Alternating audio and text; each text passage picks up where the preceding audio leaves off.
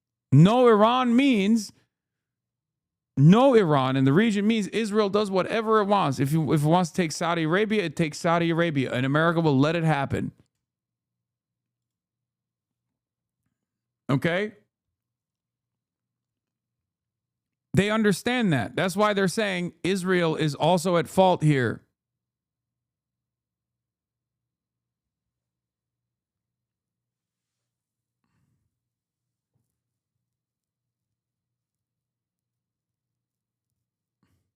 Are you saying Gulf states shouldn't talk about Iran and tell it to bomb us more, lol? No, that's not what I'm saying. I'm saying that their calculation is different than those who are far removed from the conflict, even though their suffering is much greater, because they also understand that there's a day after. They have to live there. They have to live in the region. They can't park their assets elsewhere and fuck off. America can. They have to live with Israel being more belligerent. How do you not understand this? This is a calculation that they have to make.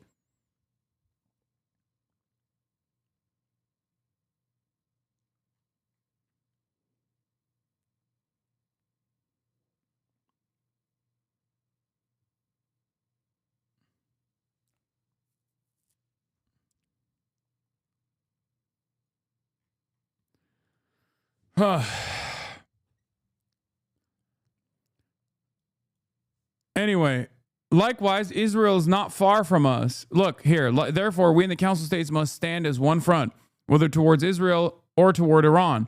For Iran will remain our neighbor forever, even though we differ with it and reject what is done to us and doing against us, and as a result, consider an enemy of us today. A matter that our states must discuss and agree upon to determine the best approach for dialogue with Iran and what we accept or reject from its policies, so that our states do not become sacrificial lambs every time fighting or a misunderstanding erupts between Israel, America, and Iran. Likewise, Israel is not far from us, and we may need to reach an understanding with it, but not according to its declared policies, rather in accordance with the principles of good neighborliness that serve Palestinian rights in the occupied Arab territories and our shared interests. All of this calls for purity of intentions among the Council states and for the criterion to be the law, reason, and our shared interests, not personal and immediate interests under any circumstance or any reason. And I have no doubt about the intentions of the leaders of the Council states, but what it's required now is that we rise to the level of the historical responsibilities that these circumstances impose upon us. And what is surprising is that we have not heard a strong stance from several Arab states towards what the Council states are facing, as those states prefer to turn a blind eye and commit to neutrality. Oh, really? What about when those states were fucking falling apart, when the Gulf states turned a blind eye and committed to, neutrality? I'm sorry to say this, guys, but every single Arab nation has shanked one another at a different point. Okay? That's it. That's the reason. And it was all because they thought they could get an upper hand, and they thought things would remain stable as long as they were servile to the interests of Israel and America. Now they can't play that game any longer. That's it. That's why everything is fucking collapsing. Do you understand?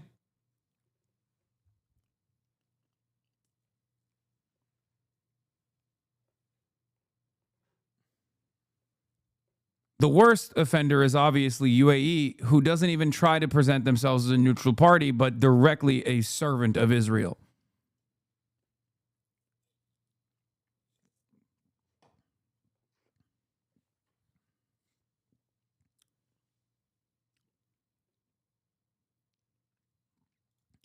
And what is surprising is that we've not heard a strong stance from other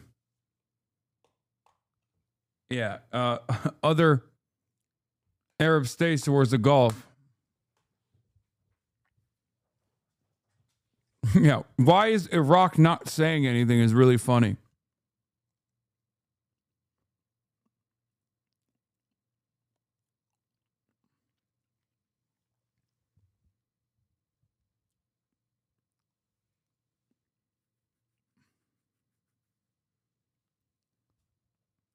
This is the reason why I think, depending on how the cards fall, The criticism of Israel you hear from countries like Qatar, Saudi Arabia, and even the UAE sometimes is more about politics than it is about genuine concern from the leadership. In my opinion, their populations are anti-Israel. Their leaders are largely pro-Israel. So they do this song and dance while continuing normalization. Exactly. But now Israel has delivered a devastating blow to their actual economic interests. So the attitude has shifted dramatically. If you fuck up the money, if you molest the money, all of a sudden, the dynamic is very different. Because in the past, like Abraham Accords is fine. Like a pathway towards normalizing with Israel is like, from their calculation, fine. They can just like keep their population at bay while writing sternly worded letters about how Palestinian sovereignty is important to them. Meanwhile, they're doing under the table deals. They were already doing that before the Abraham Accords. The Abraham Accords was just basically a solidification of that normalized relationship, right? And Yahya Sinwar looked at that calculation and knew that the Palestinians were written out of that completely. And that's how October 7 happened. And I think Israel also knew that October 7 was going to happen, right? It's impossible for them not to know with all their surveillance capabilities. But they were so hubristic as to, they were demonstrating such hubris that they thought, oh, it'll be fine. We'll use this as an opportunity to finally fucking purge all of the Palestinians from the Gaza Strip and solidify our control over the West Bank and move on with our greater Israel project. And no one will stand in our way because this will give us the just cause to do it. And they made an error. Yahya Sinwar's error was that he thought that this would actually lead Yahya Sinwar's error was he thought that Iran would be backed into a corner and would not demonstrate the restraint that they did because they would recognize that their regional assets will be destroyed in the process and they will have a much weaker position. So they'll be forced into action against Israel, doing what they're doing right now, but, you know, a couple months into October 7, right? That didn't happen. Hassan Nasrallah didn't commit to the same degree, and neither did Iran. And in the process, the decades-long campaign of building this axis of resistance was slowly but surely picked apart piece by piece with, you know, endless American munitions. I think historians in the future will look back at this moment as the pivot point.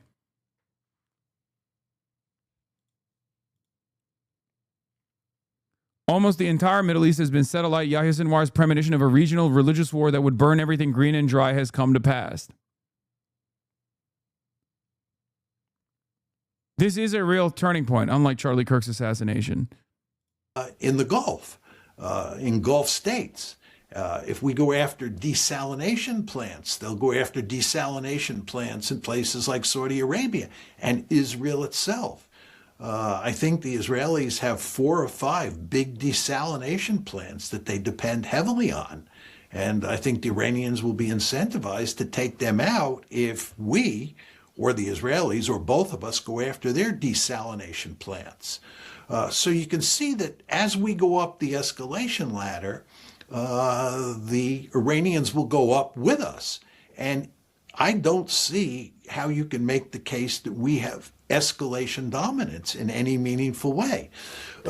Yeah, this analysis is pretty sound. I read this already, talking about Yahya Sinwar and what the calculation was from his perspective. Especially when you take into account the fact that the historical record is quite clear here that countries can suffer enormous amounts of punishment in these sorts of air campaigns, and the population does not rise up against the government and overthrow it. And in fact, what happens in most of those cases, if not all those cases, is that the population rallies around the flag. So if we think, or the Israelis think, that killing Iranian civilians is going to put pressure on... This is the same shit Jong says, but because he says the Illuminati word, he's a crank. Yes, brother, exactly. Because his analysis is not backed by solid fundamentals. Yes. And if your analysis is not backed by a solid fundamentals or anchored by like a understandable decipherable worldview that still pertains to the material realities, and instead a whole bunch of hokum like Illuminati shit, then yeah, you're a crank. It's so ridiculous that there are still, predictive history defenders here after he literally has said things like, Jews are responsible for Islam, and that, Iran is going to do Pax Islamica. He's like 90% of the way there. He's always like, he delivers a very convincing response. His predictions actually are not that different from the things that I have said as well. But then the last fucking 10% of his analysis is fucking insane.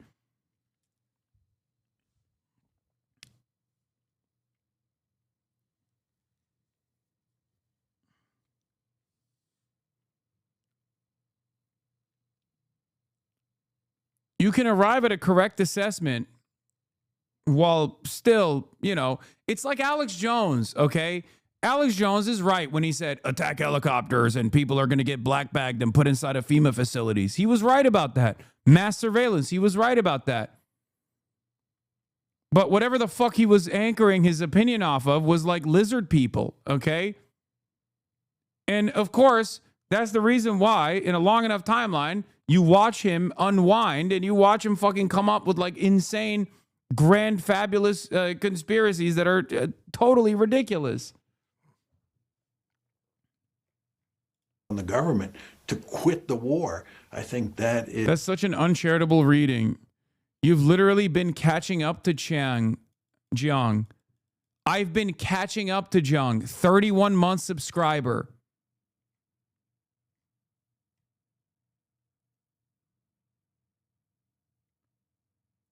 You are literally getting mad at Jiang clips the same way people clip you. Oh my God. Oh my God, I have to purge this community of all of the fucking Jimmy Dore style freaks, please. Oh my God, I just need a whiteboard, I think. That'll be incredibly convincing for these guys. Maybe our community is actually kind of dumb. Yes, there are. Listen, this community is comprised of people that are heterodox thinkers, okay? Because socialism, communism, anarchism in the Western world is not a normal ideology that people share, okay? It's not the same as China, okay, where the norm is to be like, yeah, I'm learning about Marxist-Leninism in college. I'm living in a country that is controlled by a communist party. We live in the heart of capital. We live in the heart of capitalism. And therefore, a lot of people, if they don't anchor their worldview in dialectical materialism, end up finding themselves in the throes of cranks. Okay? And this is a very large community. A very large community that has, a lot of unorthodox values, and therefore some of them are finding themselves in the throes of the people who don't offer all of the soundest analysis. I admit he gets into crazy ideas in history class, but they are silly, but the analysis is good. Okay.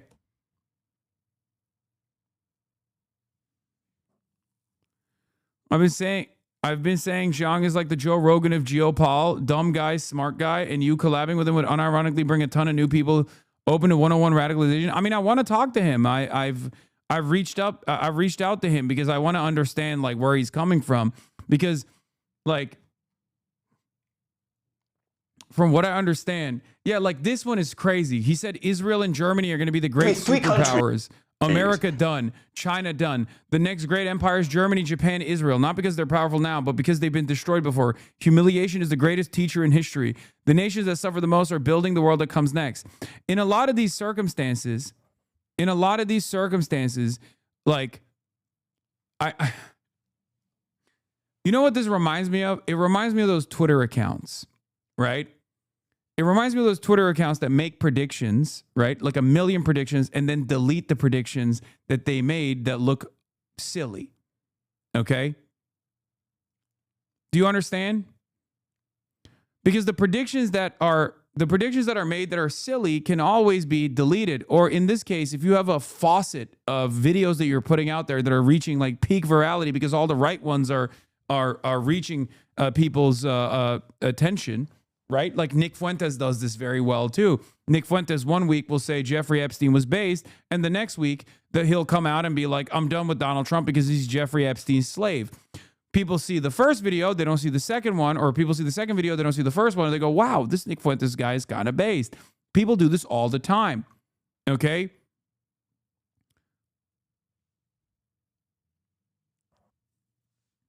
I like his content. I think he's very entertaining.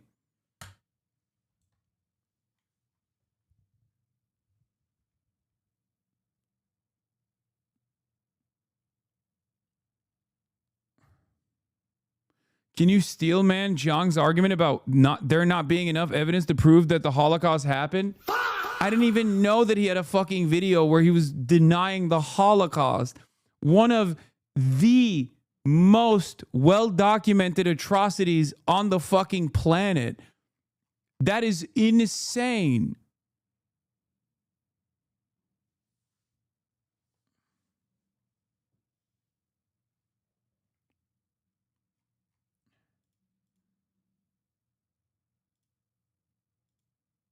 What?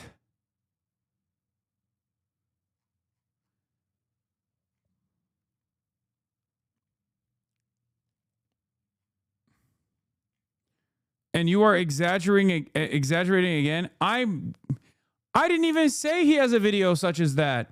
I'm just responding to what someone told me in the chat.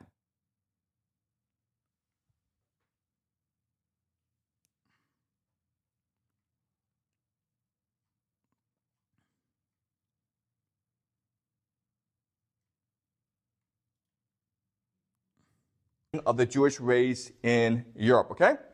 So we don't actually have any concrete evidence for the Holocaust, okay? So one piece of evidence for... I knew there was something up when he said secret societies in the interview with Cristobal on Breaking Points. If I learned one thing this year, right? I need to see the full video.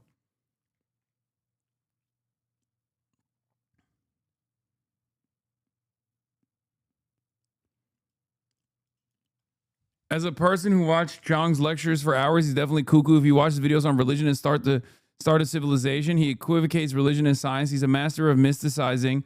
He also does post hoc rationalization to readjust quite a bit after his predictions fail. I mean, I know he talked to Sneeko. He also talked to Richard Spencer. But like, I just thought that's because he's, he's all over the place. He's just trying to get the word out to the best of his ability, and he's Chinese, so maybe he doesn't have internet,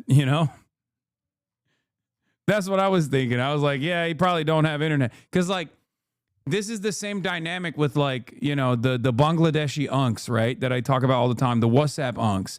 They fucking love Nick Fuentes and they love Tucker Carlson. Because, like, they don't see the stuff that Nick Fuentes or Tucker Carlson says about them. They only see the good stuff. They only see the stuff that they say about Israel. And they're like, oh, shit, this guy's brilliant. This guy's really sticking it to the man. So for a lot of people, they don't see the full scope of the commentary. And they just see bits and pieces, and they just get stuck on it, and they develop like a lot of, I guess, in some ways, like a parasocial, a parasocial association with this content. I don't want to do a takedown of Professor Jiang. I want to talk to Professor Jiang. I don't think he will talk to me because I have kind of called him a crank before, but it's just like. I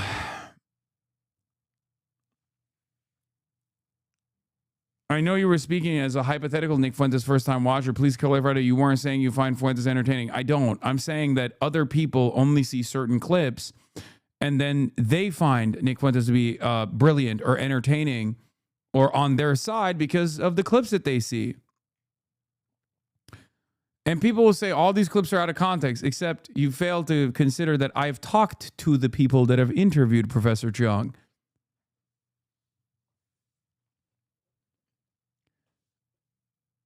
Shouldn't you know whether he's a Holocaust denier before asking him on? No. I'm competent enough to be able to have a conversation with someone if they say they're a Holocaust denier, to like ask them how the fuck they arrived at that conclusion.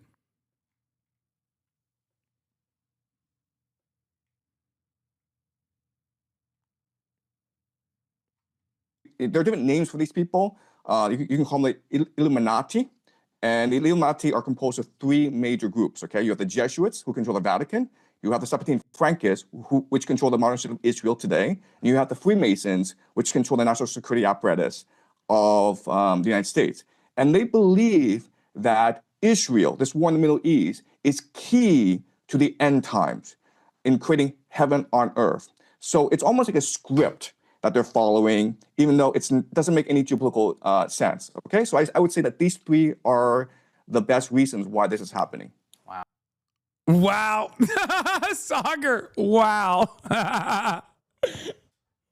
Oh, dude, I fucking love cranks so much. Cranks are the best, dude. They are the best. Where is the lie? No, it's all correct. Yes. No, you're right. It's the Frankists. It's the Rothschilds, brother. I'm not sure if this statistic is correct. You can tell me if this is correct or not, right? But apparently 20% of all American white girls in their 20s are on OnlyFans, something like that.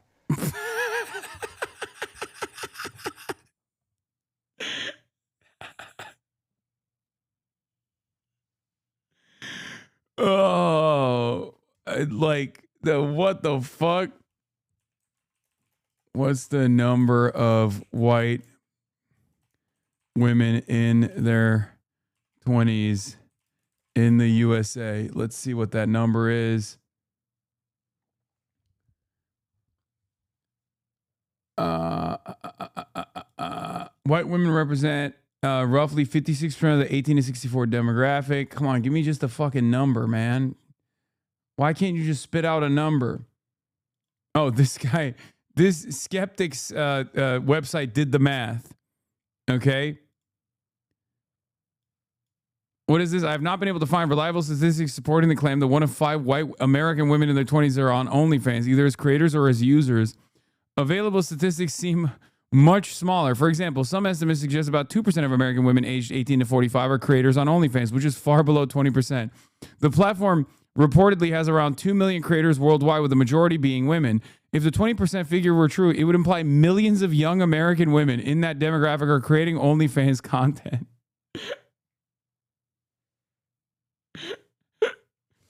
Bro, I was excited when I first saw him and was talking about using game theory for predicting the future. I thought he was going to actually do some game theory, and it was just his speculation based on a lot of unconventional but true statements. The game theory is just a scenario with interests of some of the parties he lists beforehand. It sort of makes sense to the listener who is primed into believing his sensational speculations. I mean, yeah, if what is anchoring his worldview is like Frankists that control Israel and Jesuits that control the Catholic Church, the Vatican, and all this other stuff, like, yeah, of course he's gonna arrive at like some wildly speculative ideas as well. Please show chat what he means by Frank. Is he referring to an extinct Jewish heresy? Wait, why doesn't he believe in the Khazar theory?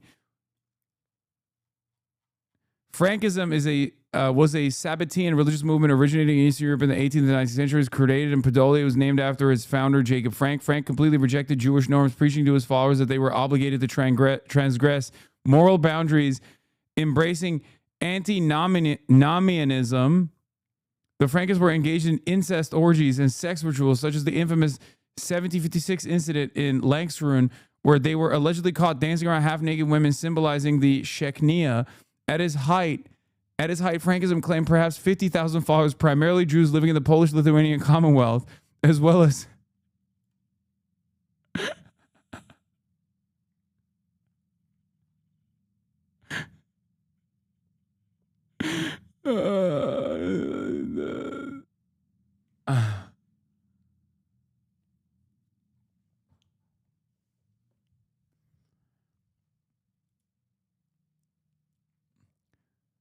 Iran is considering allowing a limited number of oil tankers to pass through the Strait of Hormuz, provided that the oil cargo is traded in Chinese yuan. A senior Iranian official tells CNN. Wait, what the fuck? Okay, let's do the OnlyFans clip. Let's finish that. I'm not sure if you've heard this, but just the idea that you have a percentage of American white girls in the 20s all on OnlyFans, that's just incredible to think about, okay? And you know, like the people joke that that's what America wants to do. America wants to liberate Iranian women so that they can go on OnlyFans and enjoy American corruption and decadence, all right? So the statistic says on Google that for women aged 18 to 24, roughly 14% are active on OnlyFans. So that's 18 to 24, right? Imagine it's probably 20% or maybe 30% if you go up to 35, 40 years old. And the percentage of these women that are white, it's about 70%. So, and that's the narrative you're hearing from the Trump people. They're saying, oh, look, the libtards are getting owned. And they're posting images of Iranian girls stripping free of their niqab, their oppressive niqab, and now they're naked, which is so ridiculous because it's the conservative right saying the libtards are mad that women are on OnlyFans. Yeah. So again, OnlyFans, I think, is the best indicator of a society in decline, right? So the Roman Empire, when it declined, the main problem was that women refused to have children. And so everyone was freaking out, like, what can we do about it? This is lower than the percentage of women in this age doing OnlyFans, according to a new study. What's the study, Ryan? What do you mean?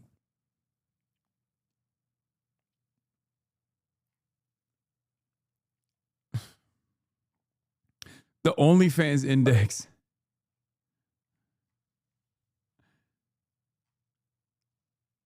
They keep on the Professor Jiang says Islam was created by the Jews. I mean, Roman helmet guy is Professor Jiang, by the way, but of a different variety.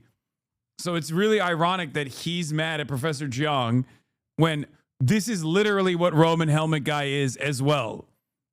Okay? He just does this for the Roman Empire. He's a crank as well, but for the fucking Roman Empire. The cranks are fighting amongst themselves. And so they keep on the fight, even though they've lost the war against... Why is the professor in quotation marks? Because he's not actually a professor. I think he's like an English teacher in high school in like Beijing. Yeah, he's not. Romans, they will go into the Arabian desert where they will incubate a new religion called Islam, and they will prophesy the coming of the Messiah, who will turn out to be Muhammad, right? So at this point in history, the Jews must leave Jerusalem because the Romans basically kicked them out, and their religion will splinter into many different factions. And as we discussed, what will happen is those Jews who are most fanatical, they will escape into the Arabian desert and they will incubate Islam. And eventually, Islam will conquer the world. And at this point, they feel as though they've achieved... Dude, okay. Everyone needs a Nation of Islam style theory. So Professor Jiang fills that void for people that are looking at the senseless bloodshed and trying to make sense of it, okay? Because, like, this is low-key, Dr. Yakub. Like, this is Dr. Yakub for swagged out white boys who are trying to make sense of why America and Israel are just like fucking dominating this region and pummeling it into oblivion, but refuse to base their analysis in any sort of like previous communist thought. I just want you all to know that no one knows who this guy is in China, and we're all laughing at you for listening to him. Okay, calm down. This guy is China's greatest mind. The Messianic age, and they have returned to Jerusalem. I don't think he has any good takes, Law. No, he does. He does. He absolutely does. We're just looking at all the bad takes in a row. That's why it's like hard to defend. The reason, if you are wondering why so many people, even in this fucking community, are like actively trying to ride for Dr. Zhang, is because he does have a lot of viral videos that are like pretty on the money with respect to like American ambitions in the region and how it's like failing. So, well, Jong is more popular than you on Bilibili, so I agree with that disagree with that former chatter. Now, the Jews believe that in the Messianic age, the Messiah will come, lead them to victory, bring all the Jews back to Jerusalem, and build the third temple and usher in the Messianic age. Okay, and that's what they believe happened.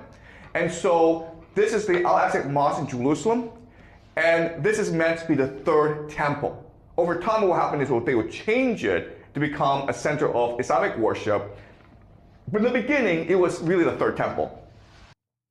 I cannot believe that I literally sidestepped away from two actual brilliant thinkers that have spent a lifetime, Chris Hedges being a investigative reporter that has broke incredible fucking stories, and Professor Mersheimer, who is probably one of the most important Realpolitik academics in the country, to literally watch Professor John clip compilations. We are a deeply unserious community. What the fuck is wrong with me? And what the fuck is wrong with you? Oh my God. We literally took this sidestep because someone literally said, Professor Jong and Professor Mersheimer agree on everything. I'm so stupid. I'm going back to serious shit, please. Erroneous thinking. Well, we tried that in Vietnam. We tried it in Korea. If you ever look at what we did to North Korea during the Korean War, it's horrific. It's much worse than what we did in Vietnam. And then you go back to World War I, World War II. Excuse me, not World War I, World War II in Europe and World War II in East Asia against Japan. I mean, the number of people that we killed is just hard to believe. But it's very hard, if not impossible, to get. I remembered I have free will. That's what happened. So I could lock those in. air campaigns to cause a government to quit. Well, is there an example of an air campaign that does break a government? I don't think so. Historically, is there? No, I think the only case you could make is the dropping 2 nuclear weapons on Hiroshima and Nagasaki on August 6th and August 9th got the Japanese to finally quit. The Japanese were at the edge of the cliff by August of 1945, and the question is what pushed them off the cliff. And some people would argue it was the 2 nuclear weapons on those 2 dates. I actually think that's not true. I think it was when the Russians came in on August 8th. Yep. Remember, the war in Europe is won on May 8th, 1945. And at Yalta, the Russians or the Soviets had said that they would come in 3 months after the war in Europe ended. In other words, they would come into the war against Japan. I can't believe a 31 subscriber said, I'm just catching up to Professor Jung's analysis. I'm sorry. I'm sorry. Professor Mersheimer, I can't take you seriously. You do not have a whiteboard where you're overemphasizing certain words and talking about the impact of Frankists.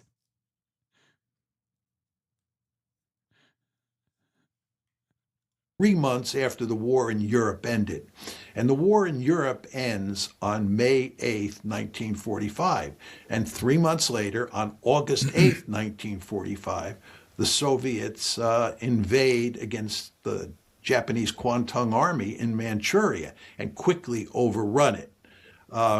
I believe that it's the Soviet decision to attack Japan on August 8th, which is in between the 2 bombs on August 6th and August 9th, that is the critical factor that gets the Japanese to throw up their hands.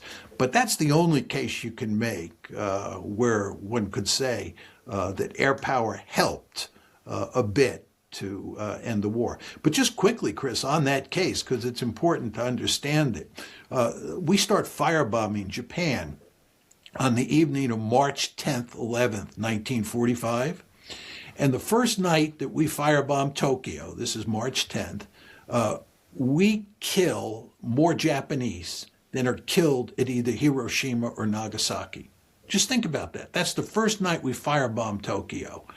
And then we're working our way down the list of large Japanese cities and firebombing them, murdering huge numbers of people. Just truly remarkable.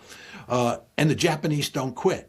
They don't quit until Professor Mersheimer, what is your estimate on the percentage of white women at in their 20s that are doing OnlyFans? August. And that, of course, is when the 2 nuclear weapons are dropped and the Soviets come into the war. And that's sort of the coup de grace. But firebombing just didn't work. And it supports the basic point that I'm making, that you can murder, and this is really murder because you're purposely targeting civilians. You can murder huge numbers of civilians and it doesn't work. The historical record is remarkably clear on this. And here we are in Iran. We're not going to send ground forces in, right? We're going to rely on air power. We're going to bomb, and we're going to bomb Iran and win the war. We're going to create regime change without sending ground forces in. Just going to do it through the air. The historical record makes it unequivocally clear that this is almost impossible to do. Yep. Absent a miracle. It's never happened. It has never happened. The closest association that you can make in recent history is Libya. And in Libya, you had popular mobilization of ground forces.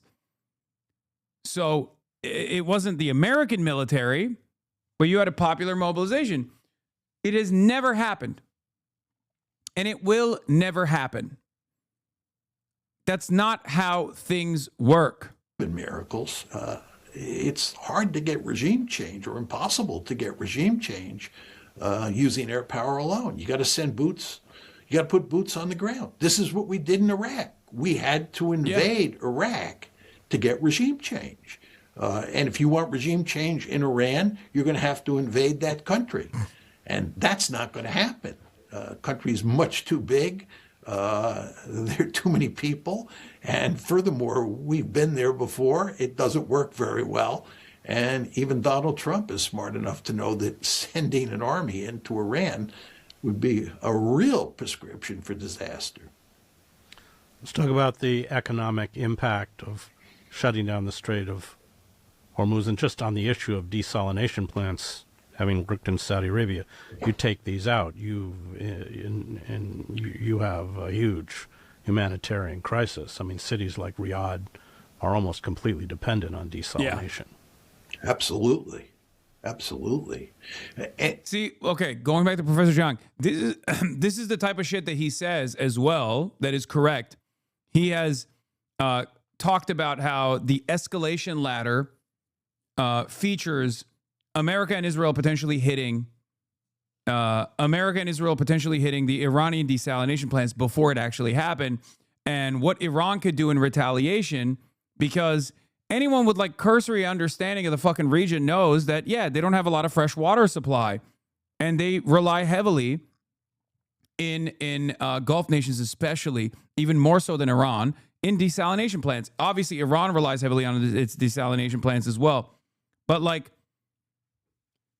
you know, it's stuff like that that make him come across as brilliant, right? That's it. That's what it is. That's why people who didn't know this stuff, if they encounter it for the first time ever from him, they go, "Oh my God, this guy's fucking brilliant. I never thought about that before. I never thought that this like desert land required desalination plants to keep up a fresh water supply for its fucking population."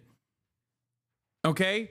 And that's the reason why they developed this like loyalty to him.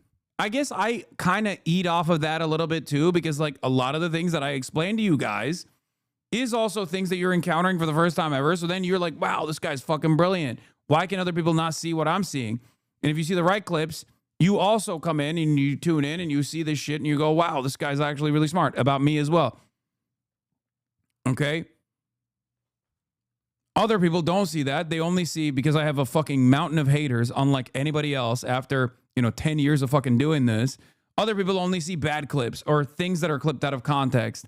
And they go, oh, fuck this guy. This guy's a fucking idiot. This guy's stupid.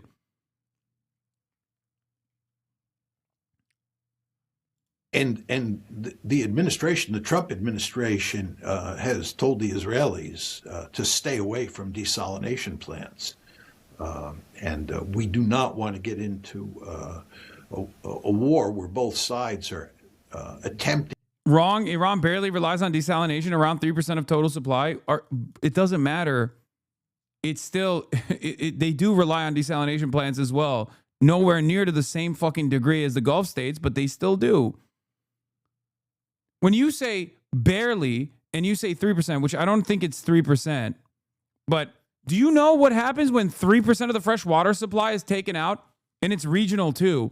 There are areas where there isn't access readily available to fresh water supplies. Do you know how fucking insane 3% is?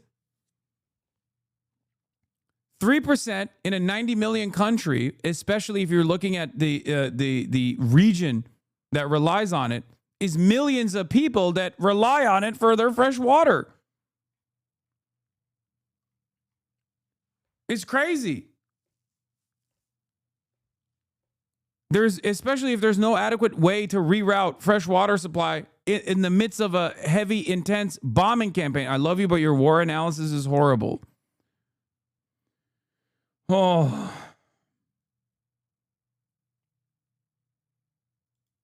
To destroy the desalination plants on each side. This would not be good because, as you say, it would be, catastrophic disaster for the people in all of those countries in the Gulf region. And I believe it would have devastating effects inside Israel as well if the Iranians were able to take out those 4 or 5 desalination plants that the Israelis have. So I think that, for the time being anyway, we'll stay away from that. The economic consequences, have not been fully felt yet. And we'll see what happens with the passage of time. Very interestingly, the Iranians are still shipping oil out of the Gulf. Needless to say, Iranian tankers or tankers carrying Iranian oil are not going to be sunk by the Iranians, and they can make their way through the Straits of Hormuz. So the Iranians are still selling oil. Which I think 80% of their seaborne oil goes to China. Is that correct? I think that's right, yeah. But I think that if you look at China's present situation in terms of, how much oil it has in reserve, where it gets its additional oil from, China is not going to be hurt that much, at least initially, if the oil is cut off. It's Japan and South Korea that are going to be clobbered. Japan and South Korea are more dependent on oil coming out of the Gulf than the Chinese are. It's quite interesting here, Chris, but if you think about it, the Europeans are really going to be hurt badly if the oil is cut off for a sustained period of time. And you want to remember, the Europeans are already in trouble because they're not getting oil and gas in the way they used to from Russia. And now they're depending more on the United States and the Middle East. So if you cut off the flow of oil and gas from the Middle East to Europe, on top of the fact that all that oil and gas coming out of Russia has been curtailed, you could see with the European economies, which are already struggling, are going to be even in more trouble. So Europe is going to be hurt. It looks like Japan and South Korea are going to be hurt. And then there are countries, that are less developed, like Nigeria, that are going to pay a real price as a result of what's happening here. So the Dog, they're sending 2,500 Marines to Hormuz. How is it not a war now? First of all, it's been a war. We are now 13 days into the war. Secondly, what the fuck are 2,500 Marines going to do? They're just going to get fucking killed. And it's not even, it's even higher than that. Yeah, we're sending 5,000 of our hardest dicked Marines into the region. They're going to seize control over Karg Island, okay? They're going to get deployed and they're going to take it over. And these are some of the hardest cocked Marines we have, okay? Their dicks are so hard. They say slurs. They say the best slurs. They know slurs that you've never even thought about, okay? And they're going to come in And they're going to, it's like a COD mission. It's a Battlefield 3 map. They've already played Battlefield 3. They're ready for it. They're eating all the best crayons. They're eating all the best Blue Chew. Their cocks are so hard. Hoorah. They're going to be deployed and they're going to take it out. This is insane. As I've described earlier, you need a far, far larger troop deployment than 5,000 to overtake even the not just Karg Island, but also the Iranian coastline surrounding Karg Island. And before you do that, you also need to completely eviscerate the Iranian missile launching and drone launching capabilities before you can even make this deployment.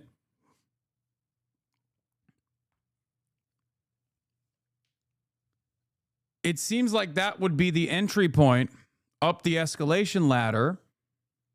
But ultimately, for that to continue, if you deploy 5,000, 10,000, 20,000 soldiers into the Iranian coastline to achieve any sort of like military success in overtaking the Iranian coastline, let's say you actually destroyed, like completely destroyed, maintain air superiority, completely destroyed their anti-air defense systems, and have complete air superiority over the Iranian coastline, and you're deploying these troops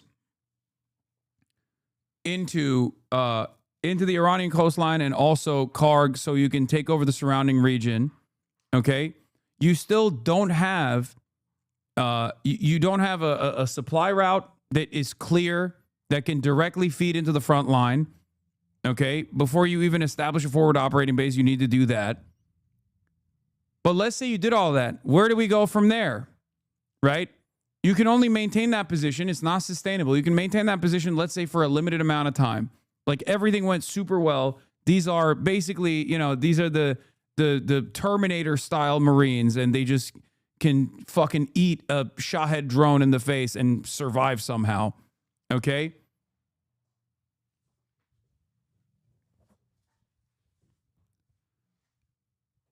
How long can you hold that position?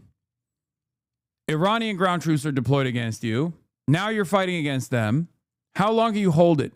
What is Karg Island and why is it important? 90% of all oil that travels by sea goes through Karg Island. It's a tiny little island right on the coast of the Iranian shoreline, and all of the oil goes through Karg Island.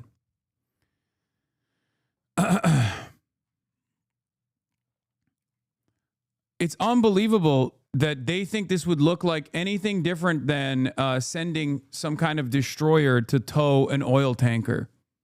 It's even worse because now you have, combat casualties.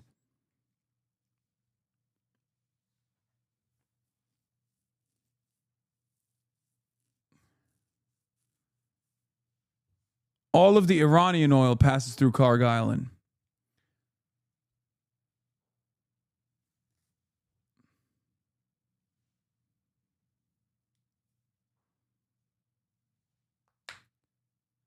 But from that point onward, you have to increase the deployment, right? You have to increase from that point on, it's a full-blown boots on the ground military deployment, right? And then you run into the same exact problems that I've been explaining for the past month and explained to you earlier today. The Iranian topography, making it virtually impossible to fucking invade by land, the lack of supply routes to the front line, all of that comes into play. The 93 million people that live there, the areas, the population centers that are deeply nestled inside of these mountains.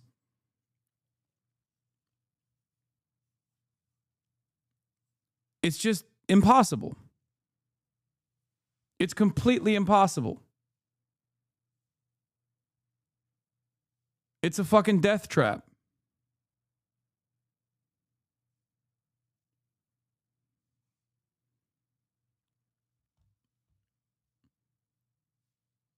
They have to pull out before they do this. Economic consequences, which are just beginning to be felt could be significantly worse. And the consequence is this for the world. It's not impossible, but you need real backing and smarts. No, chatter. It's impossible. There's nothing you can do.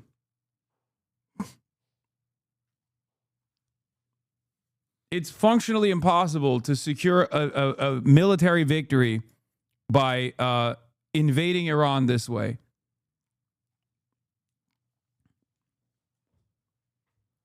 All you're doing is throwing troops into the fucking troop grinder. World economy could be catastrophic. And of course, the Trump administration fully understands that. They understand that, you know, to some extent, it's hard to predict exactly how this plays out.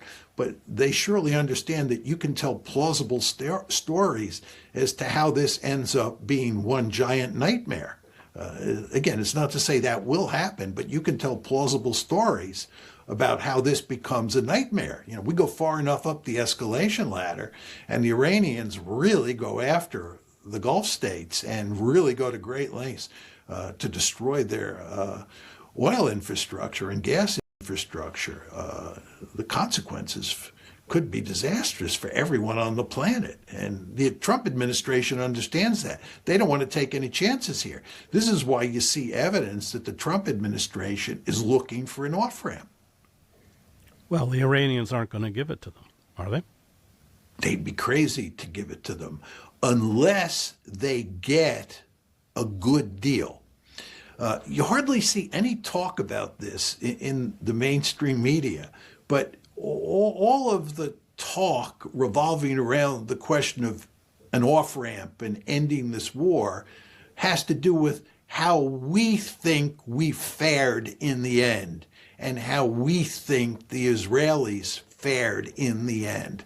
In other words, the Israelis are fearful that if we cut a deal now without regime change or without destroying Iran, this will be a victory for Iran, and the Americans might be happy, but we're not happy. And President Trump and his people are thinking that given that we have the midterm elections coming up, the war is not going well, we have to end it. And even if we don't have a decisive victory, so be it. It's just important that we get this war put to bed and declare victory and then start worrying about the election in November. That's the way the discourse is evolving in the West. But nah, my uncle works at the Navy. He told me that the Navy only selected real gamers for this mission. Fake gamers like you could never conceive the tactical superiority inherent to our tactical capabilities as true gamers. Hasan, you don't understand. We're sending 2,000 A-rank jujutsu sorcerers. Oh, it's fucking over, dude. Iran gonna find out why we don't have healthcare. Turns out we didn't know why we didn't have healthcare. It was because we had 2,000 A-rank jujutsu sorcerers that we were holding captive at Fort Bragg, and now they're deployed. Nobody seems to understand that to get the Iranians to quit, you have to offer them a deal that they find acceptable, because they're in the driver's seat now. The war is playing to their advantage. They've figured out that they have leverage over the United States. Can you do a Connor second soon? I can make a and over PowerPoint. Israel. The fact that they have all these ballistic missiles and all these drones, and they're operating in a target-rich environment. They understand that they don't want to quit here. Yeah, right? we're sending our greatest sexual assaulters, domain expansion, rape from Fort Bragg directly to Iran. Just look out, dude. They want to use this capability to give them leverage. Now you say to yourself, leverage for what? Leverage to get a deal at the end of this conflict, to get some sort of arrangement put in place. How old is the interview? It's 1 day old. It leaves them much better off than they were before February 28th. So what exactly does that mean? First of all, they're going to want sanctions relief. They're going to want major sanctions relief. They're probably going to want reparations. And they're probably going to want some sort of arrangement that guarantees that the Israelis and the Americans can't pay them a return visit in 6 months or a year. Remember, last June, there was a war against Iran. And here we are in March with another war against Iran. This is, in less than 1 year, Iran has been attacked 2 times by the tag team. They don't want a third war. And the question is, how can they prevent a third war? How can they get these sanctions finally taken off of Iran? These are issues that they care greatly about. Yep. And when they negotiate an armistice or a peace agreement or some sort of deal to put an end to this war, there isn't going to be a deal at any point. They're going to make us suffer deeply. This is existential. No, you're wrong. They will absolutely, once the Western world and the global energy markets have incurred a significant enough penalty that causes America to literally play ball with Iran as a sovereign state, they will absolutely take a deal. But the deterrence needs to be set. That's the calculation. Because if there isn't a significant enough penalty here for Israel and for America, and the greatest victory condition for Iran would most likely be, one, the state surviving this, okay, intact, diminished, but still intact, and two, America is forced to basically cut Israel out of the negotiations process or reassert its control over Israel in this negotiation process. That would be the victory condition for Iran. They absolutely will take a deal. It's just that they have to make sure that Americans understand that this is they're going to get out of this not just with like a bloody nose, but a really important lesson. Not to ever do this again.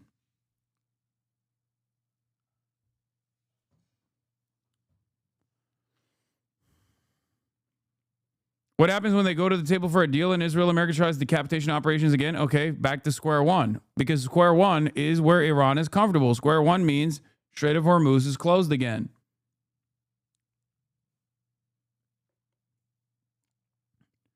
Iran doesn't have nukes, so it needs to establish deterrence through the nuke of the energy markets. Iran will have nukes, I think.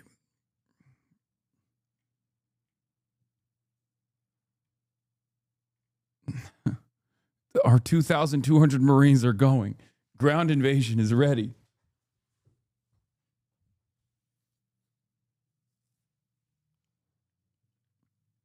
I suspect that, one, you will see a nuclear Iran in this decade. If they survive this, if Israel and America don't somehow, I don't know, successfully destroy the Iranian state somehow, because, you know, there's still, even if it's unlikely, there's still an option, right? They could get, I don't know, they could actually do something crazy. They could get like, they could foment some kind of, popular mobilization. They could create like ethnic conflict. Because you have to remember, like, Israel, its capacities are greatly over-exaggerated, and they certainly greatly over-exaggerated to the Americans as well, and that's part of the reason why we're in this situation to begin with. But Israel does have some access inside of the Iranian state. If that wasn't the case, they wouldn't be shutting off the internet right now, right? Like, they would not be limiting Iranians' access to the internet. Like, there are still people that they could deploy. I'm sure there's still people that they could activate and certainly cause chaos internally. And right now, Iran is at a fragile state. Iran is absolutely in a fragile state. Let's be real. As far as their calculation goes, like, they have to maintain control over the government. I've said this over and over again. I keep stressing this. This is very important because the one thing that will be the end of Iran is if there is a real popular mobilization, not just like Kurds here and there, but I'm talking like straight up everywhere in major city centers. People are just like taking to the streets. They're saying enough is enough, you know? We've been punished by you first, and now Israel and America because of you, all this stuff. Like, if Israel could activate enough people, this would be genuinely worrisome, because then Iran comes in, deploys the Basij forces, starts brutalizing the protesters, And then that only increases the anger and resentment from the people. And you don't want that.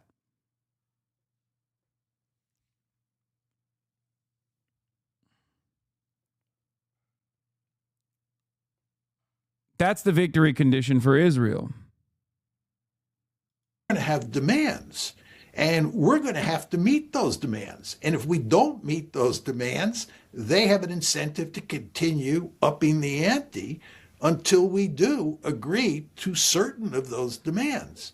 And this is why I say it's hard to see where the United States has a clear off-ramp today, because it's not just getting the Israelis on board with quitting this war. You have to work out a deal with the Iranians. And given the balance of what looks like the balance of power now between Iran on one side and the United States and the Israelis on the other side, in terms of the conduct of the war, they have no incentive to quit.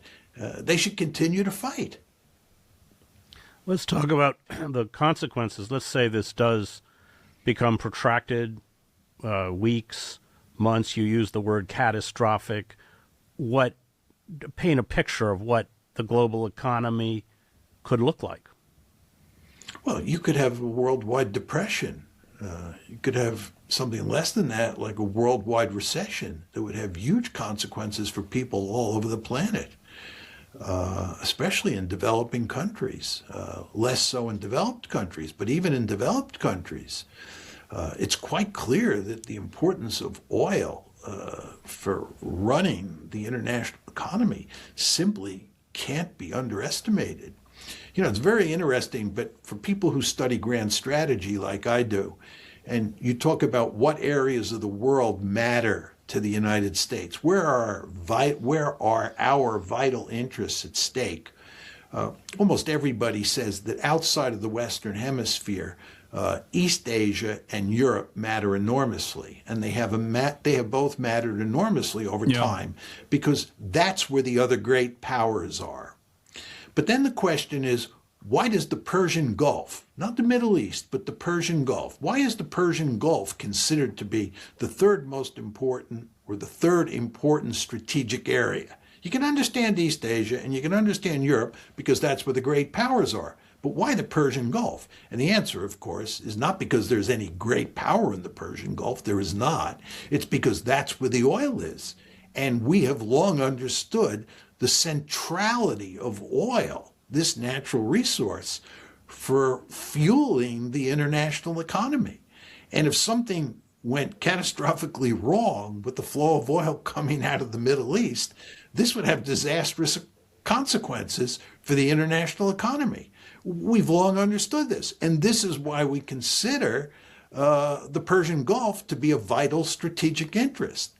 This is also literally the reason why for the past 47 years, we have tried to fuck up Iran. For this exact moment. Because we wanted to get ahead of this exact thing that's happening right now, never happening. That was the big threat. That was the big fear. Okay? That's why we did the sanctions. That's why we kept saying Iran is our greatest enemy. Iran is a major threat. Kamala Harris, if you recall, said Iran is our number one threat. That's what Kamala Harris said. And people still try to tell me that fucking she wasn't a massive Zionist. A massive dick rider of Israel. Iran has never been a threat to the United States of America. Not even a little bit. Okay? It is one of the most ridiculous lies that America has told itself. You can talk about Iranian domestic repression all day, every day. Okay? That is not a threat to America. Okay? It's not. That's just seasoning that you're adding onto the pile to justify incursions, justify instability, justify destroying the state of Iran. That's it. Financial Times reports the U.S. and Israeli war on Iran has destroyed billions of dollars of Persian Gulf energy revenue. Citing estimates by the analytical firm Kepler, it reported that oil producers in the Persian Gulf region have lost about 15.1 billion in energy revenue since the start of the U.S.-Israeli attacks on Iran.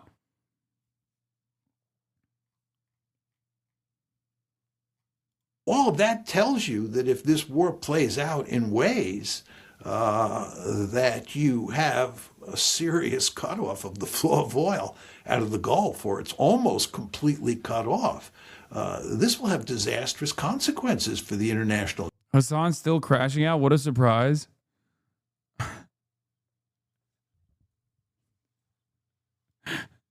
Let's keep this one as a pet. Economy. And I want to know. I want to know what other incredible takes he has. Go on, Marines, destroy that shithole Iran. Case of not being able to get gas for your car at a reasonable price. That'll be the least of our problems. The fact is that if you cut off the flow of oil from the Gulf, the effects of that will ripple throughout the economy. It will have a tremendous effect on the industrial base as a whole. It will have a tremendous effect on the cost of electricity. Inflation will go through the roof. Production will be curtailed in serious ways. So explain why they chant death to America. Okay. The average American is actual livestock, straight up, that this is like effective propaganda for the average American. The reason why Iranians say Marg bar America, Marg bar Israel, okay, death to America, death to Israel, is because of all of the things that we've done to them. Okay. They are not a threat to us, but we are a threat to them. Okay. Whether it be the Iran-Iraq war, whether it be all of the crippling sanctions that have caused incalculable amounts of harm, not only to the Iranian economy, but just to like regular Iranian existence, whether it be Israel consistently engaging in assassinations on Iranian soil and refusing to allow Iran to have any sort of sovereignty whatsoever for the past fucking 47 years. At times, Israel has actually aided Iran as well. And ironically, so has Ronald Reagan. But you say they aren't a threat because they're not a threat. We actually have actively destabilized Iran. They have done nothing back to us in return for that destabilization. So yes, they can say death to America every day. That doesn't mean anything if they're not actually doing death to America. America, on the other hand, not only says death to Iran, but also follows through on that promise.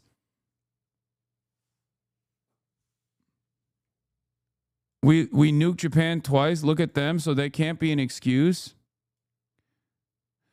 When I see stuff like this, I do understand why America and Americans must be brought to heel. I do get it, because we have eaten off of American exceptionalism for far too long. And it's actually pretty crazy to me that, like, even though they're putting ass to belt right now with the global energy markets and with, you know, American military installations in the region, there are still dumb fuck Americans who are like, well, we nuked Japan twice. Look at them. So that can't be an excuse. It's quite difficult for you to comprehend why people would understandably hate America or American instability that is, you know, destroyed or actively tried to destroy ass to belt. Yeah, sorry. Belt to ass. Hell yeah, brother. Brother, you don't understand. Your economy and my economy, our economy is in fucking tatters. America is not on top. Tens of billions of dollars in assets are destroyed by $10,000 drones. Okay? The Strait of Hormuz is closed. America's ass is so fucked right now by Iran that they can't even fucking seize Iranian oil tankers that are shipping oil to China. Ask yourself that question. Why is America not seizing Iranian oil tankers right now that are going to China? Why has Iran been able to close the Strait of Hormuz while simultaneously ship more oil to China? Well, your propaganda doesn't work on me. Brother, this is not propaganda. This is an accurate reflection of events that are unfolding. Just please ask yourself why this, ask yourself where the W is here for America. Not even for like regular Americans, ordinary Americans, because ordinary Americans don't even win when America is seemingly winning. Okay? Accurate in air quotes.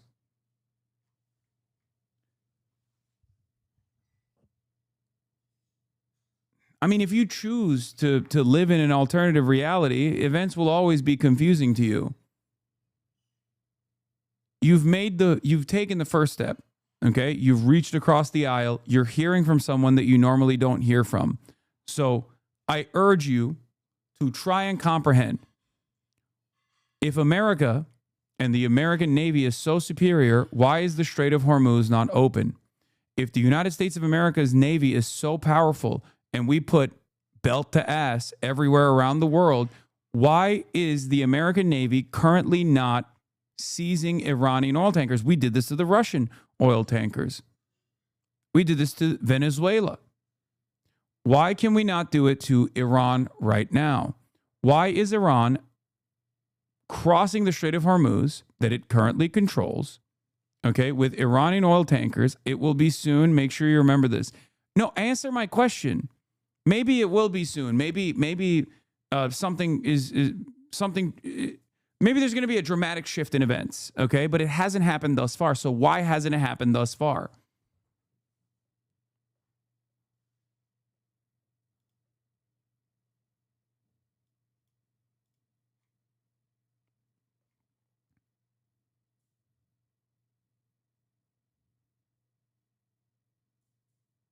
Because we need our Navy to keep pounding Iran, just like the Navy is not taking over any oil tankers right now?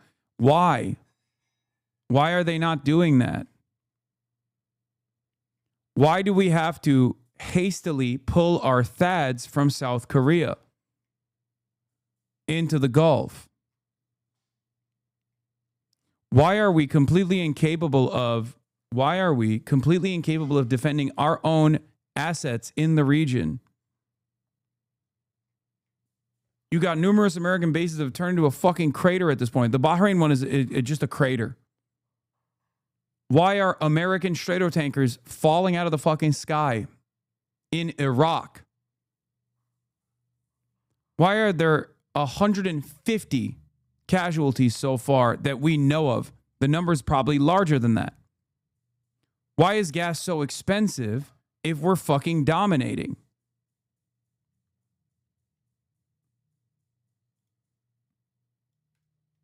We're bringing on a ship to clear them, lol. You know they have mines, right?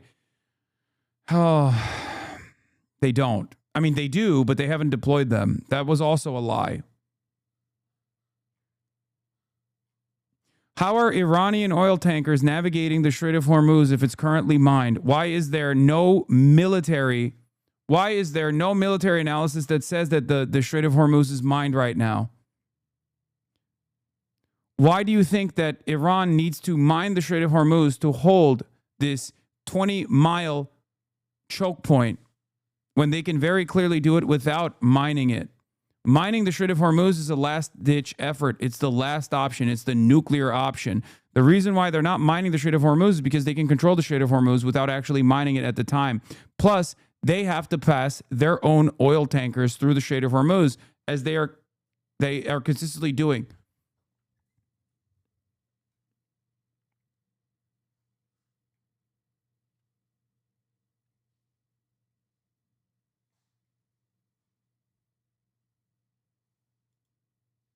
They struck Karg?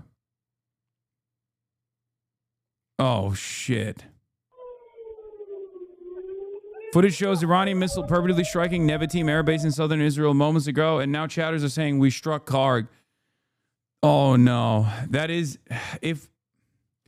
This means the Iranian retaliation will be to strike the Gulf states. This also makes sense. Someone in the Gulf reached out to me literally 10 minutes ago and said that Qatar is actually evacuating certain areas right now. That means that they are going to, if we struck Karg, that means that they are going to strike back at regional oil refineries. 1 minute ago, Trump, at my direction, United States Central Command struck Karg Island. Ooh. Okay, maybe they will mine the Strait of Hormuz now. Moments ago, at my direction, the United States Central Command executed one of the most powerful bombing raids in the history of the Middle East and totally obliterated every military target in Iran's crown jewel, Karg Island. Our weapons are the most powerful and sophisticated the world has ever known, but for reasons of decency, I have chosen not to wipe out the oil infrastructure on the island. However, should Iran or anyone else do anything to interfere with the free and safe passage of ships through the Strait of Hormuz, I will immediately reconsider this decision. During my first term and currently, I rebuilt our military into the most lethal, powerful, and effective force by far anywhere in the world. Oh, we are in the fucking end times, dude. Oh, buddy, we done did it now.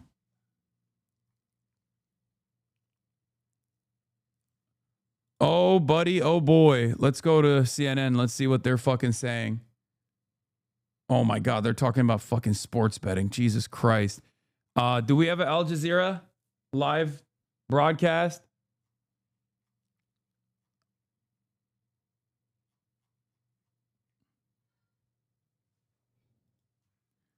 Yeah. Qatar's defense ministry said it intercepted a missile attack and evacuations have been carried out. It announced an interception early Saturday. Associated Press journalists in Doha heard explosions consistent with possible interceptions. The ministry said earlier that authorities are evacuating a number of areas as a temporary precaution without identifying the locations. Media on Al Jazeera. Can you really bomb a political future into existence? I don't think that's what we're trying to do. I think the objective here is to destroy the instruments of Iranian state power. Let me ask you this directly. Is Israel effectively leading U.S. foreign policy? They want to do a Gaza-like effort on the main power centers in Iran to kill thousands of people. I mean, this just happened. This just happened. Upfront tackles the big issues only on Al Jazeera. Wait, what is on Karg Island? It's not on the Strait of Hormuz. Why is it important? Karg Island is the most consequential aspect of Iranian oil transfers. 90% of all of the oil tankers go through Karg Island. It's an incredibly important part of. It is an incredibly important part of the oil infrastructure that Iran has. Yeah, 90% of oil exports go through the port of Karg Island.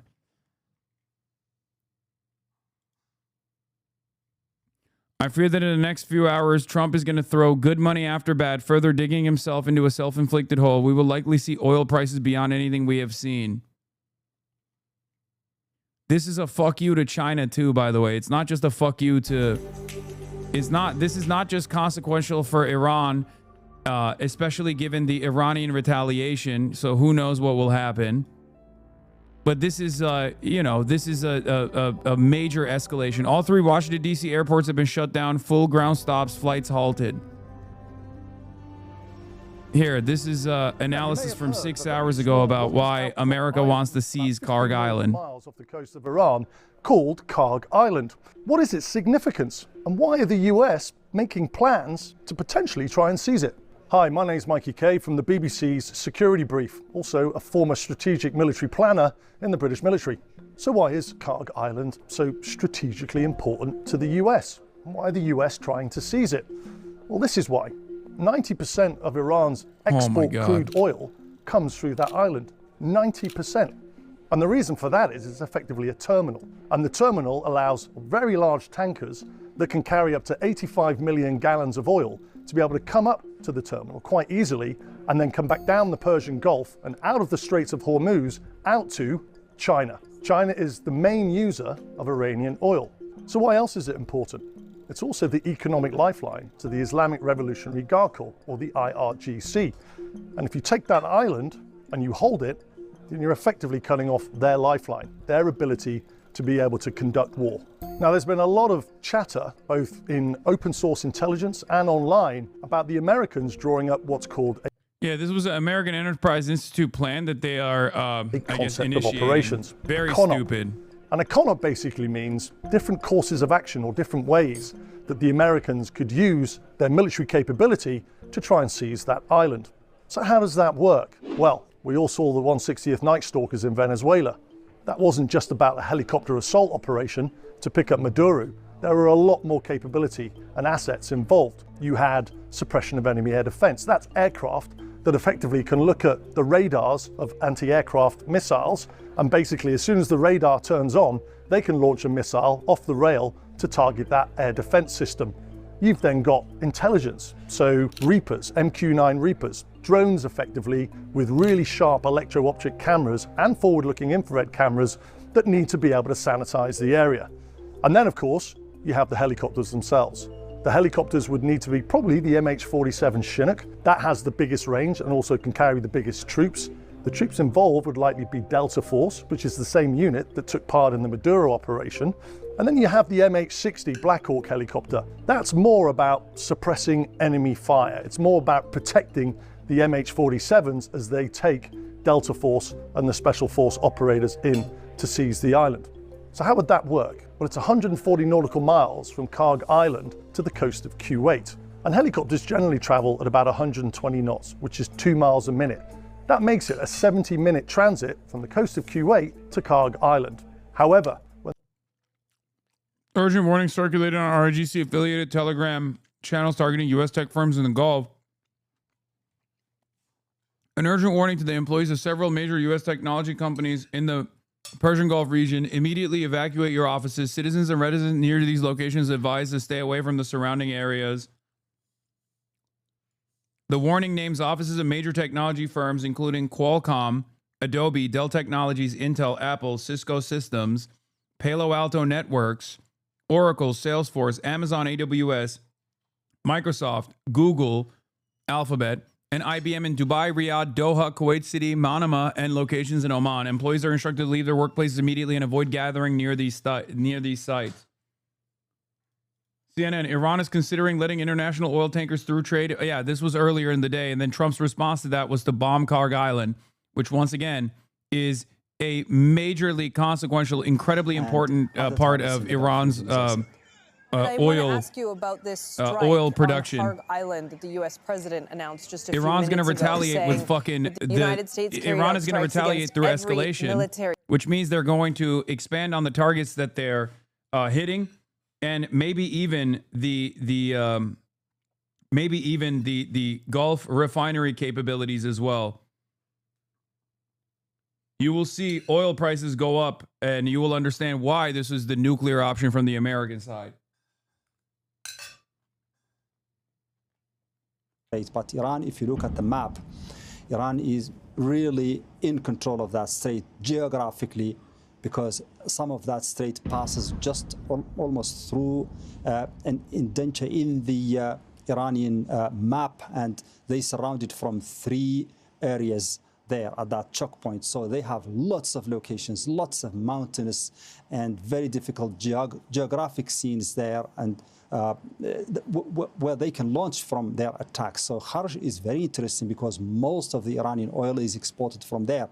But President Trump said that the attack has spared the oil facilities there. So the first stage for them is to weaken the military presence of the Iranians on Kharj Island. It's fascinating that they haven't done that from day one, because it's been almost more than 2 weeks now since the Iranians have been trying to prevent, or working very efficiently to prevent, the passage of oil from the Kharj Island. And that should have been the first target, according to military analysts, if you talk to them. To do this only today, we don't understand why it's done today, not before today. We know that Trump talks bombastically about any strike, and every day Trump says we have decimated Iran's power, military power, missiles and so on, and then the next day Iran is launching heavy missiles on Israel and other targets in the region. That language that Trump used today is not different from the language he's been using every single day: decimation, total obliteration, finishing Iran and so on. But it goes on, Iran goes on launching missiles and defying and fighting. Mohammed Val in Tehran, thank you. Let's bring in John Holman now, who's standing by in Washington, D.C. for more on what the president had to say about this, because this is an escalation here, John, hitting these military targets on Karg Island. We waited for Friday. And the markets are closed. Yeah, I've just been passing through the post that President Trump put out on Truth Social, the social media site that he prefers. And it seems that although he doesn't say it as many words, he's going to try and use this as a piece of leverage. I think the clue is when he says that he hasn't yet targeted the oil infrastructure on the island. He says that what the United States Central Command did is execute one of the most powerful bombing raids in the history of the Middle East and totally obliterated every military target in Kharg Island. So that's his words, obviously, and it remains unindependently verified. But he says that he hasn't wiped out the oil infrastructure on the island. However, should Iran or anyone else do anything to interfere with the free passage of ships through the Strait of Hormuz, I will immediately reconsider this decision. So it seems that he's saying, and as you were saying, this is incredibly important, this island. It's been talked about since the start of the conflict because it is Iran's main crude export terminal, and it's responsible for the overwhelming majority of Iran's oil shipments. So from what President Trump is saying there, he's left that oil machinery alone for the moment, but it's undefended. And if Iran continues to obstruct ships going through the Straits of Hormuz, then they're going to do something with that oil infrastructure. So clearly trying to establish some leverage here. Of course, the context is that ships are not going through, in the majority, ships are not going through the Strait of Hormuz at the moment. That strait is more or less controlled by Iran. 1 in 5 of the world's oil barrels usually goes through it, and it's having a huge impact on energy markets across the world and on the United States as a consequence to that. So this is definitely a big play from President Trump. Yeah, the Strait of Hormuz and the energy infrastructure in it clearly becoming a primary battlefield in this conflict. John Holman, thank you very much for your reporting. Well, John was telling us about the president's Truth Social, but speaking within the last hour, U.S. President Donald Trump said that the war with Iran is not ending anytime soon.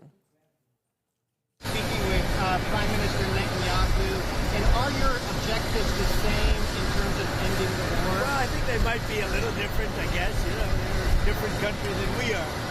But he will tell you there's never been a power like the power of the United States. Do you think the war is likely to last? I can't tell you that. I mean, I have my own idea, but what good does it do? It'll be as long as it's necessary. They've been decimated. Their country's in bad shape. The whole thing is collapsing. If you read some of the fake news, it's like, oh, they're doing wonderfully. They're not doing wonderfully. They're doing the opposite. They're doing as bad as you can have. I would say this. I won't give you time, but we're way ahead of schedule. Meanwhile, Iran has launched another round of retaliatory strikes at Israel. Warning sirens have been sounding across the country all through Friday. Israel has intercepted a number of missiles, but falling debris and shrapnel have caused damage and sparked fires in several cities. Let's get more on the Iranian strikes in Israel from Rory Challens, who joins us from Jordan's capital, Amman. Rory, this is now into the 43rd or 46th wave. Bannon happened to say this shit. Scott Bessent just with the Wall Street Journal gave an interview. All Chinese oil should be stopped, seized, or sent to the bottom of the Gulf of Oman. I mean, Steve Bannon is irrelevant. We're going to continue to hit neighbors like UAE, where I am now, until you back down. Yeah. So I don't know that this is going to be the thing that pushes them over. This is not their only oil part of their major part of their oil infrastructure there. It's an important one, but it's not the only part of the program. So I don't know if this is going to be enough. I mean, again, it is a very serious threat that I imagine that the regime there is going to take seriously, but I don't know if it's going to be enough. The Strait of Hormuz is a extremely powerful chess piece for Iran to have. Courtney Cubie, Garrett Hake, and Keir Simmons, all for us tonight. We thank you. As the war rages on overseas tonight, we're following those 2 violent attacks here at home, both being investigated as possible acts of terror. The chilling new video tonight shows the suspect in the Michigan synagogue ramming, buying $2,000 worth of fireworks just 2 days before the attack. And tonight we're learning that suspect. Okay, let's get this back. happened today. There was at least 2 earlier on that again struck at central Israel, and we were hearing of damage in Shoam, which is near Ben. New message from IRGC. Yeah, I already covered this. Yeah, they gave a warning to all the American tech companies in the region. was lodged in the road, and emergency services were having to deal with that situation. And there was also damage reported in Holon and Yehud. So, yeah, it's been a busy day in Israel for these Iranian missiles coming in, as we have seen multiple days over the last couple of weeks. Yeah, Rory, and as they deal with those incoming Iranian missiles, there is also, of course, the offensive that's happening. Is this why your replies have been immaculate Lebanon, since yesterday? Israel. Israeli data center got hit by Iran and not a single blue checkmark flood under any big tweet? Yeah, well, this is a two-front war for Israel at the moment. It started off just against Iran, is that of course. real? And I haven't been looking at my replies. I don't think that's real. Into the war, rockets came across the border from Hezbollah in Lebanon. And so now Israel is looking at expanding the ground offensive that it has launched against Hezbollah in southern Lebanon. It's given evacuation warnings to anyone south of the Litani River. It's now expanded that evacuation to the next river system up from the Litani, basically pushing further and further away from the Lebanon-Israeli border. We are hearing that there are going to be new reservists called up, and that ground offensive is going to be pushed further and further into Lebanon. They're talking about into the heart of Lebanon. Now, the talk in Israel at the moment is that this is not going to be a short conflict. They're talking about how this is now going to be at least going as far as Passover next month. It could go further than that. The expectation is that the conflict with Iran might well be wrapped up sooner than the conflict against Hezbollah. Hezbollah is the time frame for that is looking pretty long term, and that of course has impacts on the home front in Israel, where these rockets are landing pretty much round the clock in these northern communities. The hope that those northern communities have in Israel is that as Hezbollah is pushed further away from the border, the rocket fire diminishes. Rory Challens live in Amman, Jordan. Thank you, Rory. Across the Gulf, several countries say they've intercepted. Bro, this is so funny. It's like when this shit happens, like people come in here and they're like, Trump bombed Carg Island. Yeah, I know, man. I know. Were killed after shrapnel from a drone interception fell in the Suhar Governorate. Another drone attack damaged fuel tanks at the port of Salalah. Saudi Arabia's defense ministry says its forces destroyed drones heading towards the Sheba oil field. In Bahrain, civil defense teams say they brought a fire under control after an Iranian strike hit fuel storage tanks there. Malik Traina is live for us here in Doha. So, Malik, what can you tell us about these latest strikes? We're monitoring the situation as these alerts came in. Well, about an hour ago, the Ministry of Interior said that it was evacuating specific areas in Doha. Shortly after that, we got an alarm on our phone saying that there was a threat coming in, and to shelter in place, stay away from windows. The Al Jazeera Arabic camera just right beside us in the sky saw the missile coming in and it being intercepted, a small explosion. It just goes to show you how this conflict is escalating. I mean, you talked about the two people that were killed in Oman, the debris that we saw from a drone in Dubai earlier today, in Bahrain. I mean, none of the Gulf countries have been spared from the retaliation attacks from Iran.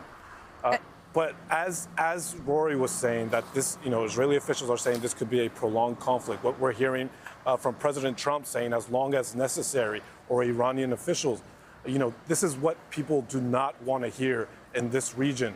People here want the situation, they want de-escalation, and they want an end to this wave of violence. They do, Malik, and it appears as though they are still trying to figure out exactly how to do that. The Emir of Qatar spoke with the Sultan of Oman earlier today, and once again, the Gulf countries are trying to put up a unified front to try to end this aggression, but it doesn't appear that they're having any luck.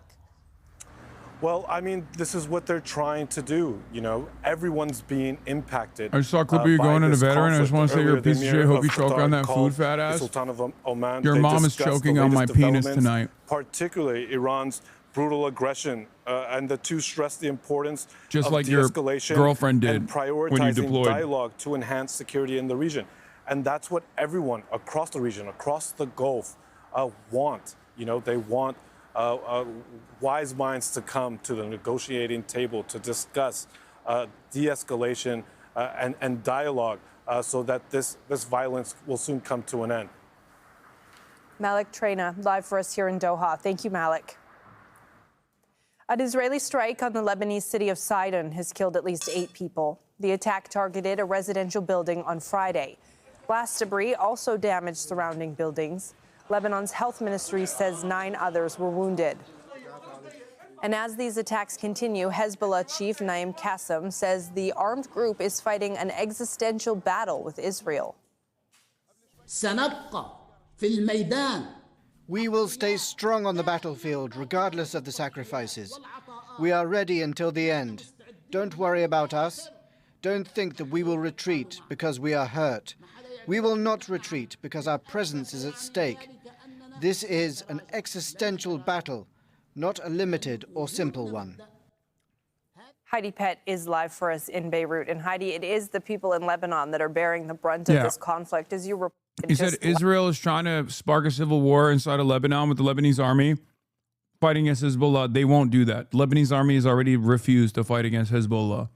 They literally came out and said, why the fuck would we do that? We're not gonna serve the interests of a foreign invader to fight against our own citizens. 103 of them are children, and there are more than 1,900 people wounded. But as you mentioned, just in the last hour or so, we got an update from the Ministry of Health about just one strike in a village in the south called Burj A primary healthcare centre was hit, and they say that those 12 people killed, they are doctors, nurses and paramedics. They say that that is an initial toll. They are still searching for some of the people missing in just that one strike. And so, you know, these countrywide updates, they get issued once a day by the Ministry of Health. But you can see how deadly some of these individual airstrikes have been, not just across the south, but of course we are seeing airstrikes hitting across the capital. There were 4 in the southern suburbs of Beirut today. And in the early hours of dawn, there was an attempted assassination strike in an area far outside the southern suburbs. In fact, in a part of Beirut called Burj Hammoud in the northeastern suburbs. It has a largely Armenian Christian population, as opposed to, you know, Israel says that it is targeting Hezbollah, which has this traditional Shia support base. But as we have seen and as we have been reporting on for at least a week now, these strikes are not just confined to the areas of the country where you would ordinarily find Hezbollah. And so that has made people very afraid. It's raising the level of community tensions. We've had drones and jets flying low and loud over the capital for at least 48 hours now. And so the level of fear here is really rising. And made all the more difficult with hundreds of thousands of people on the move. Heidi, what can you tell us about the military campaign in the south of Israel pushing north into Lebanon? Where does that stand? So we've seen them expanding these forced displacement orders that they have been issuing. In the last 24 hours, that has been extended. So previously it was just south of the Litani River. Now it has been expanded to the Zahrani River. So stretching, you know, sometimes up to nearly 50 kilometers north of the Israeli border. And the fear here among the population, people in the south and all over the country, is that this will signal an expansion of the Israeli ground campaign in the south. Now, we know, you know, they've been making small attempts, small advances, small incursions towards various villages and locations all along the southern border, sort of pushing in, testing the waters, taking positions. They have at times been engaged by Hezbollah, who have been firing rockets and anti-tank. Breaking. 5 U.S. refueling planes struck and damaged at Prince Sultan Air Base in Saudi Arabia, according to Wall Street Journal's reports. An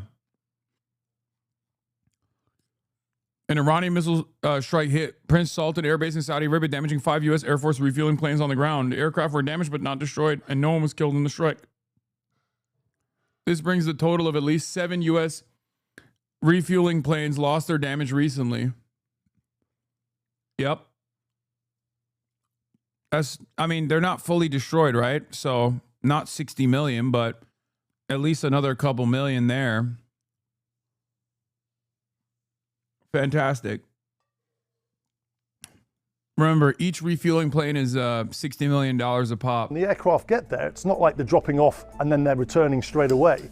they would have to drop off, and then the MH60s would likely go into what's called racetracks and orbits. Now, they would be there to lay down suppression of enemy fire in case there was Iranian Guard Corps on the island that were looking to defend it. So all in all, with a 70 nautical mile transit to Karg Island and a certain amount of loiter time, let's call it 40 minutes, and a 70 nautical mile transit back, that's 3 hours in the air. So we're now looking at refuel options. While there is an airbase, or certainly a runway on the island, there would be fuel at that airbase. But if I'm IRGC and I know the Americans were coming, I would probably contaminate that fuel. So as a US operational commander, I wouldn't trust it. But there is another option. Both these helicopters, the MH47 and the MH60, they have the ability to air-to-air refuel. What do the Iranians have that could potentially defend that island? Well, conventionally, they've got ballistic missiles and they've got anti-shipping missiles. But the problem with ballistic missiles is that you don't want to cause collateral damage to the oil export infrastructure on Karg Island. The Iranians are the masters at asymmetric warfare, asymmetry. So they don't want to destroy things, they want to degrade things. They want to draw this out for as long as possible. And they're using a low cost-benefit ratio. And what that means is that their equipment is very simple and it's mass produced and they can produce it easily. So in terms of an asymmetric threat, what does Iran have? Well, it's got what's called go-fast. They're fast attack boats, fast attack craft. You might even see two people on a jet ski, one of them driving and one of them with a rocket-propelled grenade on the back. The point being is that they're hard to target and there can be lots of them. What else does it have? Well, it's got the Shahed 136 drone. That is ubiquitous. The Iranians are thought to have over 50,000 of these Shahed 136s. Once again, not hard to target as a singleton, but when you put them up in swarms, it can overwhelm air defenses. And then you've got mines. The problem with mines is that the Iranians have a lot of them. They're not particularly sophisticated, but what they do is they cause a massive problem for any US maritime patrol vessels coming into the area. And why is that? Well, because as soon as the Iranians say that they've mined Karg Island, it's then up to the US to prove that the Iranians haven't. And that takes a lot of time, manpower, and resource. The other thing as well is you've got tidal currents inside the Persian Gulf. So even if the US could clear a certain area of the ocean through mine clearance using mine hunters, the currents will then bring other mines back into that area. So there is actually no way on the map of being able to discern and protect a certain area where US vessels can go through. So does this idea of the US assaulting and seizing Karg Island bring in other players? Now, we already know that China are providing large cargo aircraft that have been coming into Iran post Operation Midnight Hammer in June 2025. What they've been bringing into Iran, we don't know. But there are ideas that it could be bringing in ballistic missile capability, surface-to-air missile capability, anti-shipping capability, and also radar systems that aren't as vulnerable to those suppression of enemy air defense aircraft than we think. So they're certainly supporting Iran right now. We know that the US is trying to degrade and destroy Iran's ability to make military capability, its defense industrial base. So if it can seize Karg Island, does it have the capability to defend it without damaging the infrastructure? And if it does, what is that going to do to global oil prices? And what's the potential for other actors, such as China, to get involved?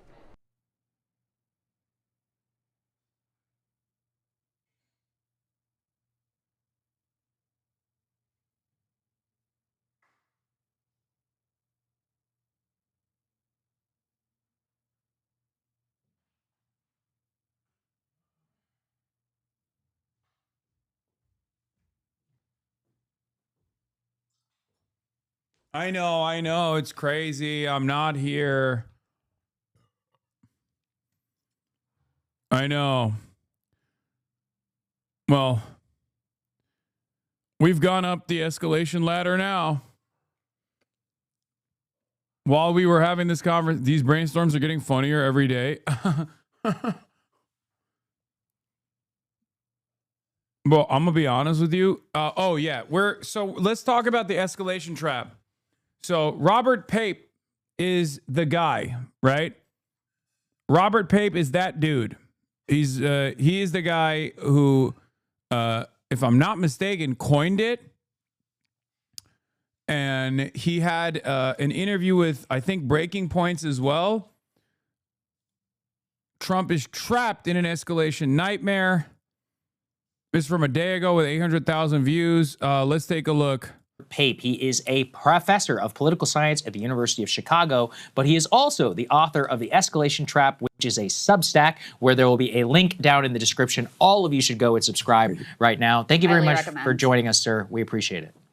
Thank you for having me. Absolutely. So, sir, you are an expert, particularly in air power and in what you call the escalation trap. You studied, I think, every U.S. bombing campaign going back all the way to World War II, and you've talked World War I. World War I. My book, Bombing to Win, goes back to World War I. I've spent years teaching for the U.S. Air Force, conventional targeting strategy in particular. I have spent 20 years modeling the bombing of Iran. So this video was not great. Wait, why?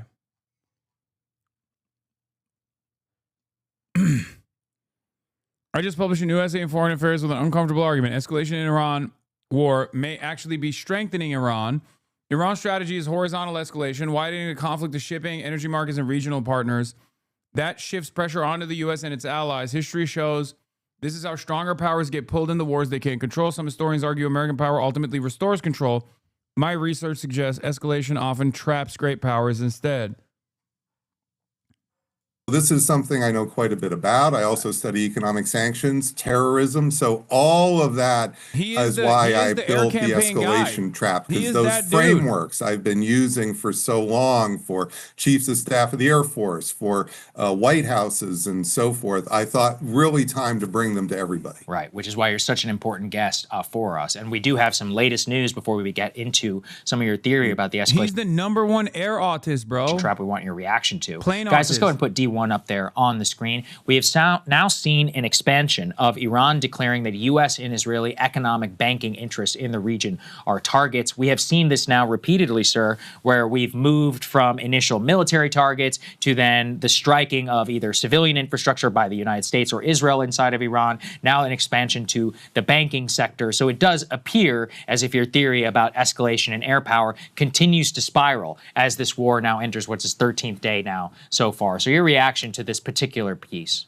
Yeah, this is confirmation of what I've been saying. So when states try to use air power alone to topple regimes, it has never, and I'm choosing my words carefully, never worked in over 100 years.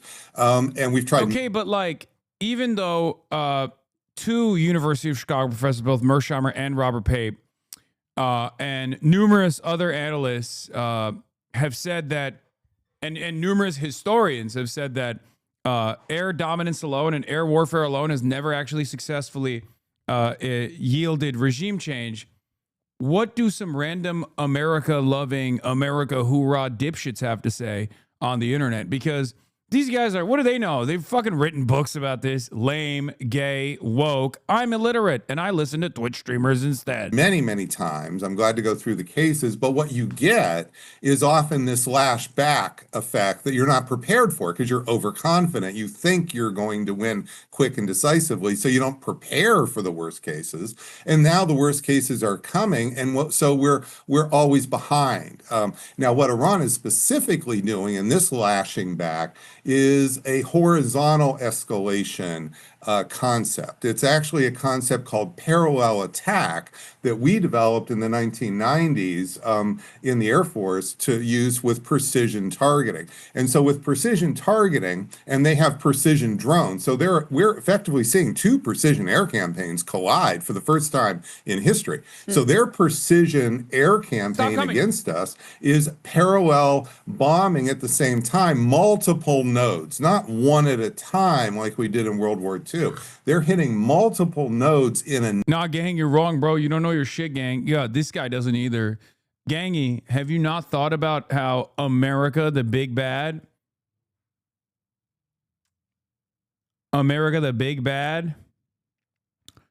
is actually, they have a contingency. They plan it out. What, you think America didn't plan this out? It takes time, gang. Network.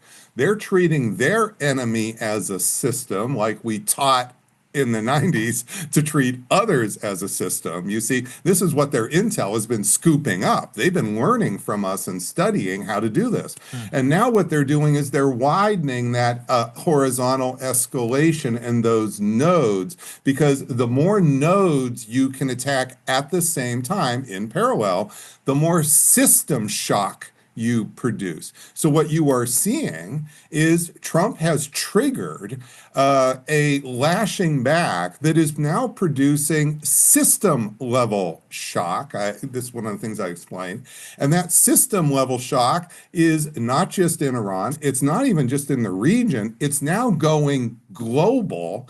And so this is really probably going to go down as the most disastrous air campaign in history. We're not quite there yet, but we're heading to major system shock, and the panic that everybody's talking about with the Strait of Hormuz.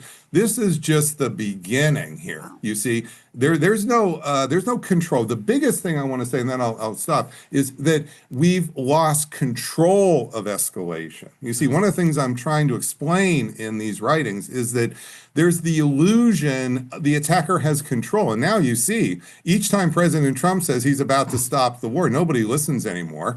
Prices are going up. Nobody's paying attention, because we all now know, whether we say it or not, he's losing control more and more to Iran, and also more and more to the system shock. You see, actors are going their own way, and that's part of the system level shock that is occurring. Well, let me get your reaction to some of what President Trump is specifically saying, because he paints a very different portrait, I would say, than what you're painting here for us, Professor. Put D2 up on the screen. He spoke with Axios. He told them in a phone interview yesterday, the war with Iran will end soon because, quote, there is practically nothing left to target. Little this and that. Anytime I want it to end, it will end, he said during the 5-minute call. What is your reaction to his presentation of how this is all going? Well, this is what I call... It's so crazy that the U.S. Department of State has ordered non-emergency U.S. government employees and U.S. government employee family members to leave Oman due to safety risks. It's insane to me that we just keep literally prodding. And then we go, oops, hey, time to get out now. How are they going to get out? How is it safe to escape Oman right now? Shouldn't you have evacuated before you decided to hit the fucking the escalation trap? It's so fucking stupid.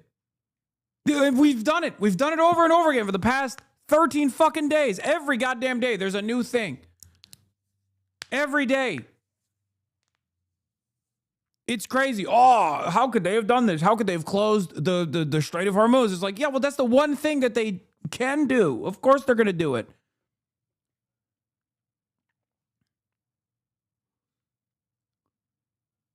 The victory narrative, but it's meeting escalation reality.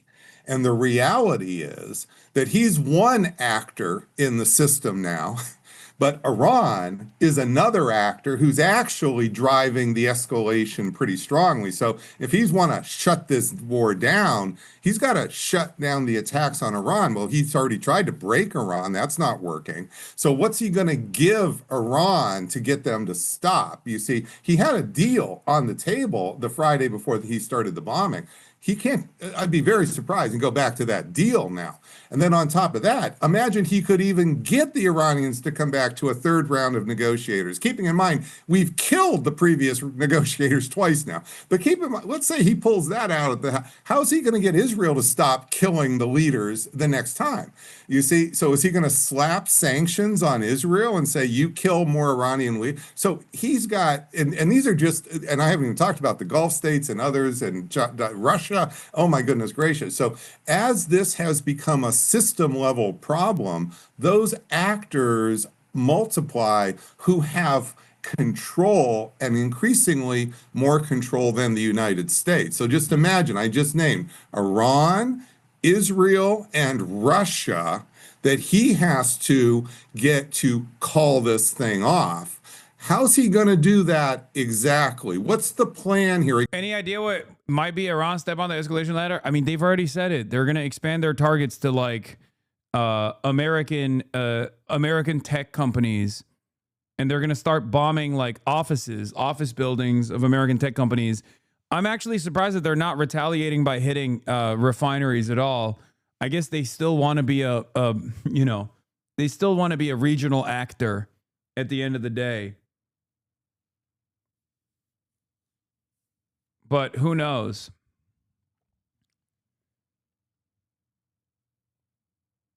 Yes, they struck.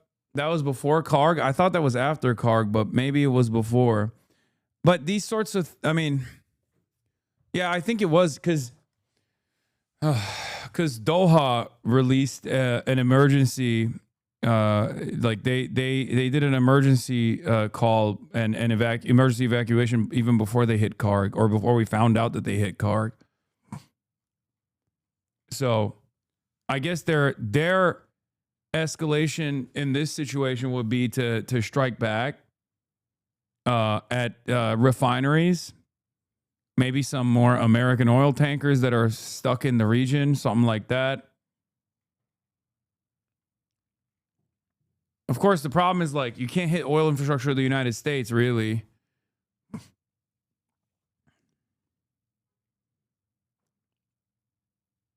Because it's in the fucking United States. So all they can do is strike back at a piece of American capital. Again, this is victory narrative. We're in now the midst of escalation reality. And that victory narrative, we're just going to find fewer and fewer people paying any attention. They may listen.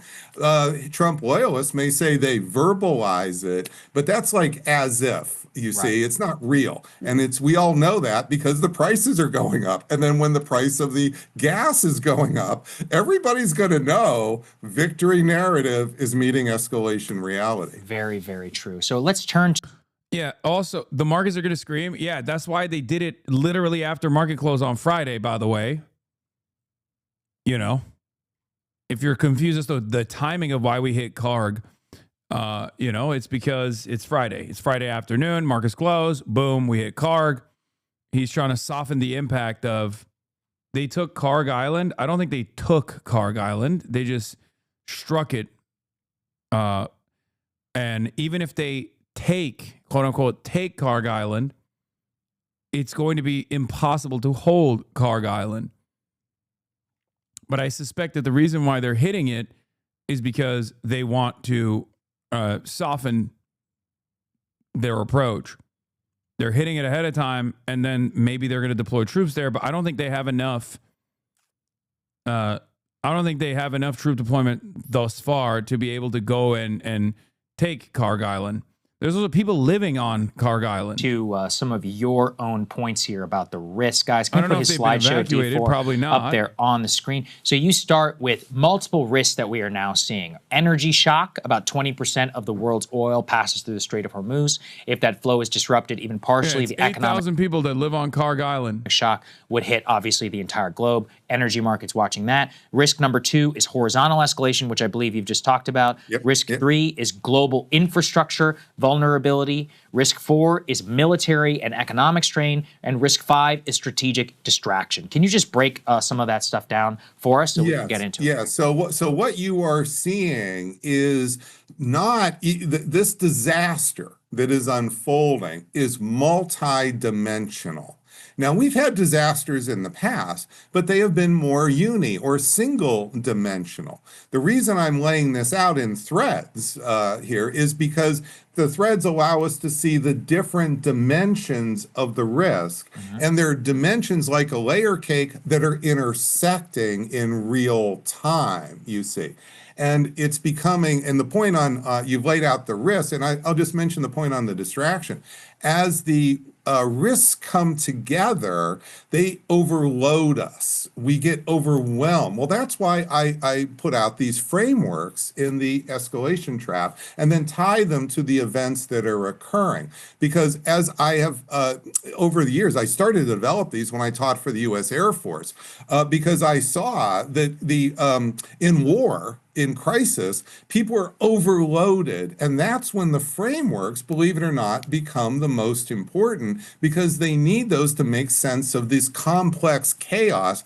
Otherwise, they're just bouncing all around, you see. So what you're seeing with that distraction is one of the most difficult challenges right now. It's not just that we have a lot coming in our Twitter feeds, our X feeds. That's not quite it. It's that there's multi-dimensions. So let's break them apart. Okay, I get why you guys are saying this was not the best video. It's a little, it's a bit confusing and hard to follow. Maybe for me, I'm stupid, but anyway, I don't know where it'll go for the time being. This guy kind of mogs you, but here, let's get back to Mersheimer. As I said, you could be in a global recession or a global depression, and people talk about that possibility all the time. And I want to be clear here. I'm not arguing, Chris, that this is going to happen. And in fact, I think that once it becomes clear that we're heading in that direction in a serious way, to put it in slightly different terms, once it becomes clear that we're heading for the edge of the cliff, I think the Trump administration will pull back. I think that President Trump and his lieutenants, who are not the world's greatest strategists, will understand clearly that we have to be very, very careful here because of what the consequences would be. Let's talk about Russia and China. There have been reports, not surprising, that Russia is providing intelligence, maybe China too, to the Iranians, help with drone technology. This is, of course, what we have done against Russia in the war in Ukraine. Maybe you can just speculate a little bit on their role and the consequences for Russia and China. Well, the first thing we should just talk about is the incentives that the Chinese and the Russians have to help Iran. And the fact is they have huge incentives, both of them, to help Iran and to do everything they can to make sure that the United States suffers a humiliating defeat in Iran. The United States is a mortal enemy of both Russia and China. And I believe that Putin and Xi Jinping fully understand this. I believe they don't say that publicly for diplomatic reasons. They're smart enough not to advertise just how. Bro, Trump will get assassinated before he ends this war. I think the forces that are capable of conducting an assassination like that internally are the very same forces that are actually, let's just say, very excited at the prospect of destabilizing Iran, even if it destroys the global energy markets.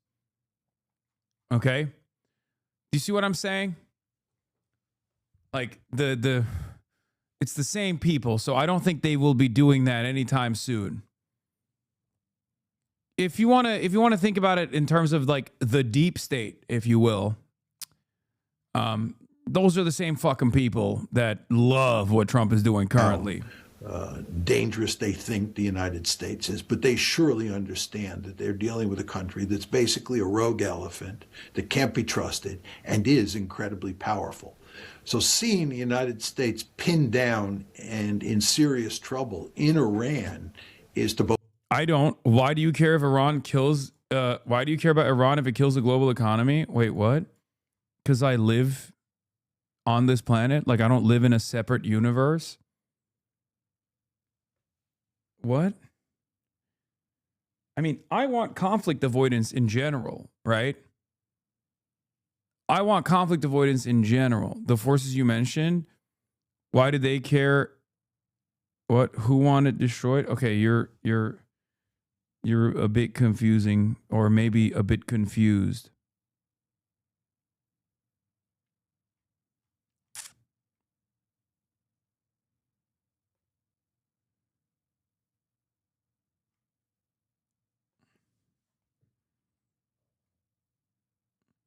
I'm saying the average person and also even capital owners care if the global markets are on fire, everything's more expensive, there's a possible recession.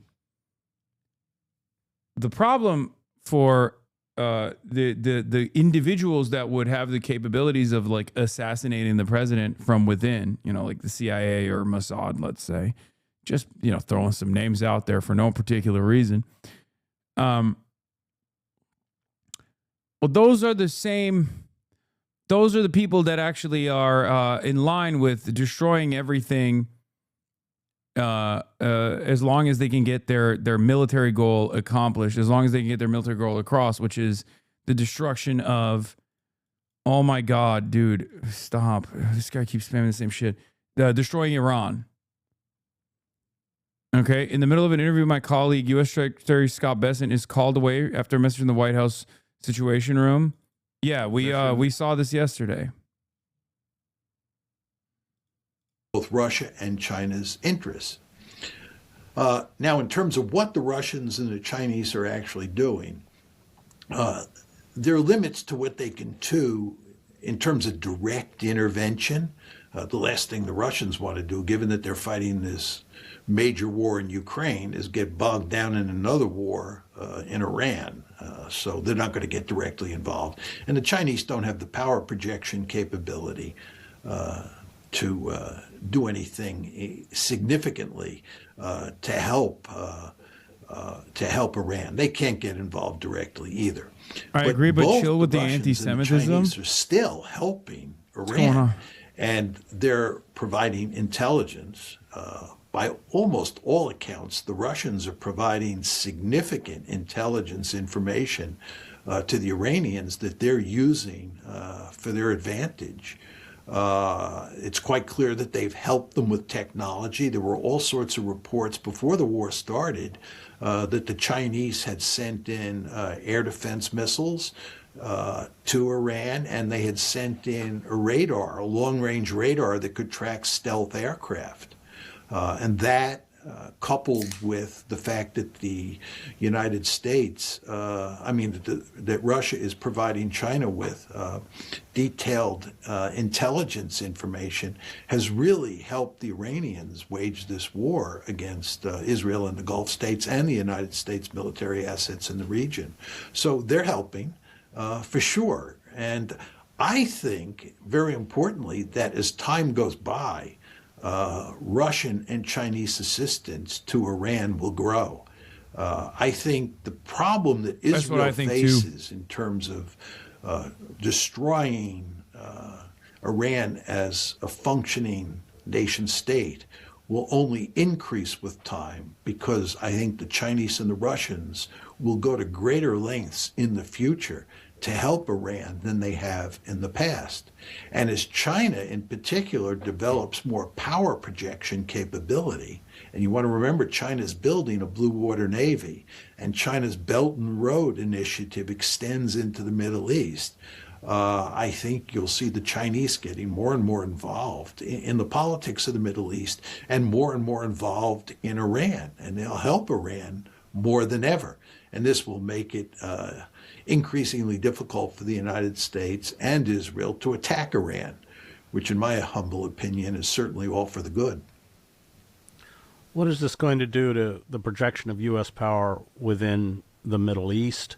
These bases, as I pointed out in the introduction, were purportedly set up to protect countries like Qatar and Dubai. The opposite has happened. In fact, there are reports that most of the interceptors that the U.S. has are being shipped to Israel. How is that going to play out? Well, I think you can tell two very different stories, Chris. First, you can tell the story that you were effectively telling, which is that we have turned these countries into giant magnets for Iranian ballistic missiles and drones. Because they're joined at the hip with us, and because we have all these military installations sprinkled inside of these Gulf states, when a war breaks out with Iran, the Iranians have a powerful incentive to target these Gulf states. Again, they become magnets for Iranian ballistic missiles and drones. And given that story, you would think when the war ends that what the Gulf states will do is put a lot of distance between themselves and the United States.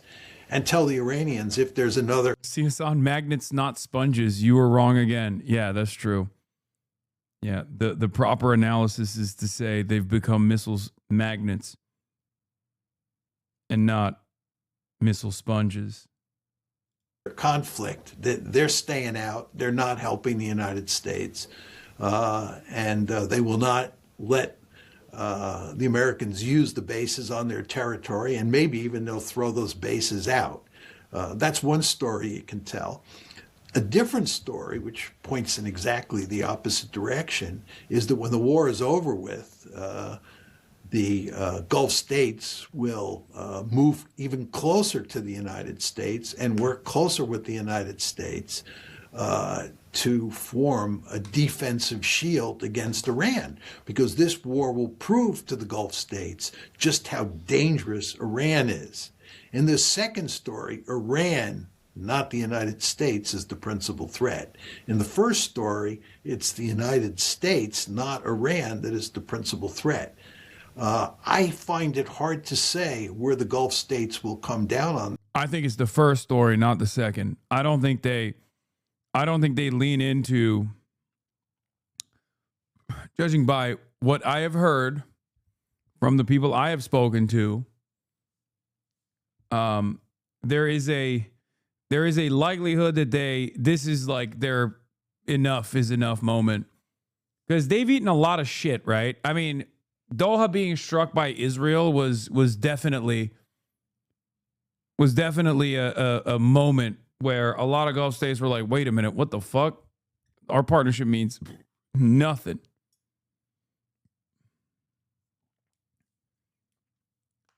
At least with like Chinese partnerships, you get stability as opposed to instability that turns your countries into, as Mersheimer says, missile magnets.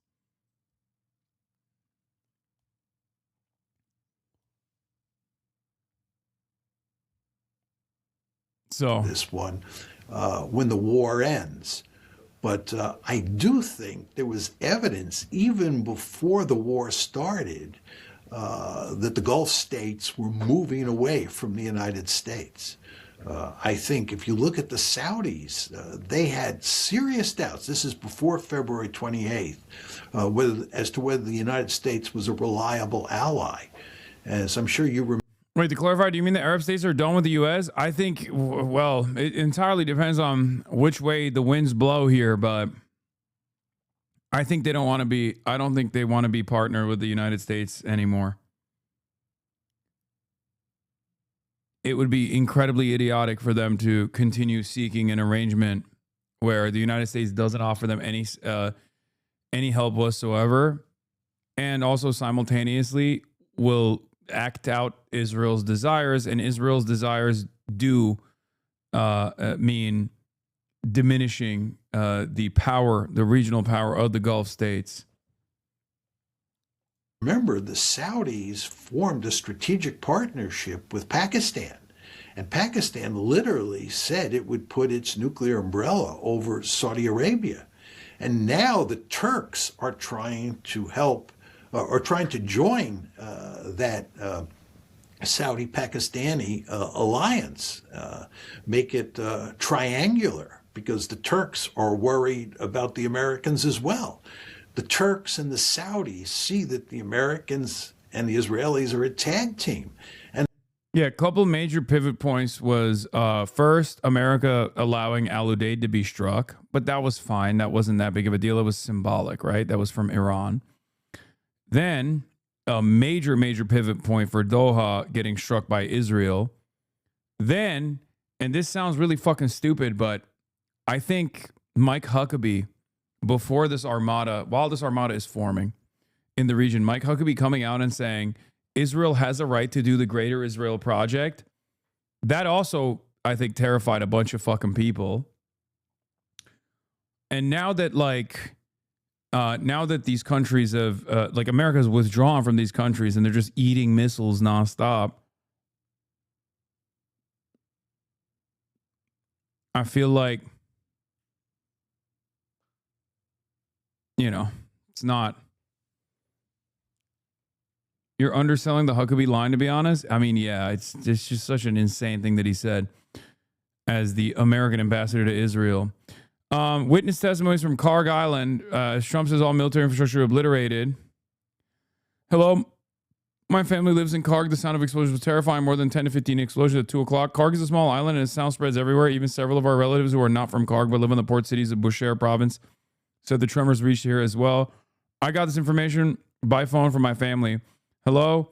One of the guys just called and said they hid in a way that everything exploded. Apparently they used bunker busters so much that they reported Ganave near Karg trembled. They say it's hell broken loose. My brother's in Karg. He says they have been hitting continuously for about 2 hours and the sound of explosions does not stop. He's at the oil site and stayed in the dormitory tonight. It seems, as Trump said, military areas have been hit. So Karg Island has like a tiny military barrack installation. It's a massive island. I mean, it's a fairly large island. 8,000 people live on it. But it has like a small, military barracks, which I suspect the Iranian government already cleared. There's not a high likelihood that they were just sitting inside of those barracks, as Donald Trump has been actively talking about striking Karg Island. So I suspect the reason why they're blowing up the military installation on the island, which is again tiny, and I suspect the troops have been dispersed already, is because they are softening it up for a potential invasion. Problem here, once again, is you take Karg Island, but how do you maintain Karg Island? You prep it to land troops, right? Israel style. You blow it up ahead of time. You can't blow up the oil infrastructure, though, because then it's fucked. If this is an American campaign, they're not blowing up the oil infrastructure because they want the oil infrastructure, right? So then they land on the island. How do they hold the island? At what point does the Iranian side start also using more than just like small arms with the troops that are on the island? Yeah, by the way, there's 8,000 people that live on the island. There's houses, like there's civilians that live on. Most of the island is civilians. But even if they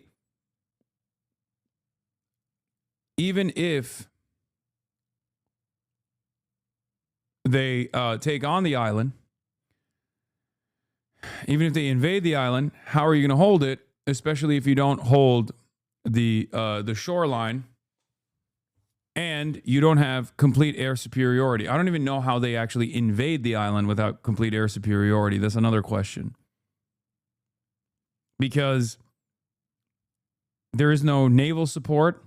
There's no consistent aerial support.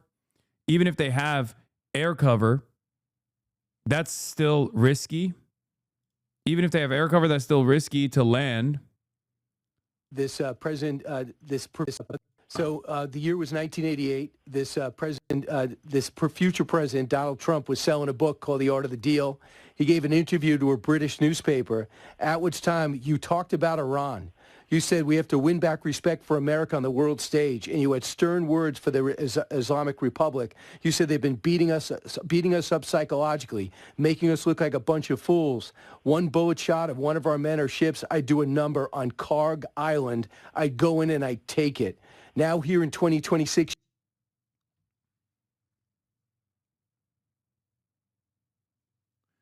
Unbelievable.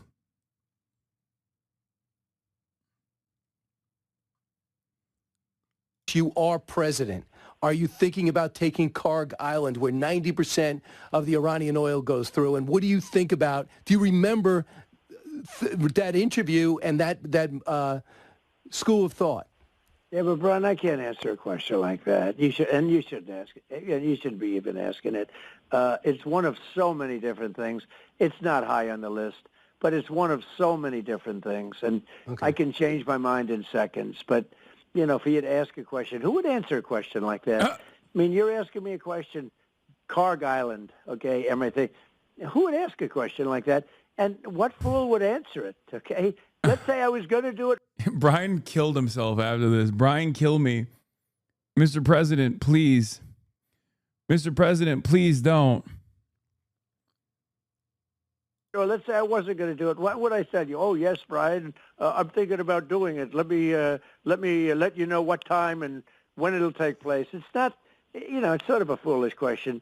A little surprising for you because you're a smart man. I am, but you were just pretty amazing that you thought about it in 1988. Oh my God. He's like, well, I just wanted to give you praise of your foresight. Well, I did, but I thought. Oh my God. He's so mad. This makes sense because he was planning on doing it at market close. And only a couple hours prior, Brian Kilmeade is on the fucking radio show, straight up asking him exactly what he's going to do.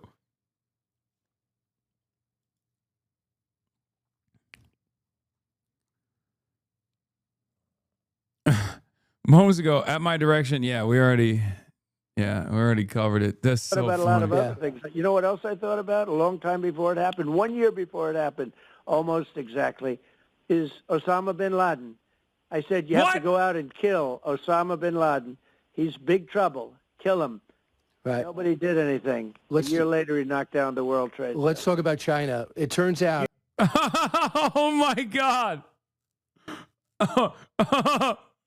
It's funny that Brian Kilmeade, accidentally did journalism, by the way. Where he was like, well, here's a quote from 1988 where he said you want to strike Karg Island. Is this actually in the cards? And he got so mad. He's like, shut the fuck up, Brian, you fucking idiot. Why would you fucking ask me such a stupid fucking question right before I'm definitely not going to strike Karg Island? You know that it was in a book. Did you know that I wrote it in a book? Yeah, I did. One of my many bestsellers. I said, go get Osama bin Laden. And he said, because I saw him interviewed. And I said, wow, that guy's trouble. And I said, you better go get him. And 1 year before he knocked down the World Trade Center, and you know that Clinton had a chance to get him? Yep. And didn't do it. And he thought he would be accused of doing a wag the dog thing. Yep. And but hey, I want to talk about China. Do you realize? A few things about Karg Island that folks might not be aware of. It was built in 1960 by Shell. I almost mentioned it in my book, but cut the reference for length. It is Iran's principal crude export terminal, but it's not the only one. There are 5 others. Its value comes from its VLCC berths and its proximity to Iran's major oil fields. It is fed by a pair of pipelines to the coast. If it were lost, Iran would have other means of exporting oil. It has no other value. Expect its importance as Iranian sovereign territory. He means accept, right? Am I reading that wrong? Or did he actually type expect instead of accept?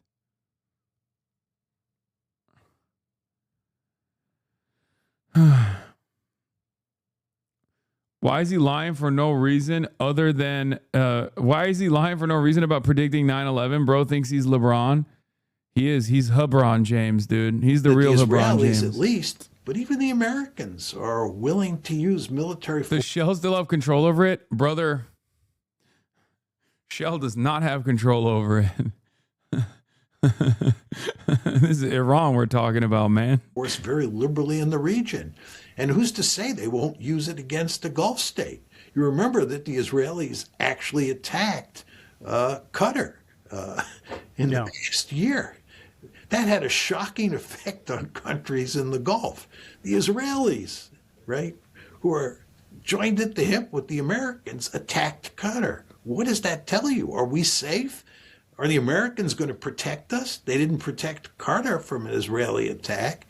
So I think even before February 28th, these countries were getting skittish, and certainly after February 28th. Because you want to remember here, as we were talking about earlier in the show, if the Iranians really unleash the dogs and really go after the Gulf states, they go after the desalination plants, and they go after the oil infrastructure, and they try to destroy those sites completely, you're basically talking about destroying those countries. It's not clear that they can survive after that.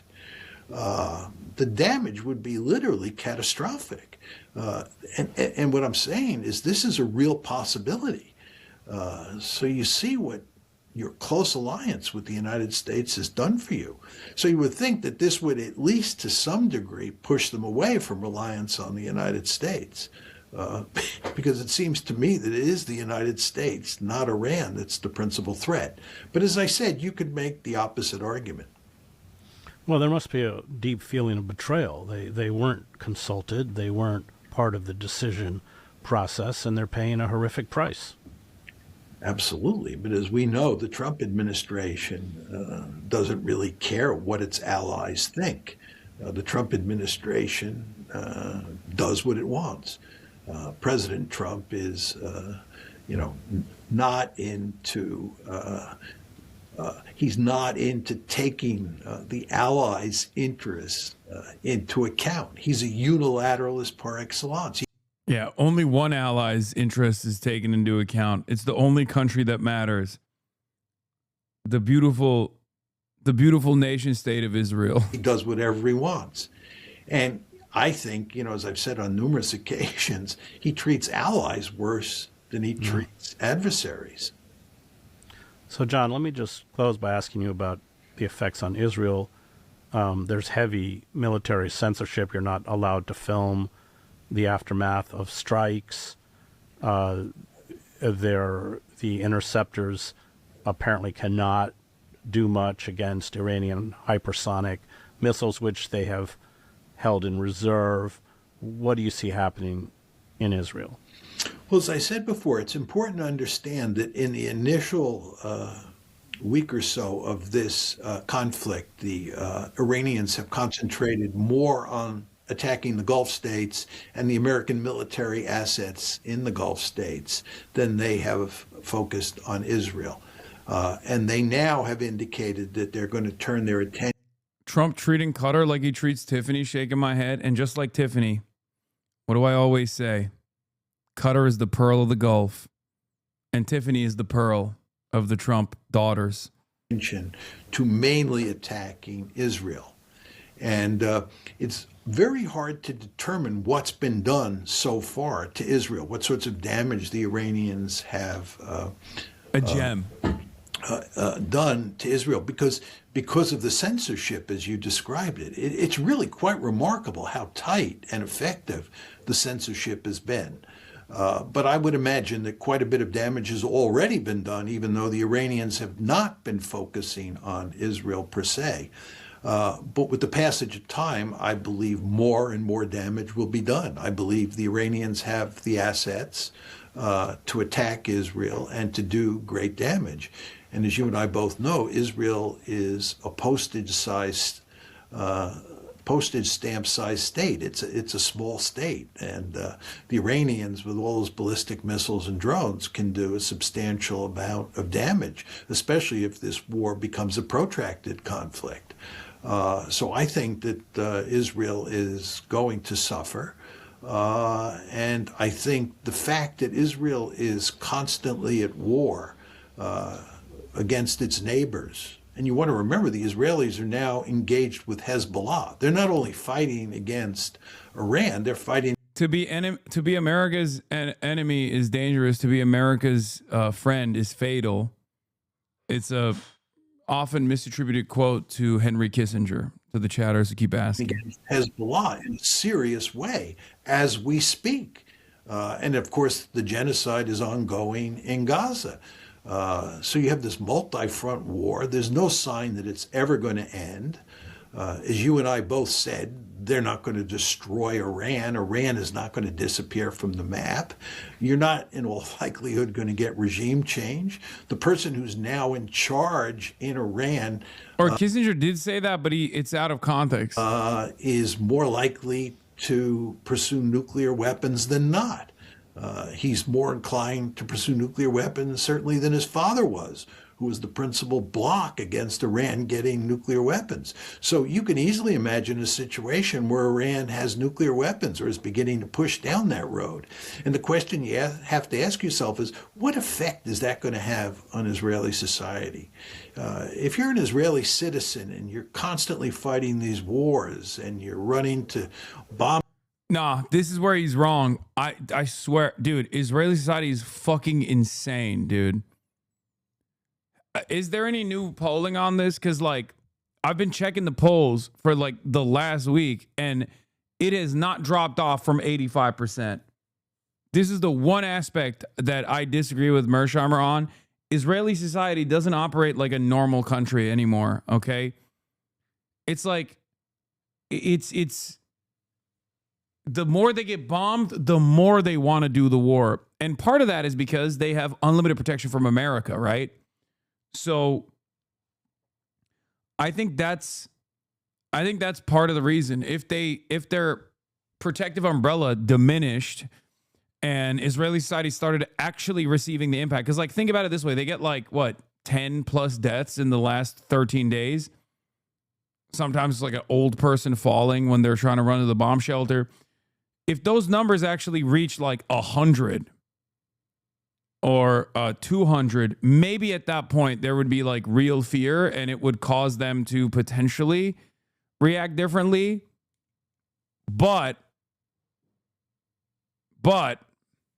so far, as long as they remain comfortable, yeah, most Israeli Jews support war against Iran, while most Israeli Arabs oppose. The survey reveals. It's not shocking. That's just how it is always in Israeli society.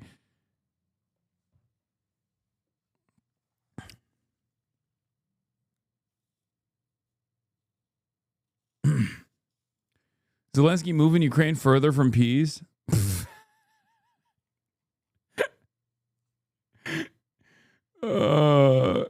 Mr. President, Reza Pahlavi,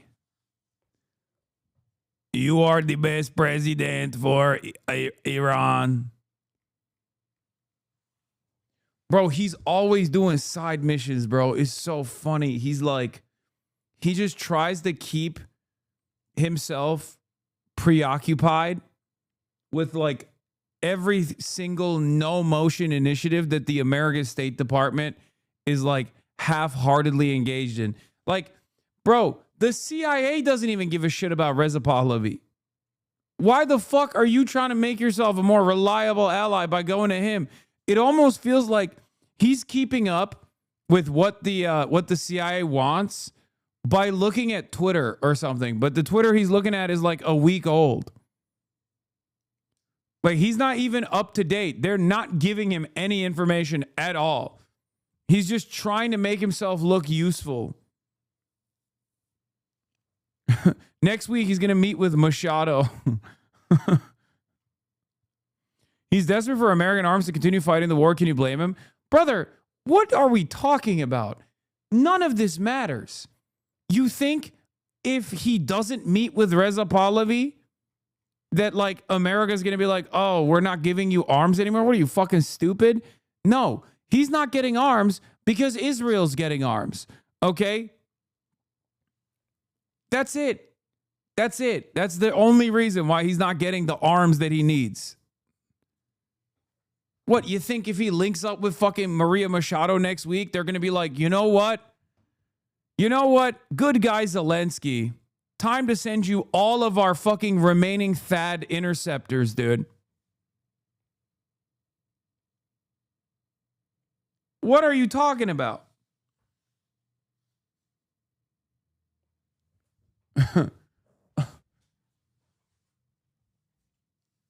No one gives a fuck about Reza Pahlavi. In the American State Department, no one gives a fuck about Reza Pahlavi. It proves what I just said. He's doing what he can. It might be fucking futile. It is futile. Everything he does is futile. What are you talking about? Like, America just offered sanctions relief to Russian energy. Trump fucking hates him anyway. He literally, what was smarter for him to do was like, try to explain to the Americans that they have like, drone defense technology that could be helpful in the Gulf, right? And because Trump hates him so much and he's such a fucking idiot that like they didn't even listen to him ahead of time. That's where he can make himself useful.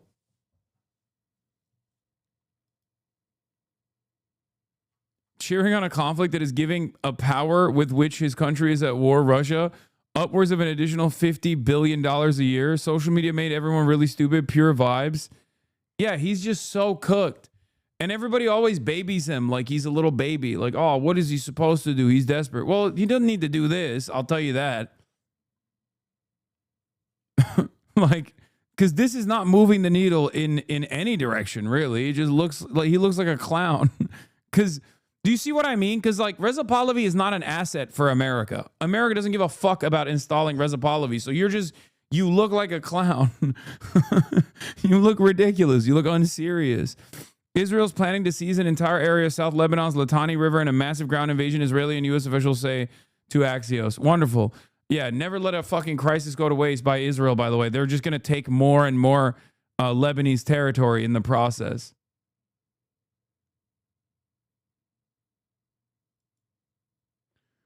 Who hit back at Iran? Confirmed. Video verified by the New York Times shows ballistic missiles being launched from Bahrain towards Iran. What the New York Times notes is likely the first confirmed instance of an attack on Iran originating from a Persian Gulf country since the war began.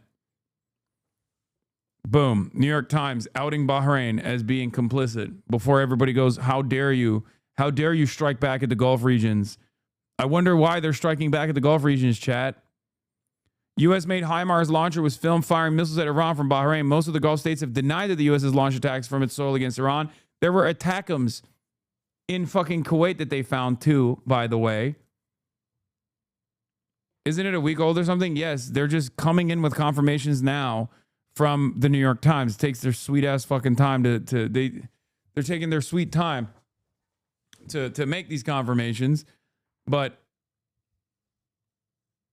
you know, also breaking, Iran has fired missiles at U.S. bases in Bahrain. Loud impact and explosions seen in the footage attached. Strikes come after the New York Times confirmed earlier today that the U.S. launched attacks on Iran from Bahraini territory.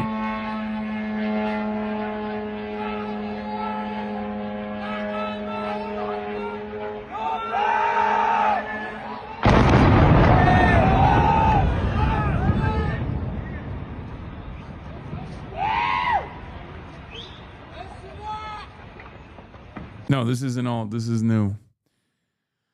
Oh, dude, people in Bahrain, why are they cheering? They fucking love this shit.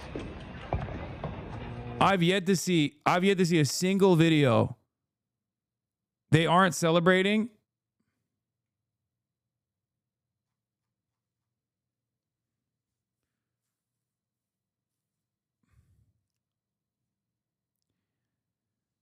Yes, they are. They're Shia, and they are. The Formula One race in Bahrain is going to be fun. I think they're canceling it, right? There's no shot that the Formula One race is happening in the Gulf at all after this. They aren't celebrating. Okay. You know this is a death sentence, right? According to the government.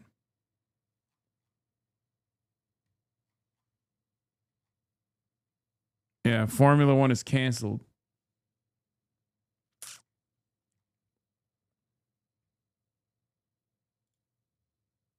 Formula One set to cancel Bahrain and Saudi Arabian Grand Prix due to war in the Middle East as 2026 calendar to drop 22 races.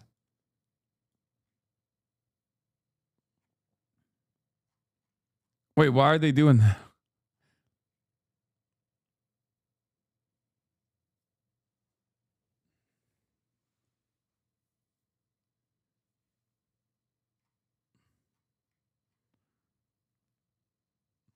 It just sucks that, again, we get to be so far removed from the consequences of our actions, you know? Yeah, U.S. sources confirm Bahrain has brought in Jordanian anti-riot troops to suppress protests over Washington's war with Iran and the kingdom's role in hosting U.S. military. It's the first time since the Arab Spring Bahrain has called in foreign forces.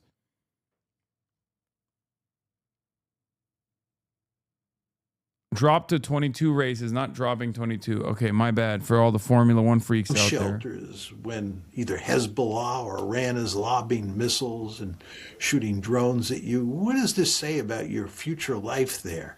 And then when you begin to hypothesize a situation where maybe Iran has a nuclear weapon and you know Iran is a mortal enemy, and you've been telling yourself these stories for decades that Iran's principal goal is to eradicate you from the earth, and as soon as they get a nuclear weapon, they're going to attack you. I mean, isn't that going to incentivize you to leave the country?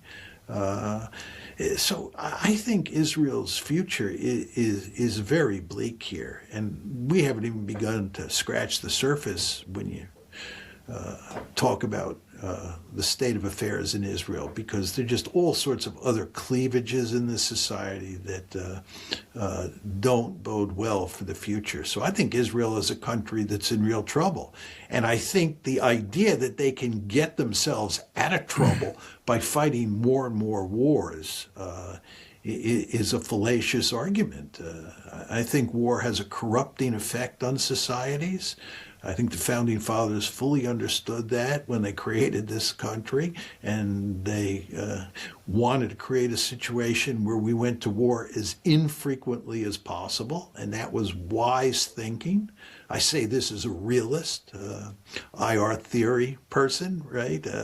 I understand that war is an instrument of statecraft and that states sometimes go to war for good strategic reasons. But at the same time, I think you should go to enormous lengths to avoid going to war unless you absolutely have to. But Israel has the opposite view. It lives by the sword. And I think if you live by the sword, you turn yourself into a modern version of Sparta. The end result is not going to be happy. Oh, we've done the same thing. I mean, we've eviscerated our diplomatic corps, militarized our embassies. And this predates Trump. Absolutely. I mean, I believe that if you are addicted to war, and you become a crusader state, which is what we have become, you're going to undermine liberalism at home. And I think we're doing exactly that. I think it's a tragedy what's happening to liberal values in the United States, the extent to which people like President Trump trample on the Constitution, trample on the rule of law, ignore Congress. I mean, I think it's terrible what's happening here. And I think it's due in good part. It's funny that both Mersheimer and Chris Hedges always has like an angry look on their face. All these wars that we fight, as well as our attachment to Israel. You want to remember that we are joined at the hip with this new Sparta. And when you're joined at the hip with Sparta, Sparta's values are going to percolate into your body politic. So one does not want to underestimate the negative impact that Israel and the Israel lobby has on liberal values inside of the United States. Great. Thanks, John. And I want to thank Diego, Sophia, Max, Victor, and Thomas, who produced the show. New wave of missiles from Iran towards occupied Palestine just launched. Let's go to it was loading Al in Jazeera. recent years about 1.3 to 1.5 million barrels a day, giving sanctions and everything. It also has a capacity of storage of about 28 to 30 million. Reuters reports Qatari authorities evacuated government offices and a Google office. Authorities also evacuated parts of Doha's education city. Mohammed al-Bukaiti, Yemen has taken the decision to militarily stand alongside Iran, and the 0 hour will be announced at the appropriate time. I mean, Yemen has been hardening their positions for since the American Armada was moving in the direction. As someone from the global south, hear these people do announce in favor of liberalism. Do they understand it will always end like this? I'm glad they're burning. It's just so sad. I mean, there are values within liberalism that were clearly an evolution from what came before it. When he says it's trampling on liberalism, he's not wrong. Trampling on the Constitution. In theory, the Constitution has a bunch of good stuff in it too, right? I mean, I talk about it all the time. Whether it be the First Amendment, whether it be due process. So in that circumstance, when he's talking about they're trampling on liberal principles because of our dangerous association with such a militant society that is illiberal, like Israel, what he means is all of the social freedoms that we have taken for granted. That's what he's talking about. And I don't disagree with that assessment at all. Houthis coming in on standby. Houthis have been on standby for the past week.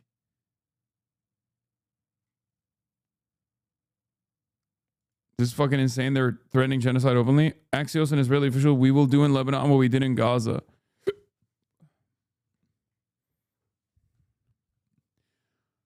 I mean, Israel, man, what can you fucking say?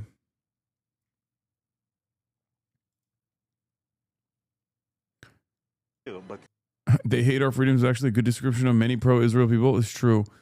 Ironically enough.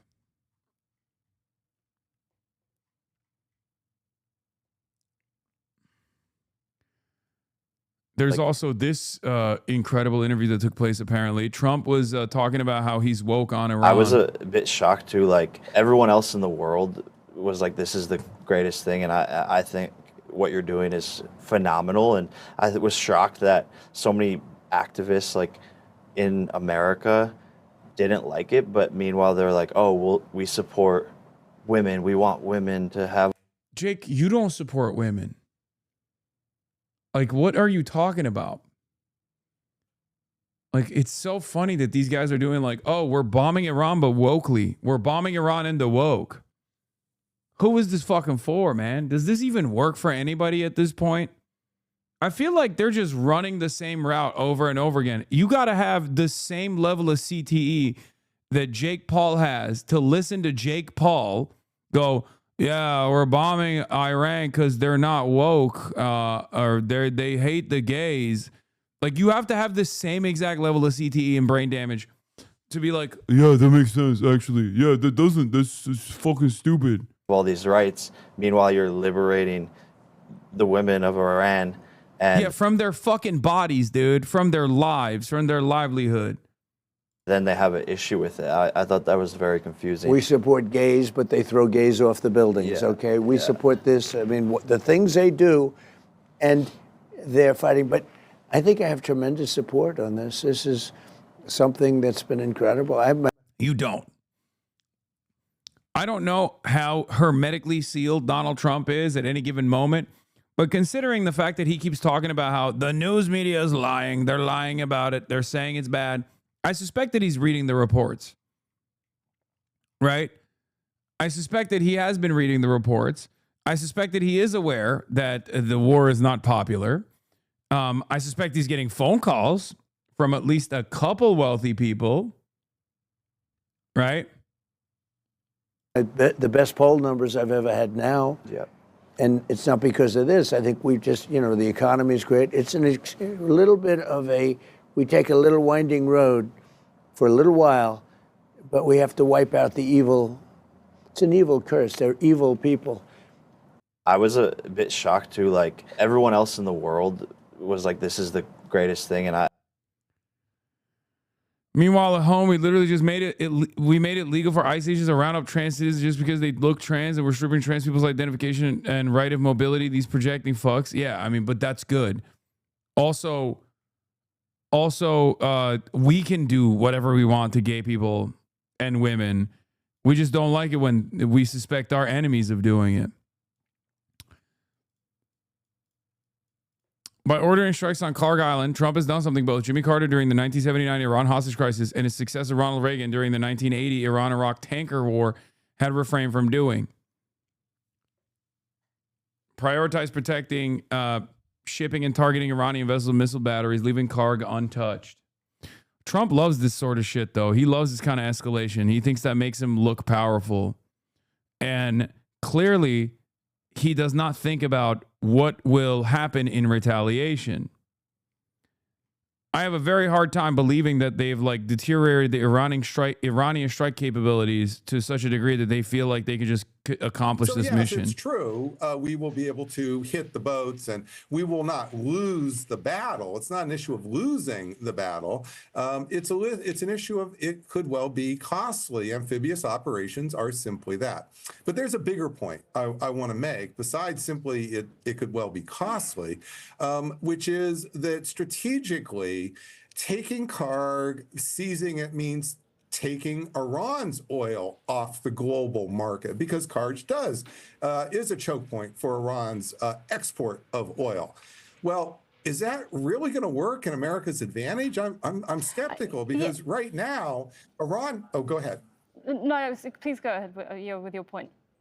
Yeah, so right now, Iran has adopted a long war horizontal escalation strategy that's leading to a shock, an oil shock where prices are going up.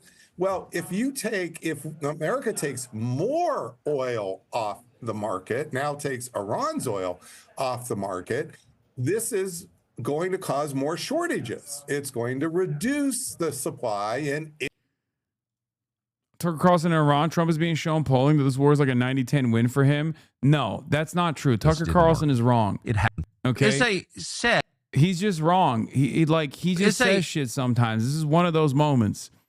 Okay. Trump is not getting polling that shows that he's 90-10 popular on this war. That's not true. You want to know why I know that? Because he keeps fucking tweeting about how we're winning and we're winning big and we're going to continue winning. And we're going to win bigger. Why is the lying fake news media saying that the war is bad? The war is good, actually. I don't think that he is that sheltered from the truth. I think he knows that it's an objectively unpopular war. And if he didn't know that that it's an objectively unpopular war, he wouldn't be chirping this much. Trump only chirps like this when he's distressed, okay? Said...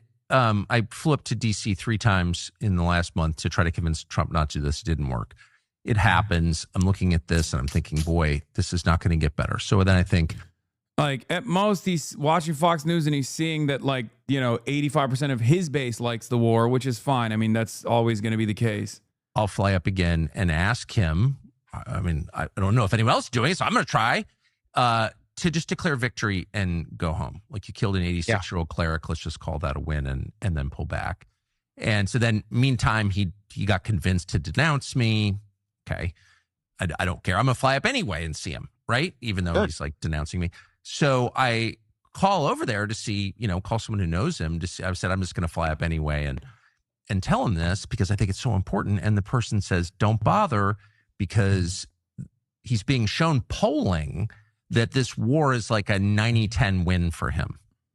And I said, I don't know where that polling is coming from. It's like, I guess you could make any kind of poll, and he's watching Fox News, which is telling him the same thing, and he's getting fake polling. I guess they're only polling Sean Hannity's viewers or something. And so I'm not sure that there's a sense, as if this was yesterday, because I was getting so agitated and worried. I don't think that there's a sense that this is unpopular. Like, I think there's an information vacuum here. There's a massive information vacuum. And, for the president and the administration who declared victory based on internet and vibes and podcasts, let's take a survey, shall we, of every podcast that he appeared on. Right. And how do they feel about the Iran conflict? You can look very clearly for yourself. You can look at a lot of the polling of that same demographic, which they were very excited about. Young men in particular. How are they feeling about this? Yeah, if there's one thing that this has shown me, by the way, I think the podcaster demographic has no control over the base like Trump does. Okay? Because virtually every podcast he's been on is like, why are you Israel's slave? And yet every person, according to polls, every person that has voted for Donald Trump, every person that is MAGA is like, we are Israel's slave. Thank you so much for being a servant of Israel. We also love being that. That's our favorite thing. It's actually like a fucking light switch, dude. Straight up.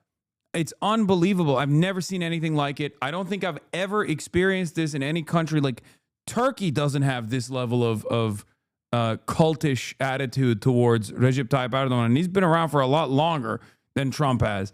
I don't think people loved Assad this much in his base. I don't think people loved Putin this much in his base.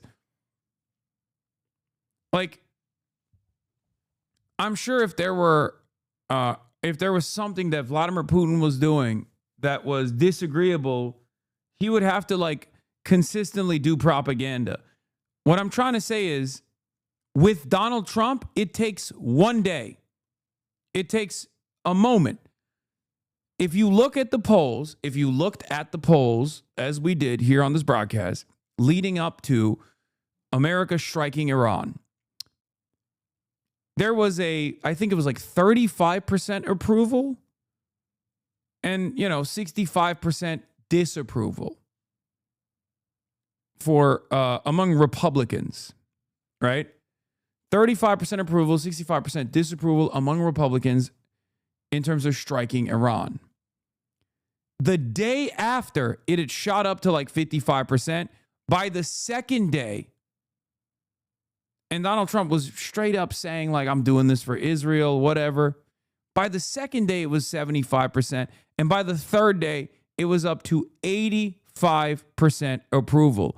It's unlike anything I've ever seen before.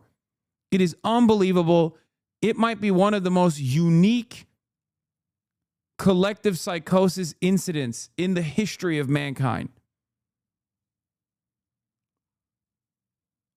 Democrats cannot whip up their base for anything with this severity. It's actually truly not even bordering on mental illness. I think it is mental illness. Lol, you repeating Trump? What do you mean? We care more about oil than life? Lol, you repeating Trump? Conflict. And, you know, if you were saying 90-10, it's not even true in the Republican sense. I mean, the latest one that I saw was like 72% Republicans, which by That's wrong. It's 80. It's 80 to 85%. I've never seen a poll that says 72%, unless he was talking like last week. the way, Mr. President and everybody in the administration, Bush had 93 for Iraq. And how did that turn out for him? So let's not put all of our eggs in the basket of just because Republican voters are here, that this is all going to be like sunshine and roses. And I also would not make the spurious claim that it's all about Iran. It's about compounding effects. The gas price effect of the Iran conflict is going to be dramatically more important to the White House's political chances in the midterms than anything that's actually happening on the ground. I don't think it should be that way, but that's reality. And I do think also, He's talking about Republicans, not MAGA. No, this is probably an older interview. That's why he says 75%, because it was like day 3, it was 75%. Right now it's at 85%. I have not seen a single fucking instance where Republicans, by the way, Republicans are MAGA. There is no difference between MAGA and Republicans. That's the whole base. I mean, this has been the case for everything. One of my first interactions with this cult, this cult-like zealotry from the Republicans was on the issue of Ukraine. Republicans are, by and large, even more propagandized than the Democrats are. This isn't to say that Democrats aren't propagandized, but Republicans are simply just, a little bit dumber, on the dumber side, right? And for years and years, Republicans had despised Russia because they kept saying Russia is communist. For years. Until Donald Trump came out and said Vladimir Putin is good, basically, and Ukraine is bad. At which point, Republicans almost universally, overnight, flipped the switch and decided Russia is good and Ukraine is bad. Now, that's mind-boggling, because that, to me, shows that Donald Trump can single-handedly undermine not just like, a decade of propaganda. He can undermine almost a century of propaganda. It almost feels like Donald Trump genuinely could, if he got stroked out like Fetterman style and woke up one morning and said he's a communist, we could have a communist revolution in this country, I think. Obviously, that would never happen, but I'm just saying, like, that's the level of control he has over his base. I don't think these guys at this point have any principles whatsoever. I think their only principle is, we love Donald Trump. He can do no wrong. If Donald Trump tells me that he's doing something, then that's good. Donald Trump single-handedly made the superstructure more powerful than the base. I've never seen anything like it. I've never seen anything like it.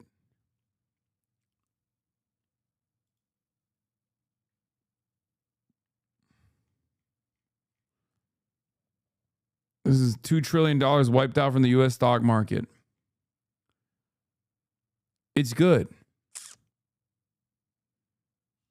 your inclination to get him to try and declare victory, that's the correct move from a strategic perspective, an economic perspective, from every political perspective. You don't want the entire.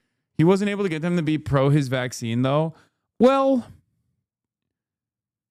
he just kind of backed away from it. I don't think he pushed for the vaccine that hard. I mean, he talked about like Operation Warp Speed and stuff, but like he didn't actually like force the issue that much. I feel like if he had tried to force the issue, you would have significantly less anti-vaxxers in this country. Like, he didn't fully commit to pushing the vaccine, and he had at times in the past said like anti-vaxxer stuff anyway. So there was like one point where he said people should get the vaccine, and then he got it too, and then people booed him. Yeah, but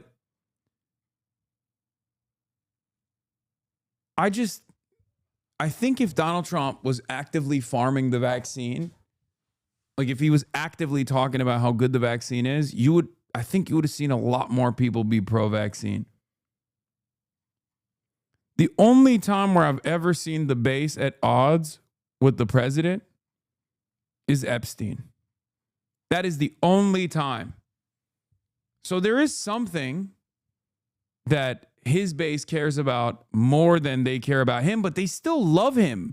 That's the craziest thing, though. Like, they don't like the way he handled the Epstein case, but they still love him. It's like, it's a perfect representation of a cult.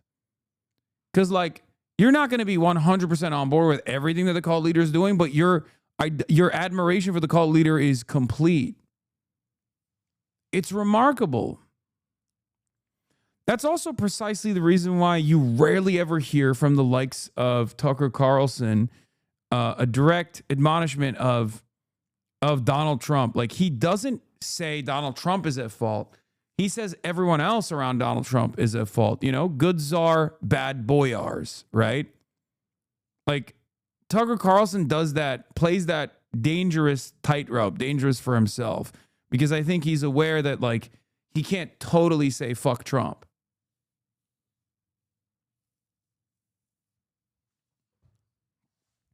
So he's always saying like, oh, people around him are lying to him. People around him are duping him. He can't do any wrong, but this incident is wrong because people around him are manipulating him, right? Entire country's national discourse focus on Iran.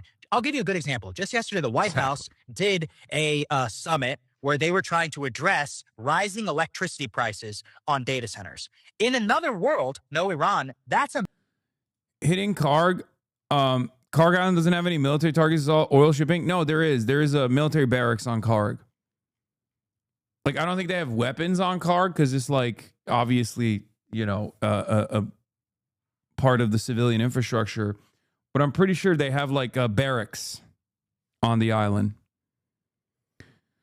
Karg doesn't have any military targets. This is all oil shipping infrastructure and storage. You can see it all from aerial images. Iran considered this their red line, as 90% of oil passes from Iran passes through here. There's no world in which this doesn't further escalate and Iran cause more pain in the oil markets. This has also cut off China and India from Iranian oil entirely.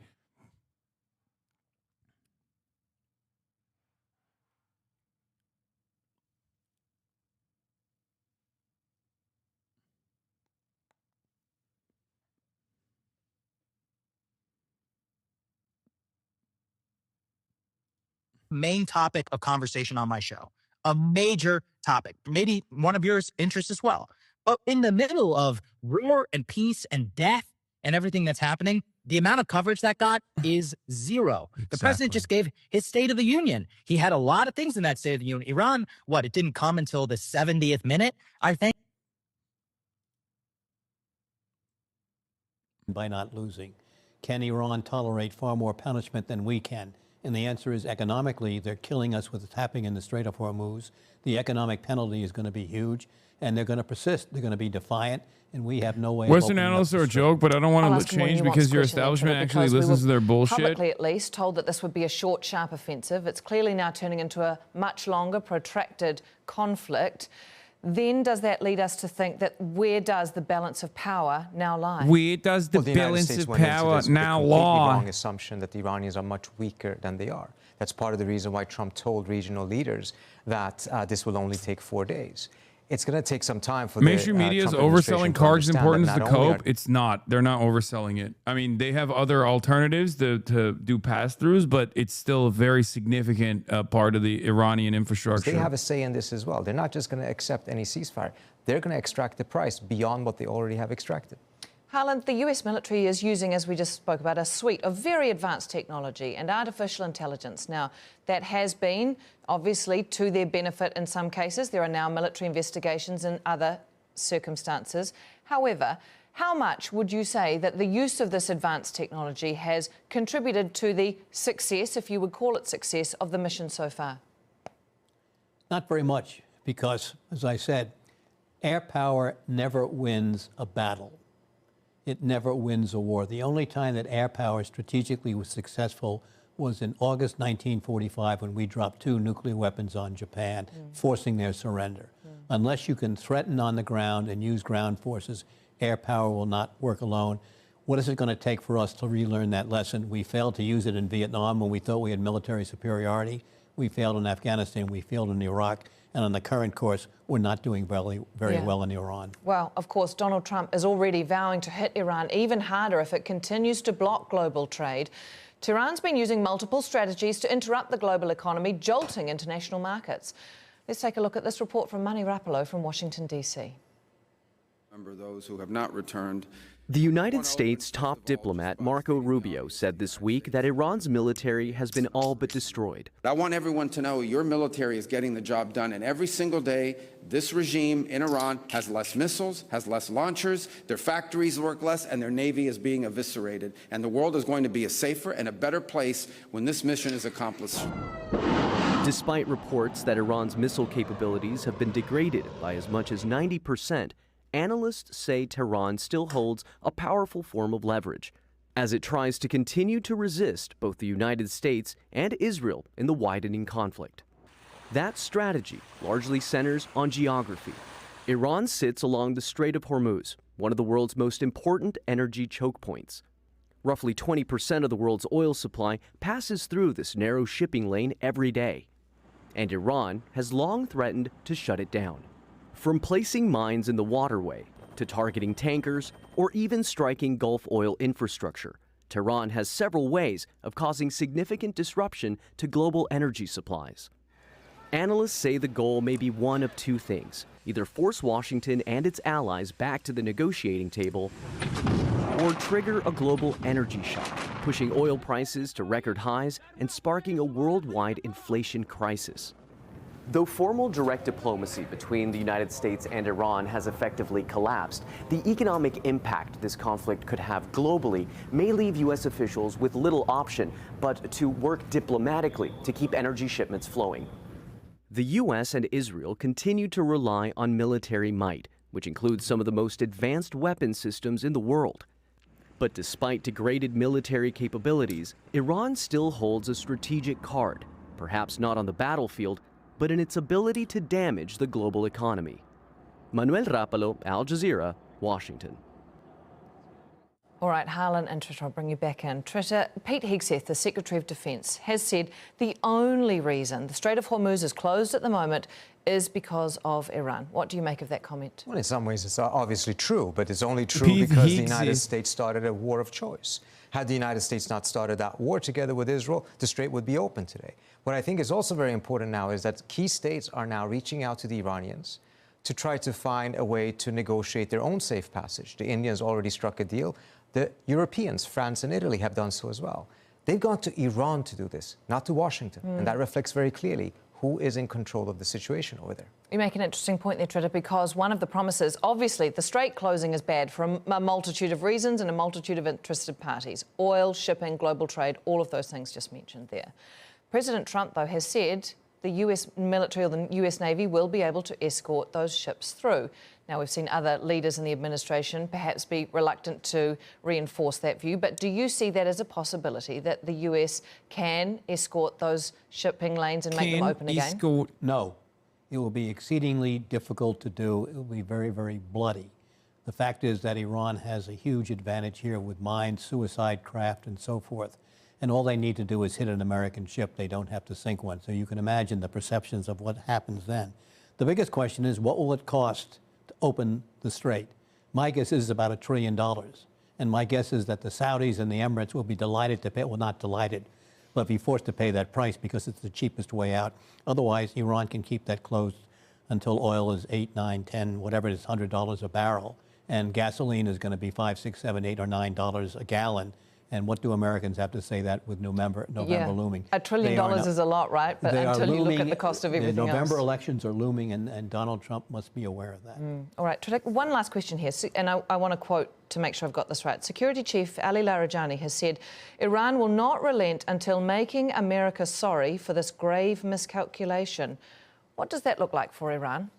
Well, the reason why the Iranians are saying this is because they believe that unless this war ends up becoming so costly that the United States concludes that it was a mistake starting it in the first place, unless that happens, they fear that the United States will restart the war a couple of months down the road. If the Iranians agree to a ceasefire prematurely without having inflicted that cost, they believe that it will be just what happened in June of last year. They agreed to a ceasefire, and 8 months later, Israel and the United States was back. So I think there's going to be an effort to amass a significant amount of cost, and it will primarily be on the economic front, in which they are going to move towards destroying Trump's presidency.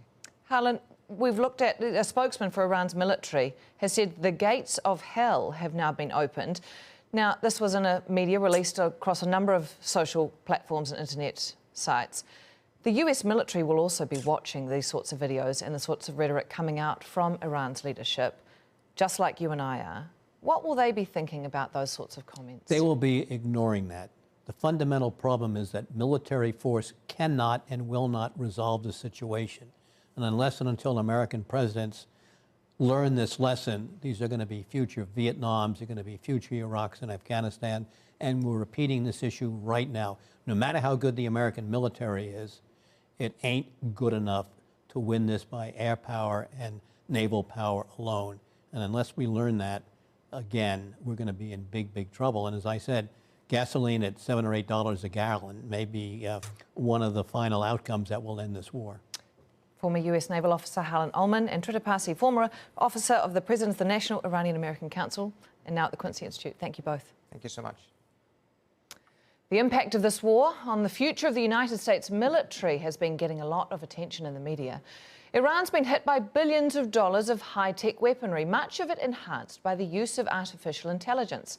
That's degraded stockpiles that leave the US potentially vulnerable to other threats, such as those from China. And while Iran has its own advanced weapons, its use of geography is proving to be perhaps its most effective. Here's Phil Lavelle again with the details.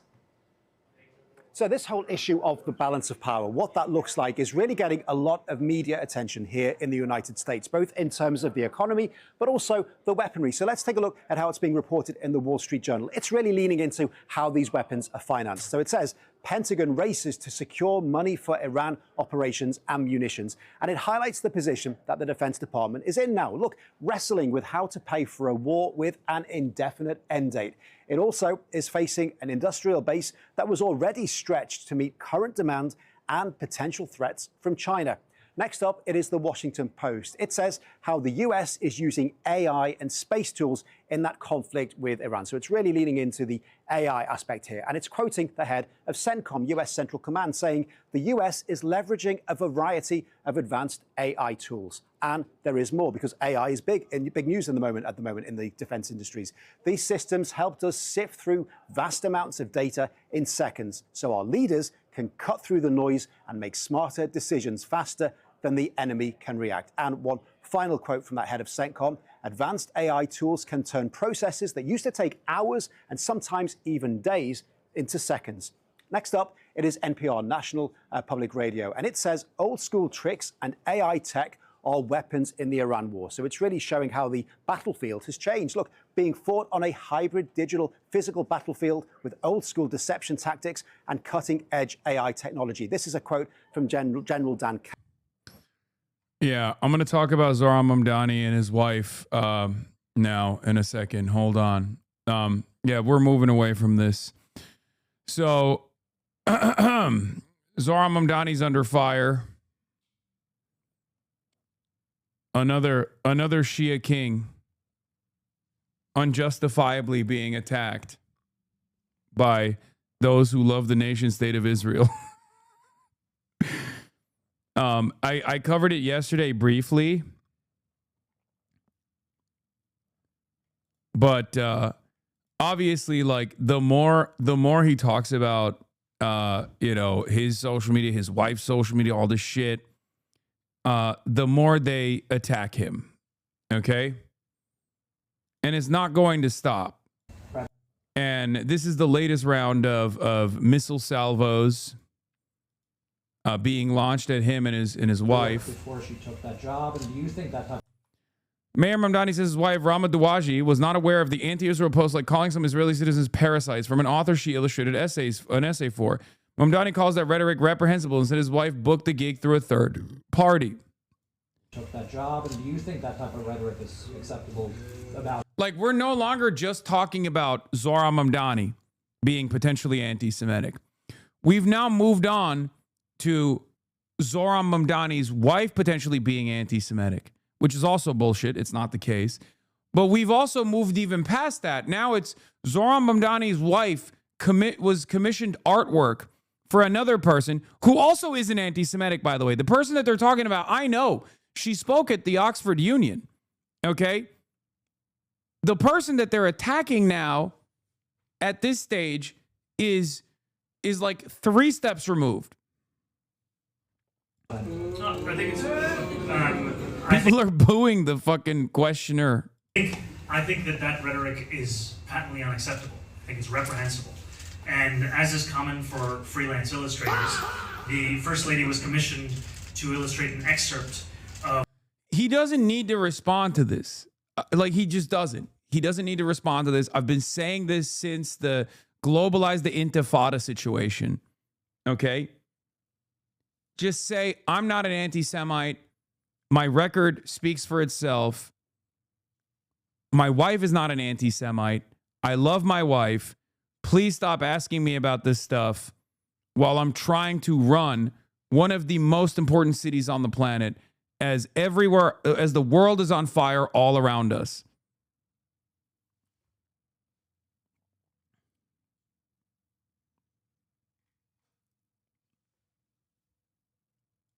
The anti-Semitic post she liked, by the way. Oh, yeah, this is Susan Abul Hawa, sorry. Again, throwing his wife under the bus for tweets that 99.9% of people who aren't Jewish supremacist rapists would agree with. What a clown. The idea for genocidal, parasitic, blood-sucking predators, says this person. Burning Patagonia, poisoning Lebanon and Syria, uprooting millions of trees, exterminating nearly all of Gaza's livestock, and raising nearly all their farmland. There's, like, the reprehensible aspect of it is rootless parasite, okay? It's an anti-Semitic canard that she's leaning into when she says rootless. That's the key word here, okay? That's the reason. It's also fucking ridiculous because she's literally talking about the IDF. Okay, burning Patagonia is sus. Yeah, that was that was a bunch of Israeli tourists that caused massive forest fires in Argentina. Brother, you literally said he should respond yesterday and that he can't keep ignoring this? No, motherfucker.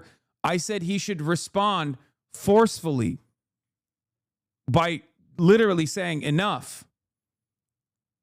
I did not say that he should concede and be like, wow, it's really fucked up that my wife worked with a person that was, criticizing the fucking IDF, criticizing Israel. Because, like, dude, I receive this every day. I receive this every fucking day, okay? Every damn day of the week. Our upcoming issue scheduled to be released at the end of February. Susan Abul Hawa, excerpt from her recent book, A Trail of Soap, okay, illustrated by Rama Dawaji, Zohran's wife. Jewish supremacist vampires can buy up all the airwaves. They can manipulate the algorithms. They can get us canceled from our jobs, but the world will not unsee their evil. You lying Jewish supremacist cockroach. Britain literally gave away someone else's country to a group of wealthy Jewish supremacists in exchange for them pushing the United States into World War I. The Balfour Declaration was issued as a quid pro quo to bring America into a war they want no part of.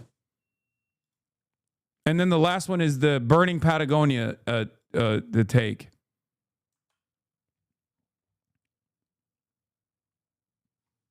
Like, when will this end? Like, not only is, if you're not tapped in to pro-Palestinian circles, maybe you're not familiar with who Susan Abulhawa is, okay? And that's fine. But just like, at the end of the fucking day, it's just, yeah, she said a bunch of shit. Wherever they are, they will drag the respective cultures in the war and financial ruin for their own benefit. They have singular loyalty to Jewish supremacy, the ADL, and various tentacles of Pax Judaism. Okay, yeah, I mean, that's, you know, that is definitely, okay, it's, okay, this stuff is anti-Semitic. Okay, but regardless, Susan is Palestinian, okay? Susan is Palestinian. This is literally third-party associations at this point, okay? It's third-party associations. Like, what the fuck are you doing? You don't have to answer this. Once again, my wife is not anti-Semitic. I'm not anti-Semitic. We need to stop playing these fucking games, okay? That's it. That's it.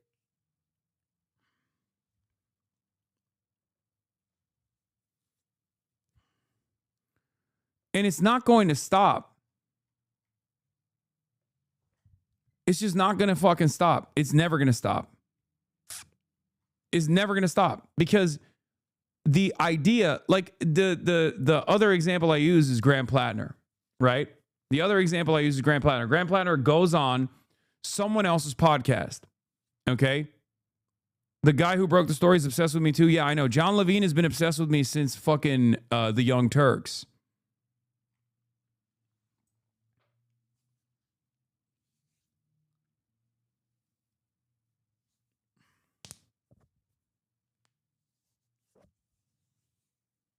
Graham Plattner goes on a podcast of a guy that has said like JFK was assassinated potentially by Israel.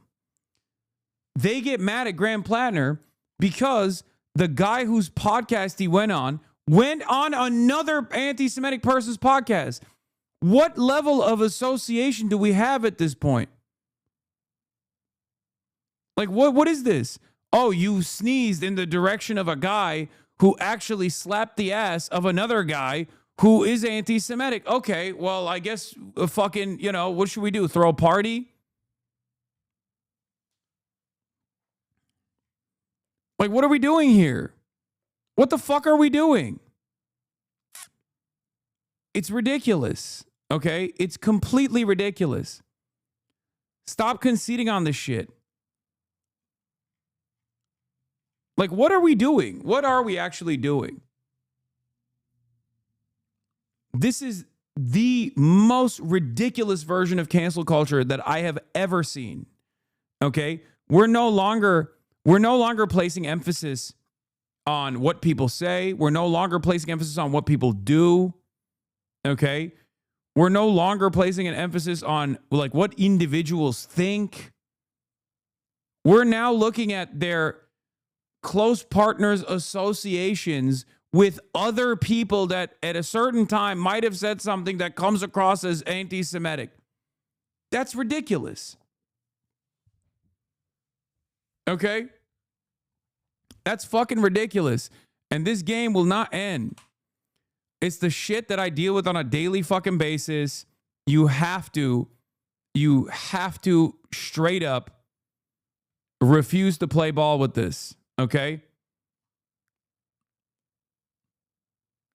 You have to.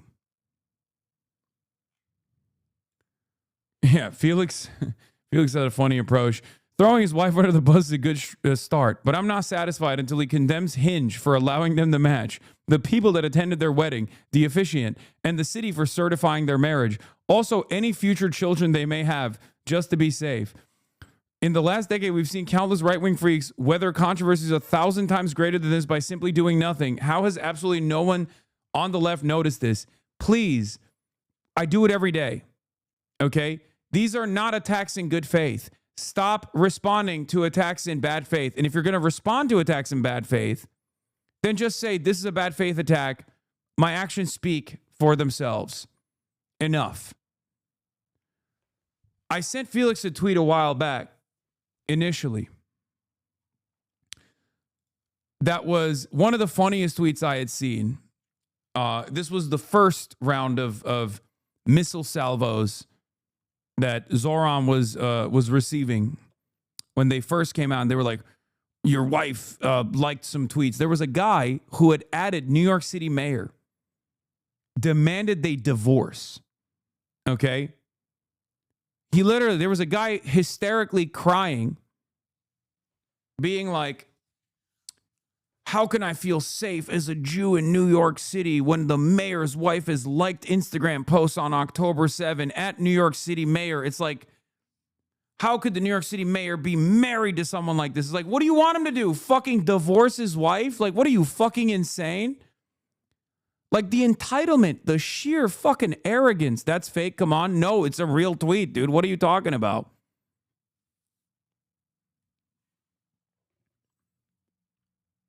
It's ridiculous.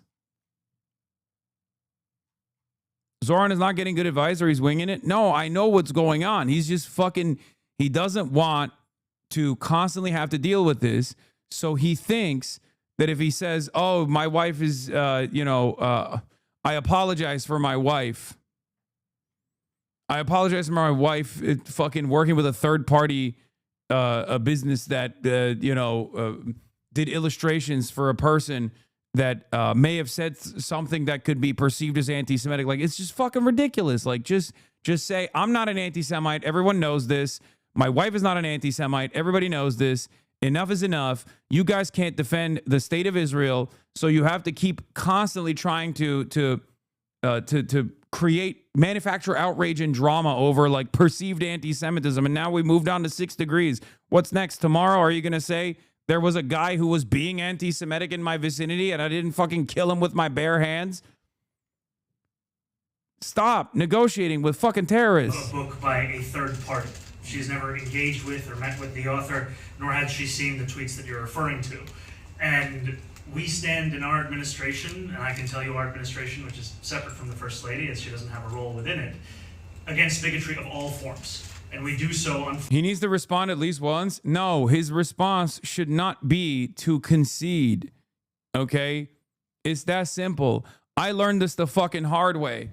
I know I compare a lot of my own personal experiences being a fucking outspoken socialist, anti-Zionist on the internet. And I have a shit ton of haters as a consequence of that. But the biggest wave of haters that I got was initially because since 2021, I thought initially that you have to respond to these controversies and you have to correct the record because people have a right to know. People have a right to understand. And maybe in the process of correcting the record, I can also, educate people on the matter. Okay? It doesn't work that way. It doesn't work that way at all. The more you respond, the more you legitimize these oppositional attacks. These attacks are manufactured outrage.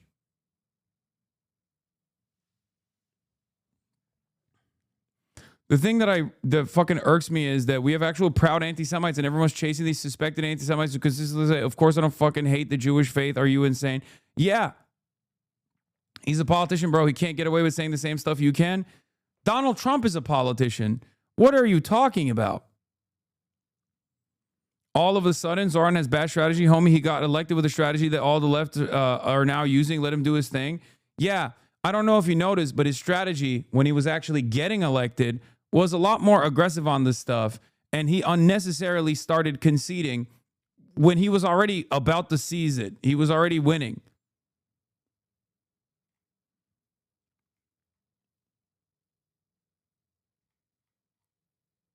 Primary Zoran was like, I'm not going to Israel. Mayor Zoran would have probably been like, oh, I would love to go to Tel Aviv, actually. I heard there's great beaches there. Like, what are we doing? Lynching because every single New Yorker deserves a place that they can call home without having to be wary of being their full self when they do so. Like, do you understand when he says like, oh, every single New Yorker deserves to have a home? You're giving legitimacy to the criticisms, like your wife doing this illustration for a Palestinian woman's book is somehow endangering the lives of everyday New Yorkers.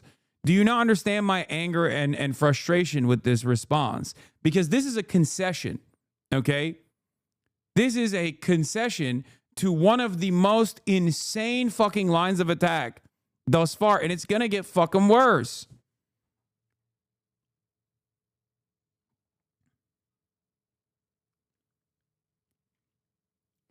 People ask me these lines. People ask me questions like this all the fucking time. I have to deal with this shit all the fucking time too. You are not the mayor. Why do you suggest you know better /S? Okay, stop. This also looks weak. This is going to make him look weak. Okay. If I had to play defense for Zoran here, he's doing his best to have a normal response to these unhinged hit jobs in such a way that he knows will only further infuriate the unhinged critics, which in turn will cause them to create their own ostracization. No, it's just annoying people on his side. I promise you. It annoys the people that are on his side. I feel for him. I feel bad. You know, the guy who did the reporting and how many Jews who lost relatives on October 7 plowed their cars in the mosques, exactly 0. Brother, Israel literally did a genocide after October 7. They did the metric ton of plowing 1 million cars into 1 million mosques. That's the guy who did the reporting. Do you think this is a sincere person? You think this guy genuinely wants the record to correct the record?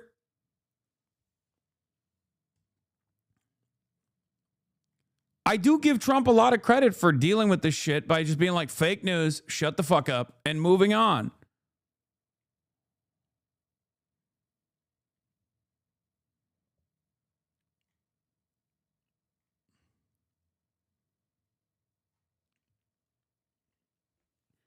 I'm telling you, it's like, I understand you don't want to deal with it. And part of your brain thinks this is the best way to go about it when you correct the record, right? You correct the record and it's the best way to go about it and all this shit.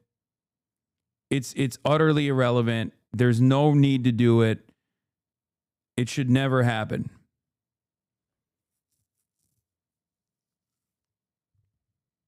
Okay?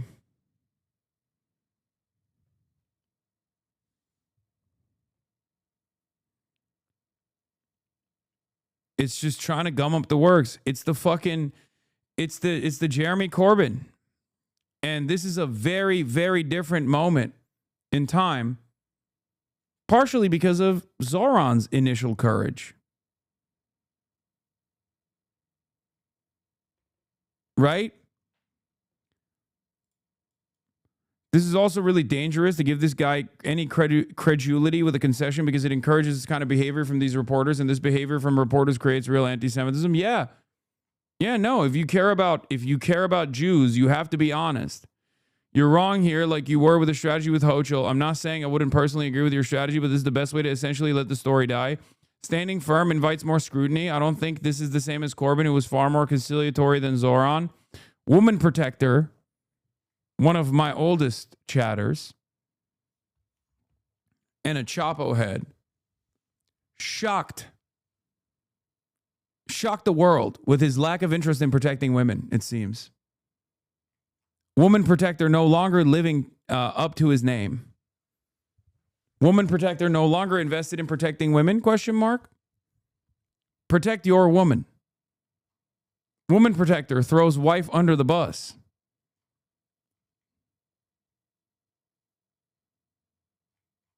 How dare you? Yeah, I called you out, bitch. Yeah, it's the gauntlet. Callers, change your name right now. I stand with my queen Rama. It seems that you're not standing with her right now. Wrong about Hochul. How? She just refused to work with Zoran, didn't she? We'll see what happens. We'll see what that calculation looks like. Okay?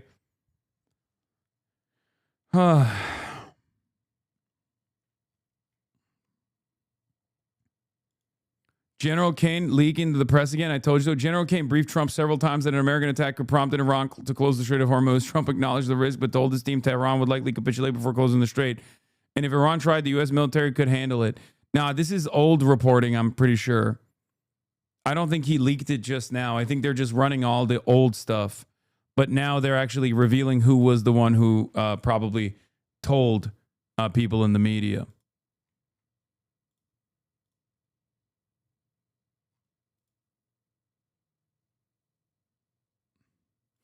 I respectfully disagree with you on this topic.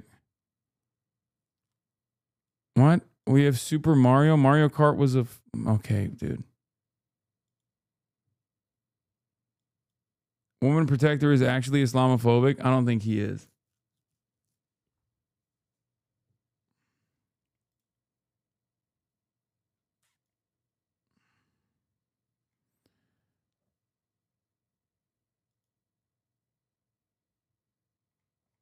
Inside AIPAC's peculiar strategy to sink progressives. Attack them from the left. Slam them from the left? Oh my God.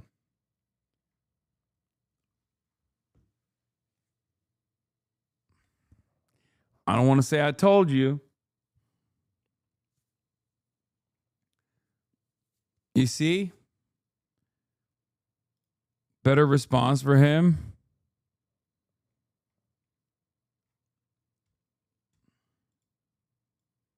I'm literally a Muslim, Lamau. Shame. Shame.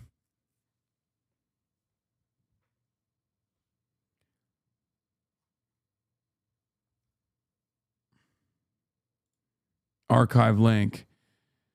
Groups linked to AIPAC are employing an eyebrow-raising tactic that sinks pro-Palestinian progressives Democratic congressional primaries, going after their leftist bona fides. It is telling indication what the ruthlessly pragmatic pro-Israel organization sees as a winning message. Rather than uniting ads through its go-to Democratic political arm, United Democracy Project, AIPAC appears to have employed a web of vaguely named groups to attack specific districts this cycle. Spokespeople for... By the way, this is just like undermining democracy at the behest of a foreign nation. Okay?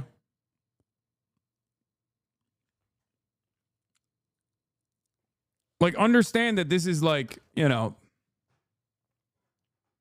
this is unimaginably frustrating.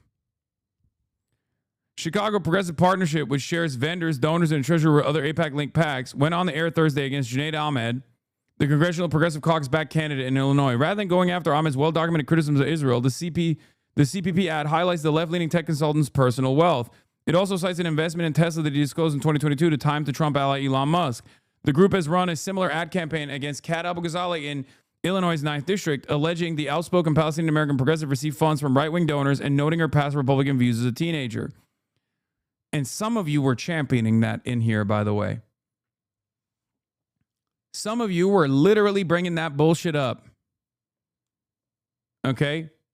Some of you were literally bringing that bullshit up, motherfucker. AIPAC has spent $9 million in just 2 Illinois primaries, Illinois 8 and 9, all under the shadow PAC names, none of it ever mentioning Israel. This is unlike anything that has ever happened in the history of U.S. elections. And they're doing full spectrum, like all different kinds of attacks that they can do. That's why you have to harden your position. And you have to be a little bit more fucking disciplined when you see an anti-Israel candidate get fucking obliterated. The bad empanada crowd was all over this shit. What a fucking stupid fan base he has. Do not ever bring up his stupid fucking name in my chat ever again. Okay?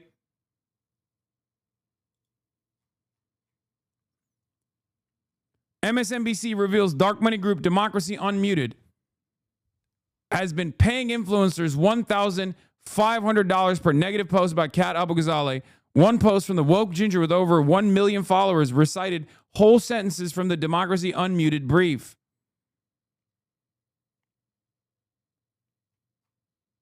Do you understand?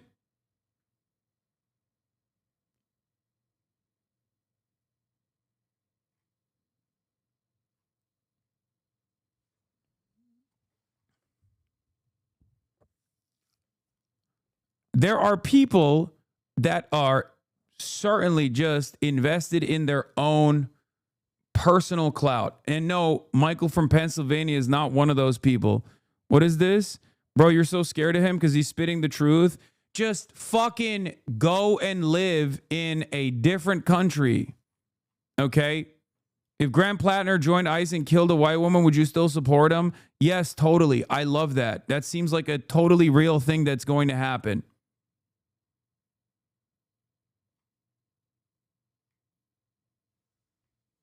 Haha, I got you. It's unfucking believable, dude. It's unfucking believable. Kat Al-Ghazali posted a video addressing the recent exposure of this dark money group. Influencer Amanda Informed was approached with the offer and reported to MS Now. They blew the fucking whistle on it.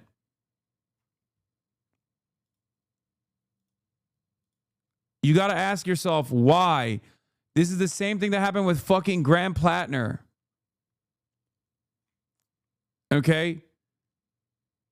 Making your main argument, I'm intimidating to AIPAC to prove you're against the progressive in the race when AIPAC is also spending a lot against your top opponent and your opponent openly calls it a genocide and you don't, a choice.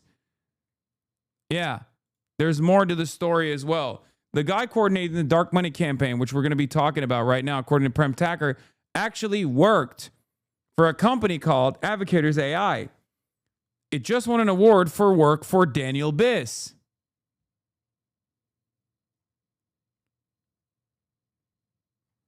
And no, Michael from Pennsylvania is not like bad fucking empanada, okay? Oh, by the way, I did a video on my channel on my position on Canada endorsing her for Illinois 9. I went way too hard on the Taiwan position, but I felt like the conversation we had on the importance of beating AIPAC, I definitely fucked up on that. That's why I support Plattner. We got to beat Israel. Exactly. Bad empanada doesn't give a shit about anything. Okay? Stop listening to motherfuckers that don't live here that have openly mentioned that they don't give a fuck about what happens. Like they want America to blow up with a nuclear first strike. Okay, yeah, it's based. I get it. America is the evil empire, but there are still good people that live here. And what is better is to manage the decline of American empire into a degree that is more favorable for every other country before our unstable psychopathic fascist government destroys the nuke the fucking planet instead. Yeah, Daniel Bliss is endorsed by both Jan Schakowsky and also Elizabeth Warren, making the situation much more difficult for Kat Al-Ghazali. Bad Empanada is only interested in historical correctness and literally nothing else, even to the detriment of his positions. Oh, your political campaign slogan, managed decline.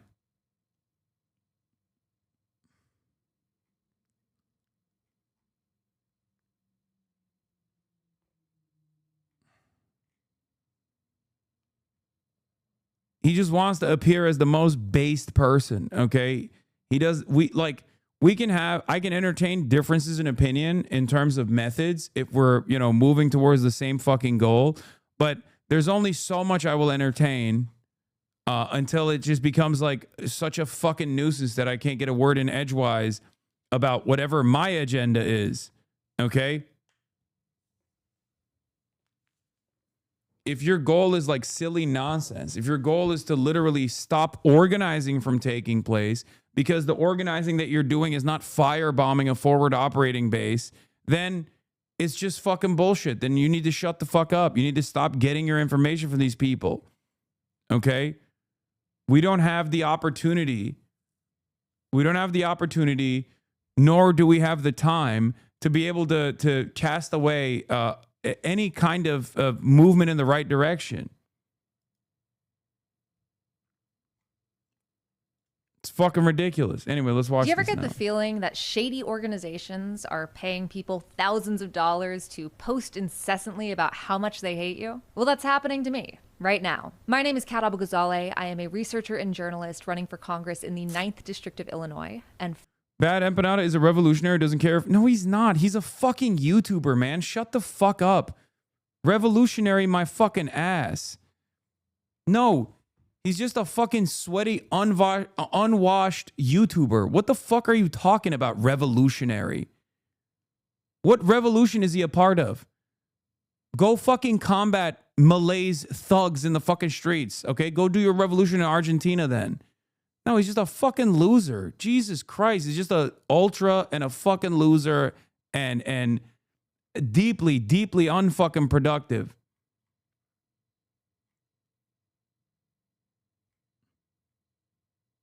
"4 days before my election, I've learned that I have been the target of a well-funded smear campaign across social media for the last month. And while we know some of the organizations and people behind it, we still don't know who's funding it. So here's the story. Yesterday, our campaign was alerted to a dark money group offering..." He's been in Cuba helping people, but I agree with you. Oh, he went to Cuba to help people. But yeah, other people going to Cuba and helping people, they're bad, right? They're doing it the wrong way. He's doing it the right way. We're bringing hundreds of thousands of dollars worth of fucking solar panels to Cuba, but that's obviously woke and gay, and it's libtarded and wrong, and we're going on a fucking cruise or whatever. But he's doing it the right way. He's doing it the brave way. Okay? He's doing it the appropriate way.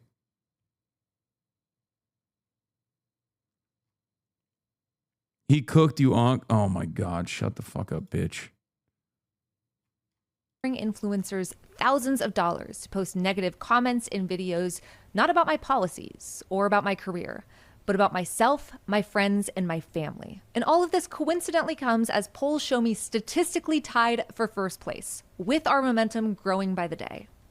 The group is called Unmute Democracy, and almost everything about it is secret. The website was registered within the last month, and its registration has been hidden from the public. A creator was offered $1,500 from...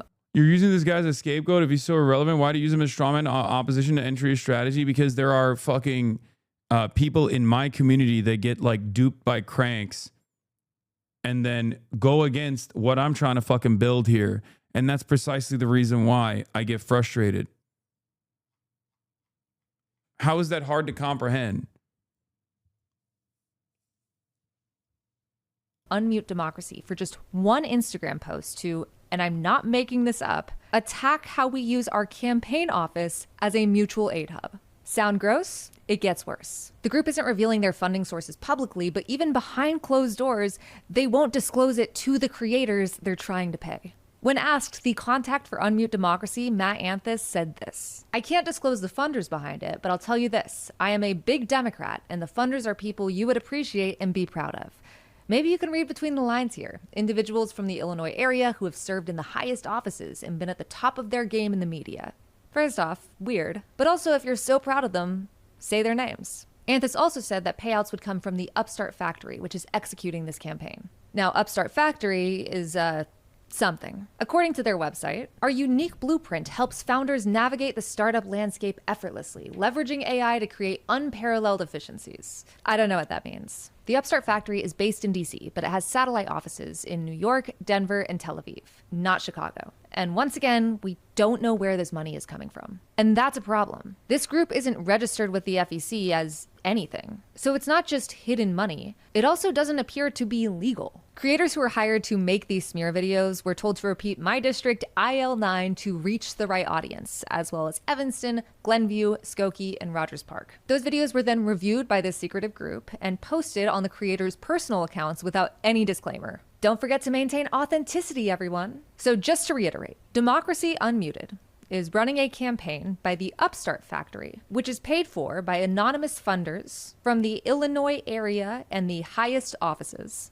with an untold amount of money that isn't publicly declared. And it's that way on purpose. The law still hasn't caught up to our culture or technology. This is basically a way to work around political dark money or independent expenditures. Basically untraceable amounts of money that are used to sway our elections by special interest groups like AIPAC. And this is something AIPAC does as well.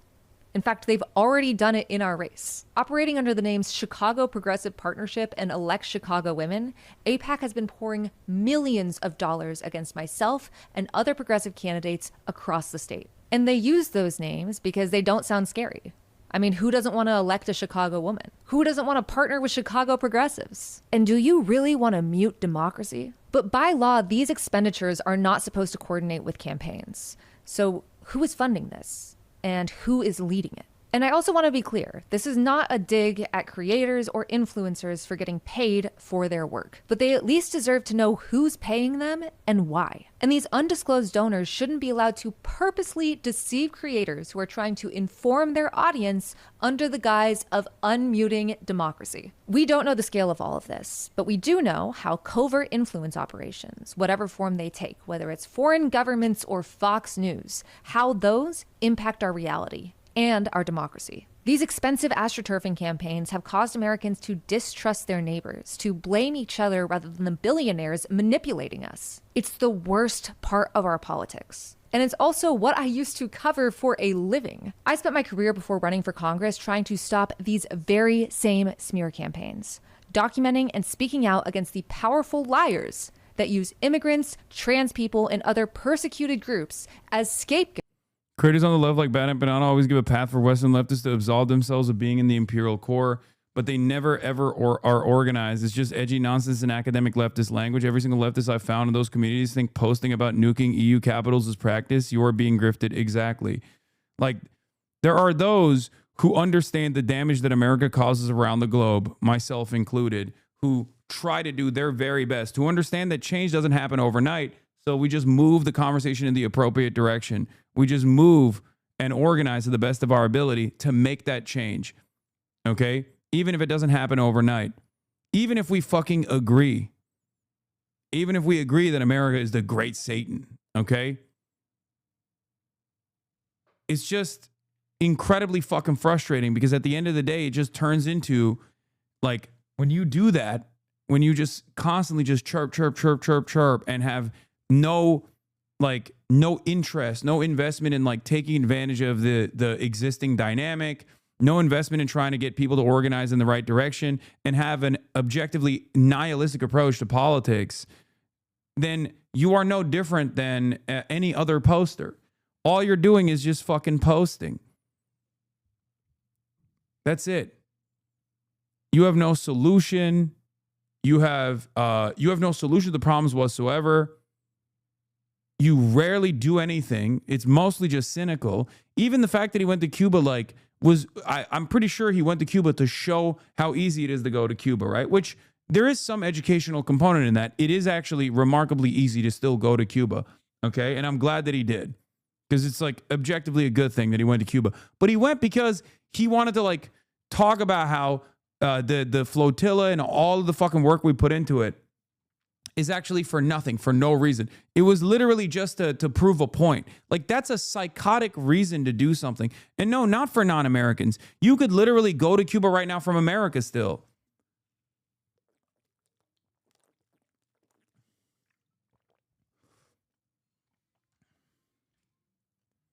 He praised Greta for being on the Samud flotilla, but also shit on Greg Stoker for being on a veteran ship in the same convoy, and now you're bad for going to Cuba? Yeah, because he's saying there is no, like, real consequence of going to Cuba. Like, there's no physical danger that you're placing yourself in. And it's true, right? In comparison to the fucking Samud flotilla. And you're misunderstanding my point. I'm saying it's good that he went, and it's good that he's, like, giving people money, okay? That's a good thing. And it's also good that he's like raising awareness about how easy it is to travel to Cuba and the benefits of doing that right now for the Cuban population. But the inflection point for someone like him is literally just like petty grievances, okay?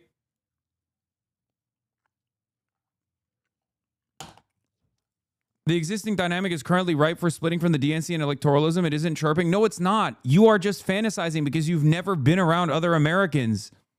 You're fantasizing because you don't leave your fucking home. That's the problem. Okay? Yes, it is. No, it's not. No, it's not. Most Americans lack class consciousness. Even those who self-identify as socialists don't know what the fuck that means. You don't speak to anyone below 50K. I'm literally a service worker. Oh my God. You're just making shit up. The notion that I don't speak to anyone below 50K as a salary. Your average random is more radical than your average middle class petite bourgeois. Dog.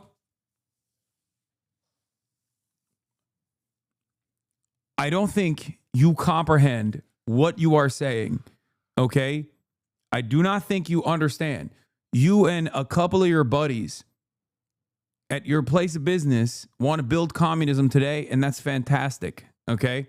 That's great. You guys should do so. But if you think that the average person that's making less than $50,000 has the same fucking class consciousness that you do, you're delusional, okay? This is how, oh my God, this is just fucking ACP LARPer shit.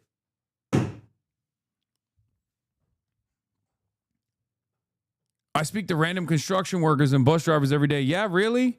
And they're constantly talking about how their surplus labor value is being stolen from them. And they're like, if only there was a party that spoke to my desires, a communist party. Is that what you're saying? They don't have the education or articulation, but the sentiment is there. That's why they want more fighters in the Dems. Okay. Oh.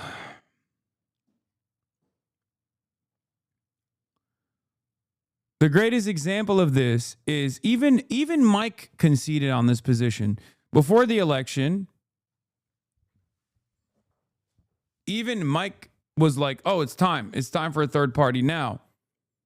After the election was done, after the failure of the election came, Michael from Pennsylvania is what I'm talking about. He's another content creator on this platform. Him and I had a big disagreement on this in the aftermath of the election, where I said the time is not right for any sort of break, and that the Democratic Party is unimaginably ineffective right now and unimaginably weak, but it still has a mechanism to get people elected, as opposed to trying to litigate ballot access in every fucking state. The appropriate measure in this moment is to still utilize the Democratic Party, because in the aftermath of every successful electoral victory, you can funnel people into political education from one of these organizations like the Democratic Socialists of America. The Democratic Socialists of America is valuable not as a door-knocking operation for the Democratic Party, which is what a lot of people who are more revolutionary than the Democratic Socialists of America claim it as. Its value comes from political education. Its value doesn't just stem from its organizational capacity, okay? What many Americans lack is political education. Labor unions used to also serve this purpose. They don't do that anymore. Many labor unions, unfortunately, have completely cast aside an incredibly important part of political education that plays a role in people's lives, okay? After every single DSA-backed electoral victory, the Democratic Socialists of America's numbers rise up, okay? They balloon. They've now reached its largest point in American history. Okay, as an organized socialist party, the Democratic Socialists of America have reached 100,000 paying members. That happened partially because of Zoran's victory. The last big bump for the DSA was during the AOC victory. Okay, they rose during Bernie, they rose during Zoran, and they rose during AOC. And they will continue to grow. DSA is barely a party. It's ostensibly a branch of the DNC. You're correct that his sole gain is political education, but that effort is hampered by his attachment to the DNC. No, it's not, because you're speaking like someone who has actually never been involved in the DSA in any way, shape, or form. I'm not even a fucking paid member, but I know the internal dynamics a lot better than you do, it seems. There's a million different fucking caucuses within the DNC, and there are ironically people who agree with you in the DNC as well. Or DNC, inside of the DSA. Okay? I'm very active in the DSA law. Okay. Third largest chapter. Okay, so then you know. Then you know. What the fuck are you talking about?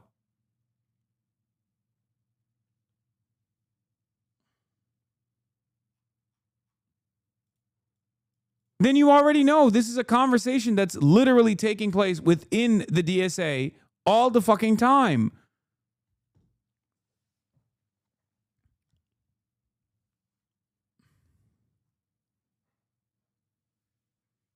DSA is genuinely obsolete, in my opinion. The PSL now fills their role, and they need to be taken over mainstay Democrats. Oh, my God. Oh. Okay.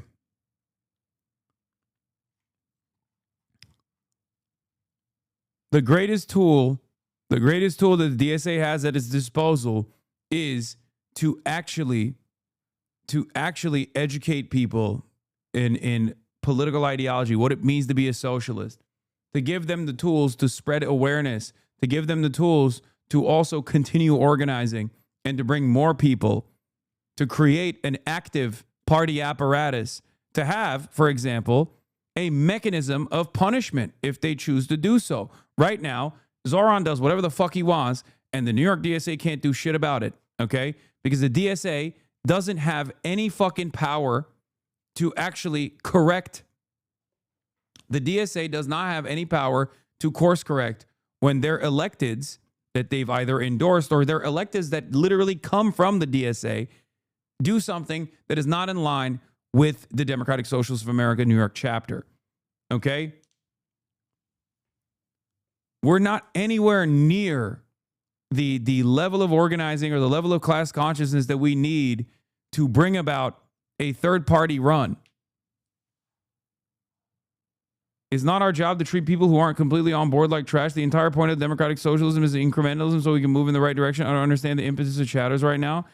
Wait, no. I mean, even I have disagreements with incrementalism. I mean, that much is clear. I'm just saying that there is no mass social movement at this moment where people have class consciousness and recognize what must be done.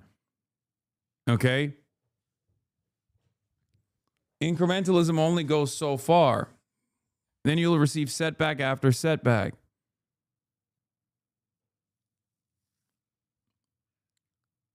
The thing is, I don't even necessarily disagree with the necessity. I don't even necessarily disagree with the necessity of a totally separate party. Okay? I understand that the Democratic Party is a bourgeois liberal party that represents the interests of capital. I don't believe that you can undermine the power structure at the core of the party and just like make the Democrats a socialist party or a communist party. I don't think that's going to happen. The problem is there is a lot of potential right now with a weak Democratic Party to basically force the Democrats' hand to moving in that direction, taking advantage of their lack of interest in fighting back against Donald Trump to show Americans that we are there to actually fight against Donald Trump. We are there to actually fight against the reactionary forces that dominate their lives. We are there to actually educate them that it is the forces of capital that's destroying their fucking lives. Okay? A lot of people do not understand the agenda. They just they miss the forest for the trees. They see what's in front of them and they think, oh, DSA is just a door knocking operation for the fucking DNC. They don't recognize that it plays a much more important purpose than that in achieving class consciousness.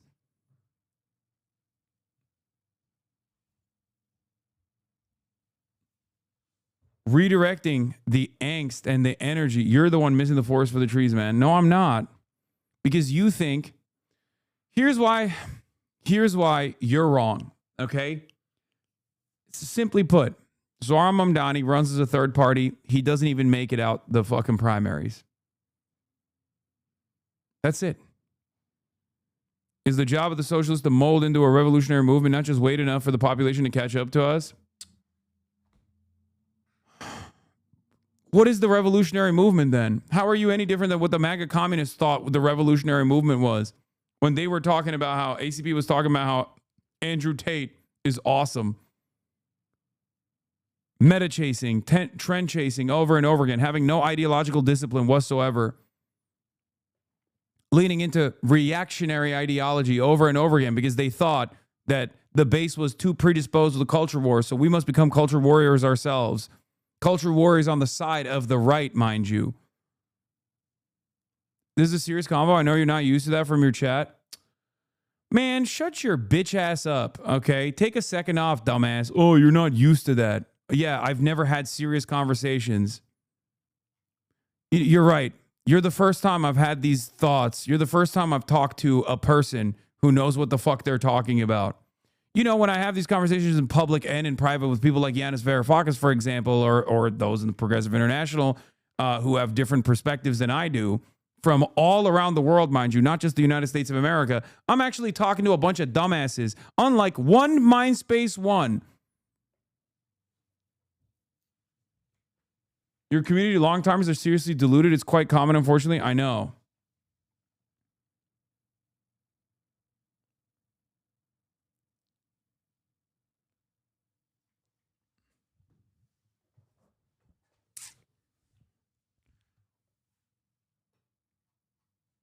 votes for their own greed. And when I'm in Congress, I can put a stop to them by identifying and cutting off the big money behind these lies. But the good news is this time, this shell pack was sloppy. I mean, first off, you're gonna target a journalist that covers the far right and conspiracy theories and not expect me to find out? But they also can't even spell my name right. Just truly sloppy work. But while I think that everyone, including myself, is deserving of criticism, this really does put the last month of very specific and aligned attacks into perspective. It has been a month of coordinated campaigns, not so coincidentally spewing AIPAC talking points to frame me as a conservative, to spread unfounded lies. Brother, you think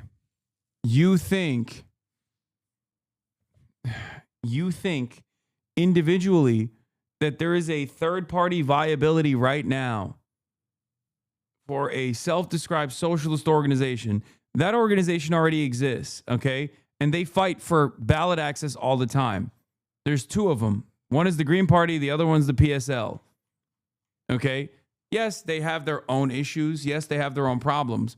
But there's a reason why they don't there's a reason why they're not reaching that viability, okay?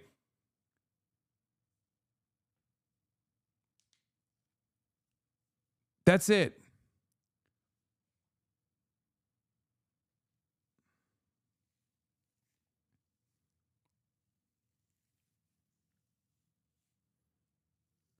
There will come a moment when there's a Bernie-like figure that will either win the primaries or implement some kind of break from the party.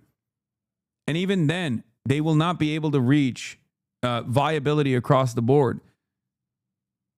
There's never been a successful communist movement that was able to immediately implement a political strategy, even through electoralism, initially that didn't fail. Okay, there will be failures,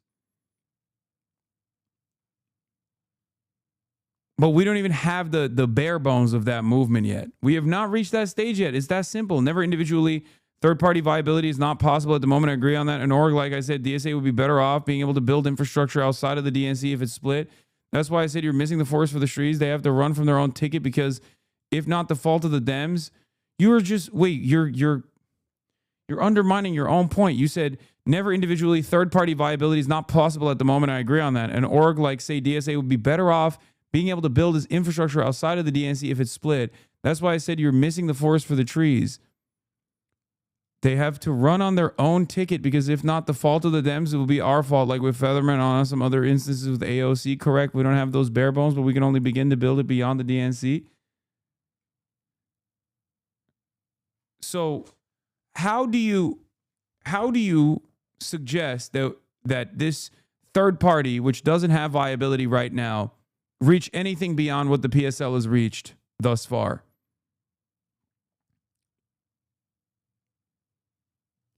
How?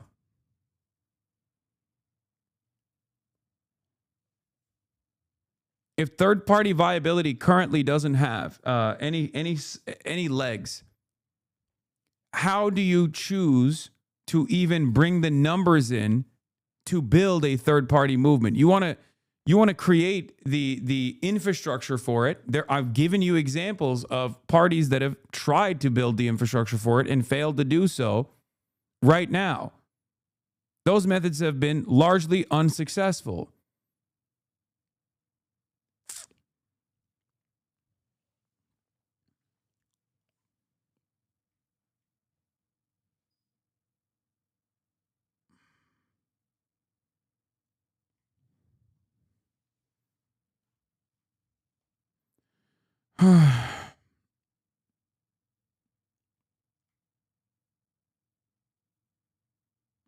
PSL is flawed because it has no support base or political infrastructure. DSA does, though still nascent. Like Lennon said, if you recall, reading Infantile, is that it must be used as a platform from which to espouse our position. The reason PSL has failed is because material conditions were not there as they are now. Dem base wants fighters. Okay, why are people not funneling themselves in the PSL right now? Do you think it's because the DSA is seen as a much more viable option? Because it has much more broad base awareness? Because maybe it associates itself with Democratic Party contenders that win successful electoral contests and then are able to be popular after that, where they carry the torch of this alternative from within. Perhaps you understand my position if you understand that reality.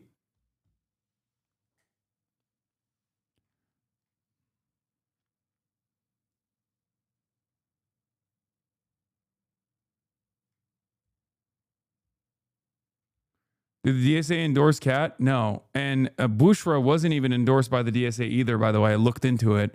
It turns out it was a suggestion or something, and it wasn't even the DSA in this in the district that they're in.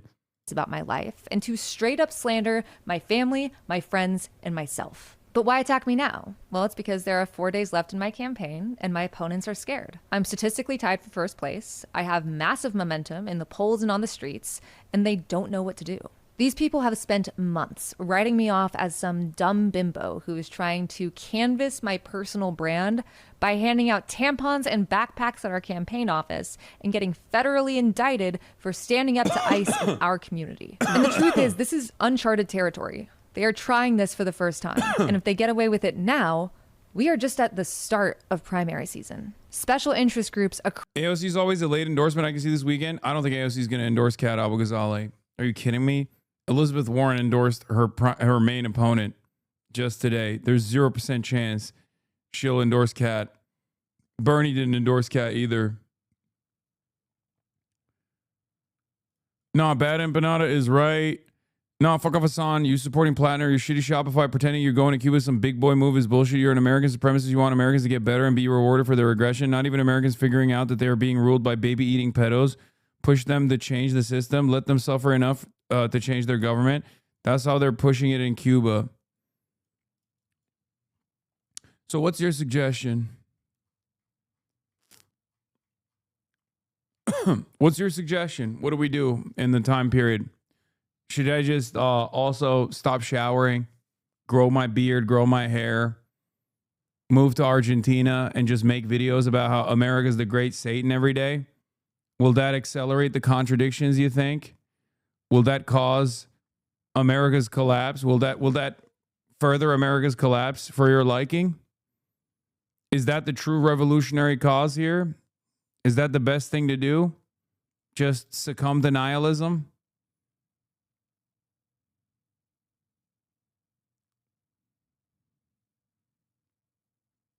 Have consistency in your politics.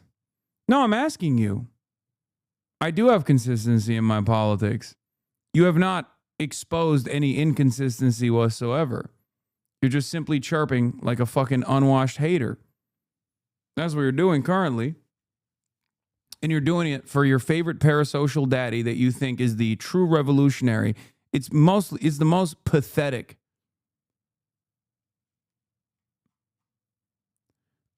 Supporting Plattner is inconsistent. Okay, I don't know what it is with people, but this Graham Plattner shit has like broken so many people.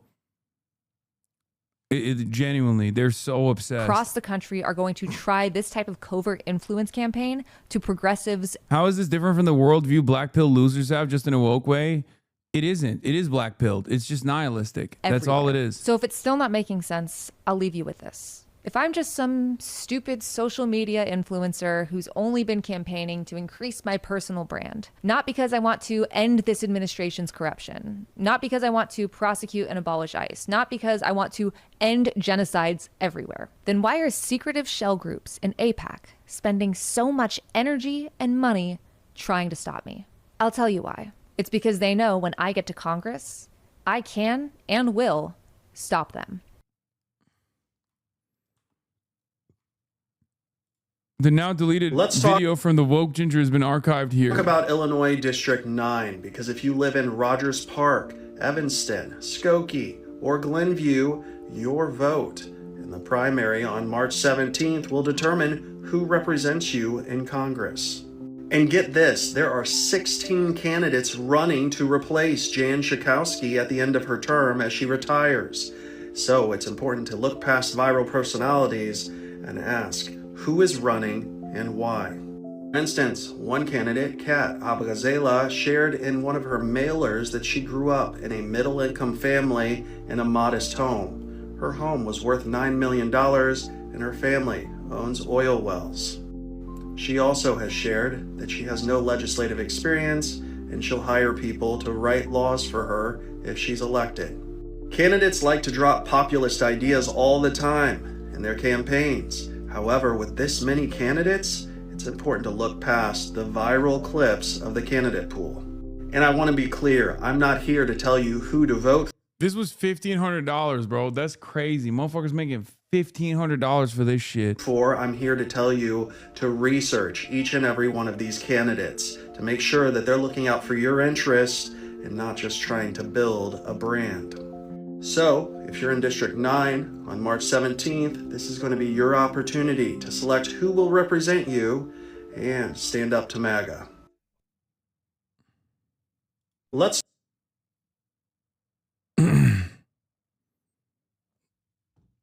His hat says woke. Yeah, that's the woke ginger, bro. You don't know about the woke ginger? Check out the explanation from the ginger after deleting this post. A message from the woke ginger. Tonight I posted a piece of content about the primaries taking place in Illinois 9th, March 17th. Shortly after posting, I realized it did not meet the standards I set for my platform, so I removed it.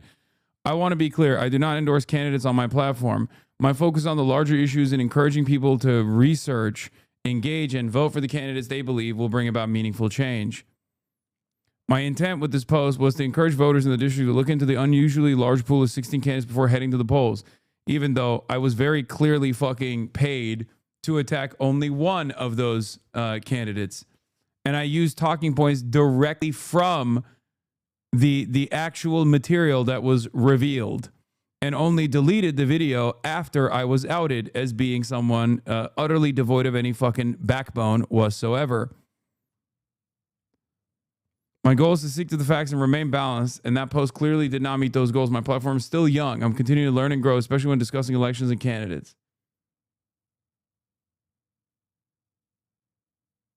Sorry, but how is you're not even American? You want the destruction of this country, valid, non-roundabout patriotism, and not appealing to the American exceptionalism within libs. And I support Cat. Obviously, I just think the rhetoric is antagonistic to non-American leftists because it doesn't fucking matter.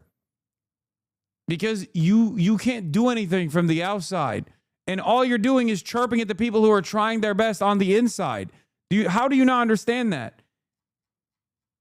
And it's ironic because that's not even the case. You are literally creating an anecdote in your mind of a fantastical third worldist position. Okay? I go around the world. I talk to people. Here, I'll give you an example. Okay? People fucking chirp about the way that Zoran conducts himself. I sometimes have my disagreements with him too. When he got elected, people in fucking Gaza under bombs were reaching out to me to be like, oh my God, this is the most amazing thing of all time. They're way more fucking tuned in than you would think. Okay? Not that it matters ultimately. There could be disagreements with Zoran Mamdani from Gaza as well. It's not like they're not the moral arbiters either. But my point is, there are people in far worse positions than you that don't fucking sit around and LARP about, how America needs to have a revolution instantly. Okay? They have they have more to lose than you do, and they have lost everything for the most part. And even they understand that, this is moving the needle in the right direction. I used to say this to the fucking pro-Palestine movement too. Like, a lot of people post-October 7, maybe a year in, were like already there, right? They had just learned about this thing. It shocked their conscience. And they didn't understand how many fucking years it took. But for the years leading up to October 7, the number one thing that Palestinians were demanding was awareness, okay? They understood that the number one thing that they were demanding was awareness, and hopefully maybe to implement boycotts, divestments, and sanctions. There are people out here acting like you can just send Hamas rockets or something. You know what I mean? Everyone has a fucking role to play. They understood that given the limitations, that the number one problem to overcome, the number one hurdle at that time, before October 7th, because we've reached awareness now, luckily, and there's still room to grow in that regard too. Okay, now it's time for action. But if you were to ask any Palestinian 5 years ago, what the primary concern is for Palestinians, for the Palestinian emancipatory cause, they would tell you awareness. Because at the time, no one was even fucking aware.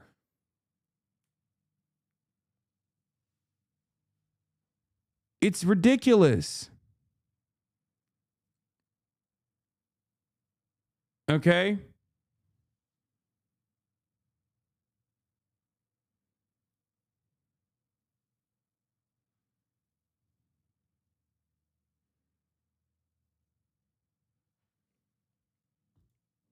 Drives me crazy when people who didn't know where Gaza was before 10/7 want to tell Palestinians how to feel. But we got the awareness, and still the genocide happens. So, like, what then? Oh my God. I've never, no Palestinian in Gaza feels this way. I've never encountered, like, think about it. I had Bilal Khaled on the broadcast when I was in fucking Doha. Okay. Think about how much he's lost. And think about his perspective. Okay. Think about his perspective. It's ridiculous.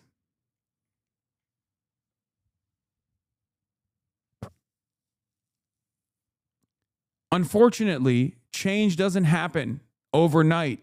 I know, even when it should.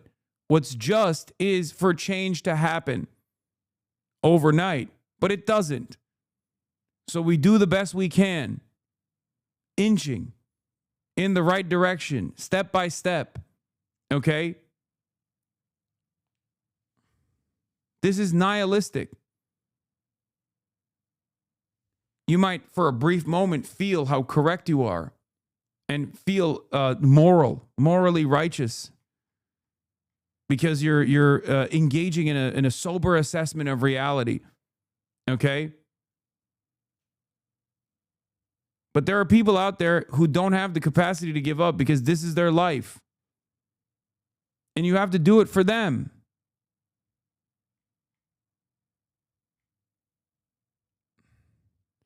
There's an issue in our taxes if we accept gradualism is the only way. Yeah, okay. The correct initiative is to engage in adventurism. No, you just have to keep organizing, man. The fuck, that's it. And this is a part of it. Electing anti-Israel Democrats is 100% a part of this, okay?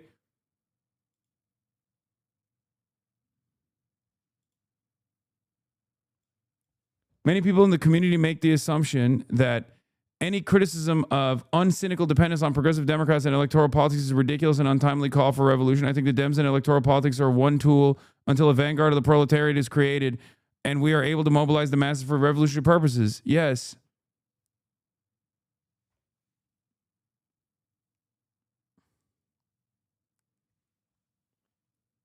Maybe my perspective is a little shallow, but the material analysis on the dynamics of power is the integrated analysis for not only how to move the needle in the right direction, but achieve very realistic goals of mass movement.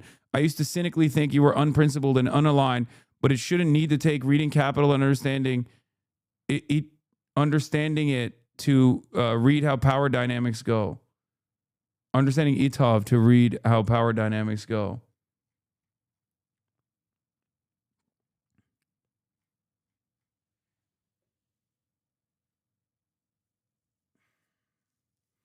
This is why I used to fucking yell at accelerationists all the time. Because even if material conditions worsen, if there isn't a fucking broad base, labor theory of value. I thought he was saying Itov. I don't know. I was like,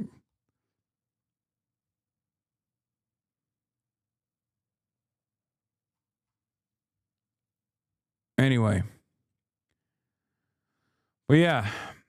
This is part of the reason why I was adamant about standing firmly with Kat, even if I have disagreements with her foreign policy, because, or some aspects of her foreign policy.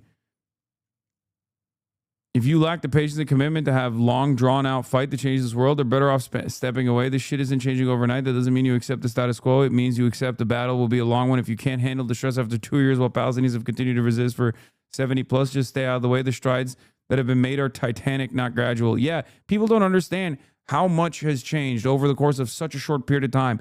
Like undermining billions of dollars of propaganda from some of the most sophisticated networks of influence that still continue, that still persist, mind you, to this day. I mean, I'm covering one aspect of this right now, like the way that they're attacking Kat Abu-Ghazali's campaign. That's one of the many different tentacles here, okay? It is an unimaginably sophisticated vehicle that has dominated American politics for so fucking long. It's ridiculous.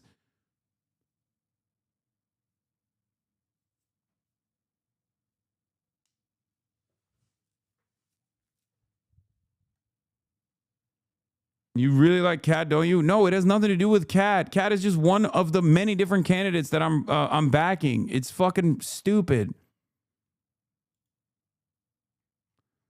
Elizabeth Booker Houston, a micro-influencer who took part in Core's undisclosed dark money influence scheme, is now implying that Kat Abu-Ghazali was also involved in the dark money influence scheme. She cites Kat's own filings, but that's not what the filings show. Yes, she was. I know this because I was on Core's calls with her, and also because she reported Core's on her financial disclosure right here on page 3. People were horribly tricked about this entire program and are still spreading lies, and I'm tired of it.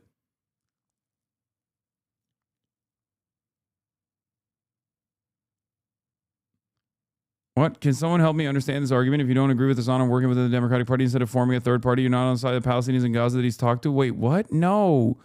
No. You're just purposely being fucking obtuse. Okay? You're purposely being obtuse. I was talking about awareness initiatives and the importance of awareness initiatives. That had nothing to do with the Democratic Party. Shut the fuck up. God, you're such a cynical shithead, man. Fuck. I banned you the other day, and you're back to be purposely obtuse again, weaponizing your fucking idiocy. What a disingenuous line of attack. That's not what I said, you fucking moron. I was talking about how incremental change and gradual change is an unfortunate necessity to make change, and that change doesn't happen as fast as you want it to be. These people will ask for more, but they don't even engage in the non-electoral Palestine campaigns either. I'm sure many do not engage in their local campaigns like No Appetite for Apartheid or Labor for an Arms Embargo. Yeah, they don't do anything. They just chirp in this fucking chat. That's all it is.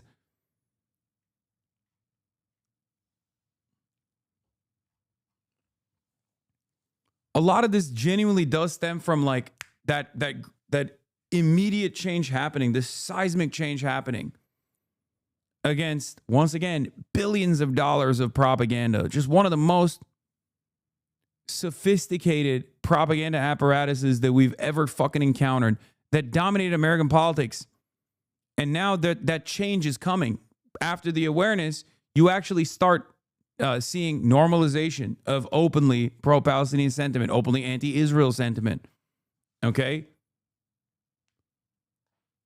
And then you start electing people on the anti-Israel ticket, which is happening right now. You start building caucuses, building power from the only readily available power structure that exists in the country at the moment.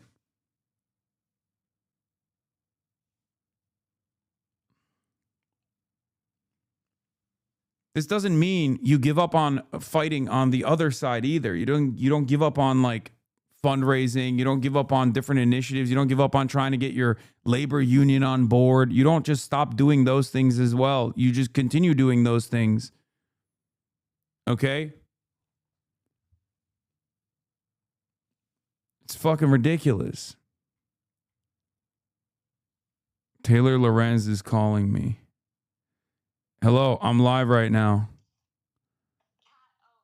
I'm live. They can hear you. Oh, hi, guys. I just wanted to clear up some misinformation that's been spreading online regarding Chorus. Kat Abu-Ghazali was not in Chorus. She attended one meeting before Chorus was even really officially formed.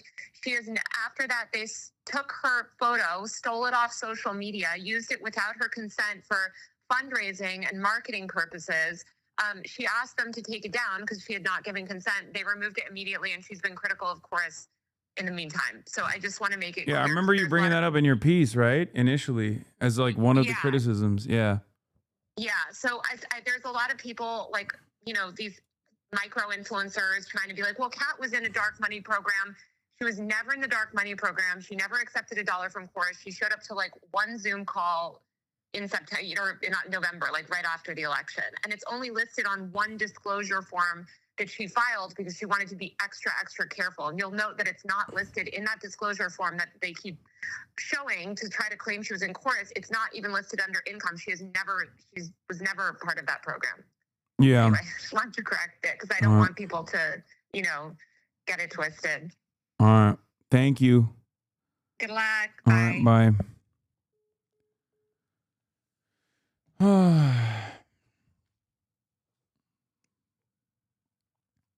Taylor Lorenz, everybody.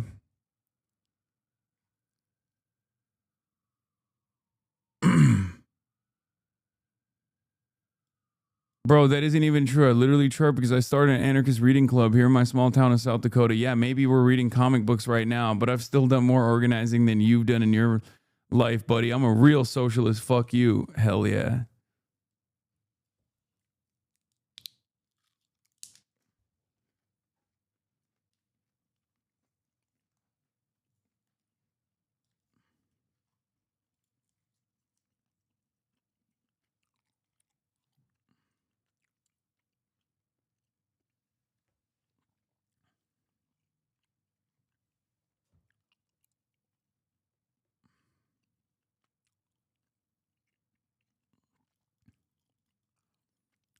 The other day during conversation, I figured a coworker was open to progressivism, so I started to organize. I told him about you.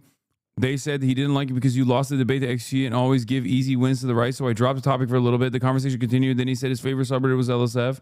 Now I don't know how to organize. Are you fucking joking?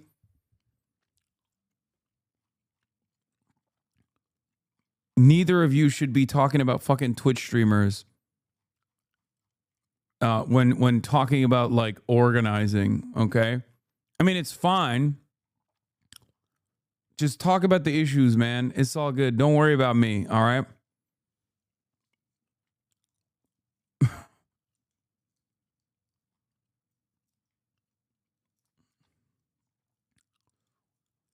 It's pretty infantilizing to everyone in the global south to use the global south to infight while Americans are the most powerful population on earth. Rex, Race Rex, thank you for the 20 gift subs.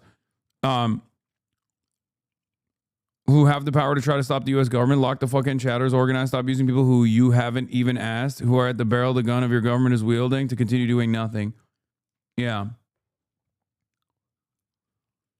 You call everybody a crank, but refuse to acknowledge that the fact that my Splinter Discord is leading the vanguard. We are 11 members strong, and we hold nightly debate nights and hourly privilege confessions. Now, to be fair, 9 of the other members are the bots I programmed, and the one other member is my alt account that isn't banned in Hoscord, but this doesn't take away from the work we are doing.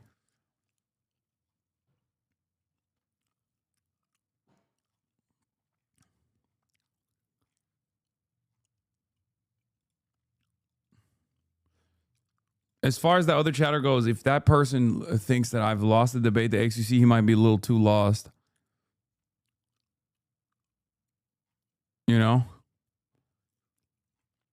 He might be a little too lost, buddy. That guy not going to make it. I'm keeping it real with you. That's like a guy, that's basically like, I mean, it's better than being an Asmongold watcher. But it's like not that much better than being a guy who is a Asmongold watcher and openly says it. The guy who got Zoran to condemn his wife's work today is a really solid guy. Oh, yeah.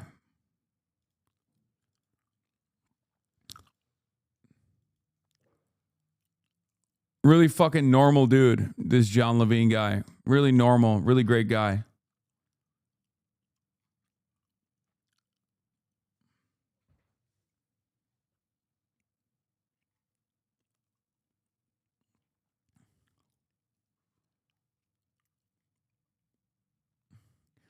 I don't think any of the conversations that I've had with XCC be considered a debate because he does not have a decent grasp of the English language or any language really for that.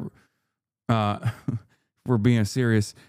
He doesn't really have a grasp over just the language. And so makes it a little bit difficult to have a normal debate.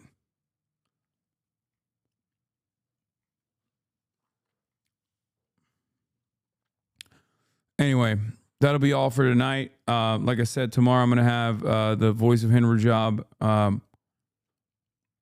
who are here in town for the Oscars. I'm going to have them over on the broadcast tomorrow. And we obviously have a lot going on. But that'll be all for me for today. Another 8-hour half-day Hasi broadcast. You already know what's up. You already know what it is. We will continue monitoring the situation. Get a grip. Stop cursing at everyone just because they don't agree with you. You're just another person polarizing the world even more. Good job. Change happens through unity. If you don't take time to explain things respectfully, people won't listen. The way you argue makes it seem like you're only here for the money and just don't care. If I was only in here for the money, I'd be much more agreeable as a person. Trust me. Don't you think it would be much easier for me to just be an agreeable person? There's no world where I'm going to be an argumentative person while also simultaneously in it for just the money. Much easier for me to be like a Van Jones type, don't you think? All the chatter's trickling in. Anyway, love you guys. See you tomorrow. Peace. Sunny Los Angeles, California, says Hasan. Stun luck to the stun luck to the topic's just begun. 'Cause there he is again. Hasan is streaming. Hasan is streaming. There it is again. Hasan is streaming. Hasan is streaming. Reviewing a Chinese train, telling Kyle place. Sun and Asmin chatter loves, giving Greening's grace. Zoran winning NYC, woke two back with the force. The Rogan of the left, to me a dumb himbo still of course. The Charlie Kirk assassination, the Fear and Online show. 8 full fucking years of this, and plenty more to go. Doing fun stuff tomorrow, throw PBS up on the screen. A man-made horror reaction brought to you by this live stream. 'Cause there he is again, Hasan is streaming. Hasan is streaming. There he is again, Hasan is streaming. Hasan is streaming. Kicked out of the DNC, IRL with March the Goat. Commenting the propaganda that shoved down people's throats. CBS Israeli news, a coup, a regime falls. A full-blown fascist takeover, and still the duty calls. Total radicalization coming out to see. The system will always fail, it's up to you and me. On these daily streets, whether short or whether long, have helped millions of people keep it moving right along. 'Cause there he is again, Hasan is streaming. Hasan is streaming. There he is again, Hasan is streaming. Hasan is streaming. But hey, what can you say? That's BBS for you. But he'll play games real soon. Just you wait. Say, hey, what can you say? That's BBS for you. he'll move on real soon. Just you wait. Ba-da-da, ba-da-da, ba-da-da-da-da-da. Hey, what can you say? Hey, that's BBS for you. Well, he'll pull your lungs real soon. Just you wait. Sha-da-da, sha-da-da, sha-da-da-da-da-da. Hey, what can you say? Hey, that's BBS for you. But he'll do jet advice real soon. Just you wait. But hey, what can you say? That's PBS for you. Brought on by viewers like you. Just you wait. Just you wait.